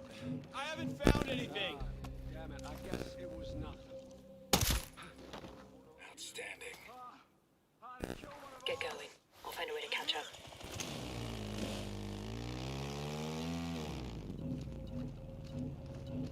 Heads up. I see to help. Scanning the perimeter. Combat drones active. Go. Keep your guard up around the turret. Tossing the grenade at him. Hostiles hit.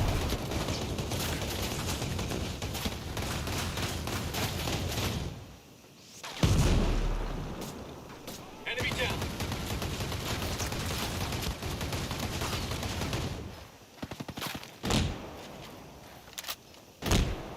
Hostile down.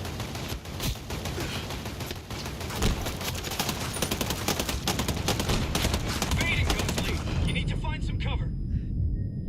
Hold fast. I'm coming to take care of you. Exit took one.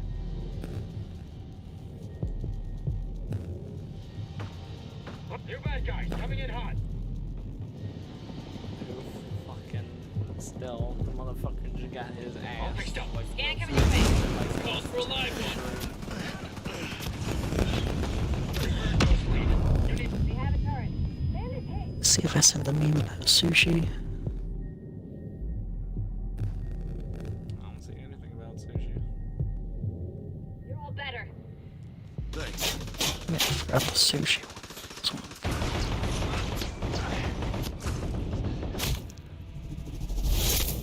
I forgot sushi one.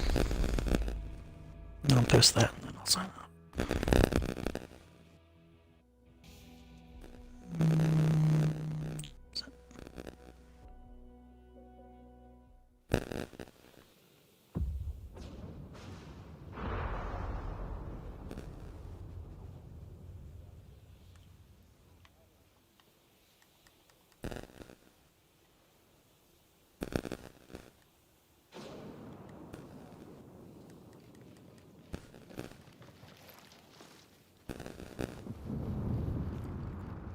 It has been posted.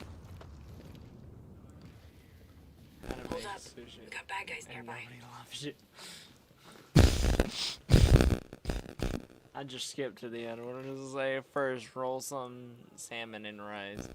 Holy shit, you ruined everything. Like, everything you do. The sushi is like your life. Beginning a lot of things left undone, and nobody loves you. How the fuck? Just look at like the third fucking picture where he's just standing there. He's just sitting there blank face. He just does not know. He does not know everything he has done was for forfeit. He's just sitting there. Like the sushi is just talking to him and telling him he's fucking garbage and no one loves him. He wanted to roast the sushi, but the sushi roasted him. He wanted a half-cooked sushi, not, you know, a flaming ball of fire. He got the sun. He got the sun. He got the sun. That was a bad idea to stab the one, but it was a good time.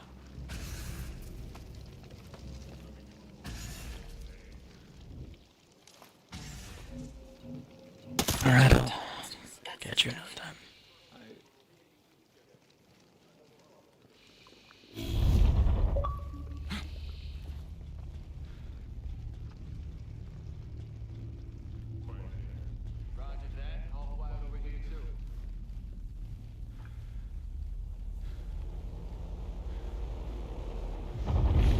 You go.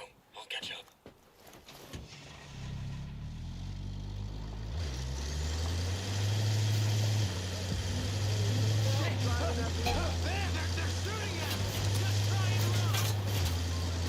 Shit!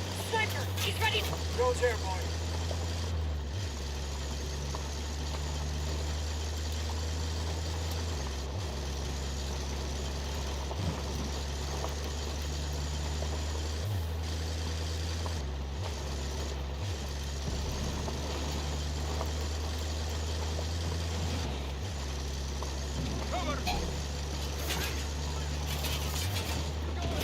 I'll get you a scan. Enemies hit! Up to it! Orders! Hit the deck!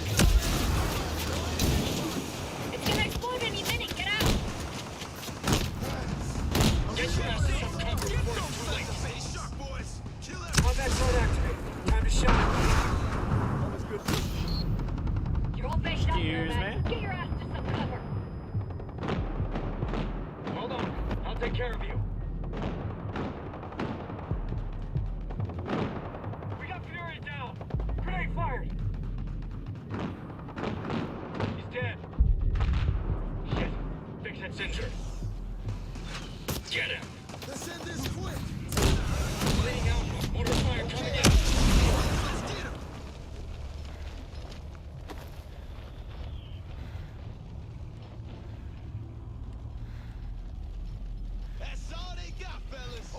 boys, let's get him. That's all they got, fellas. I'll take care of you.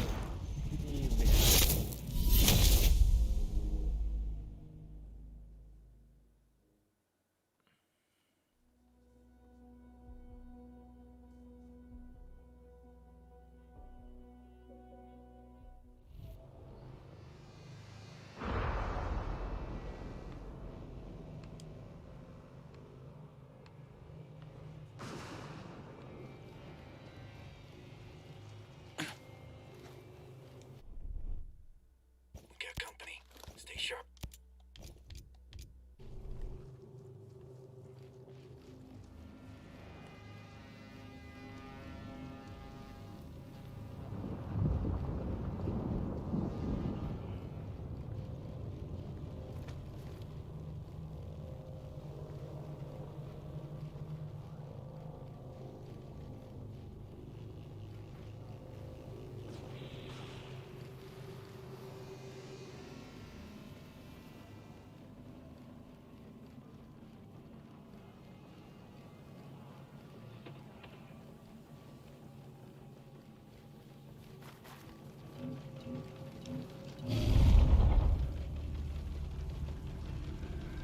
Okay, let me see what we got here.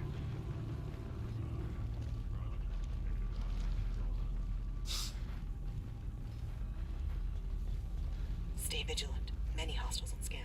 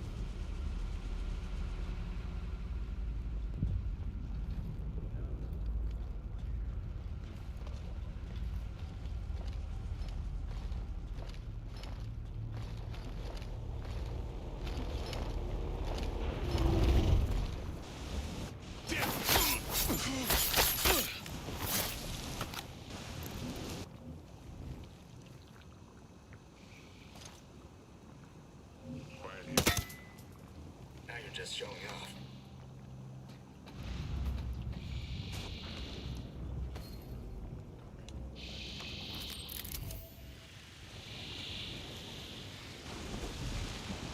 Moving to the target.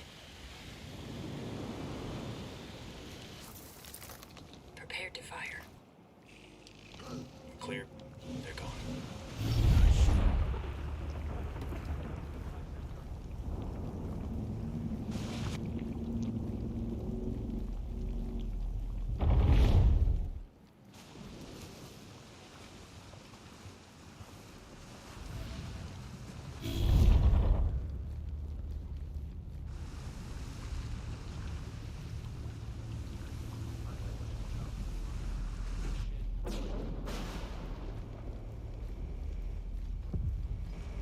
This is a waste of time. There ain't shit out here. How about you just stay alert?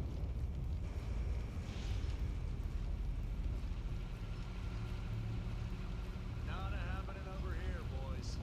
Nah, no movement over here. Same here. I'll give you a better look.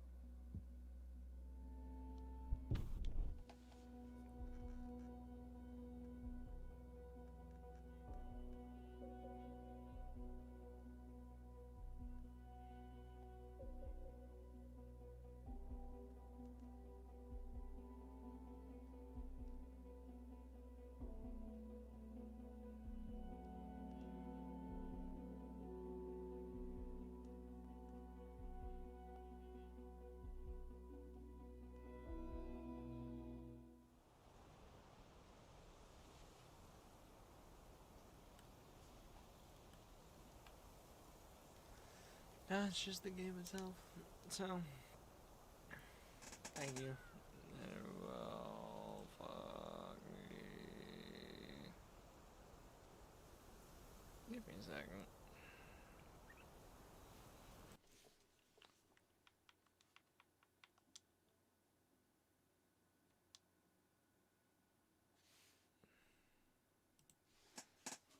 Restart the game.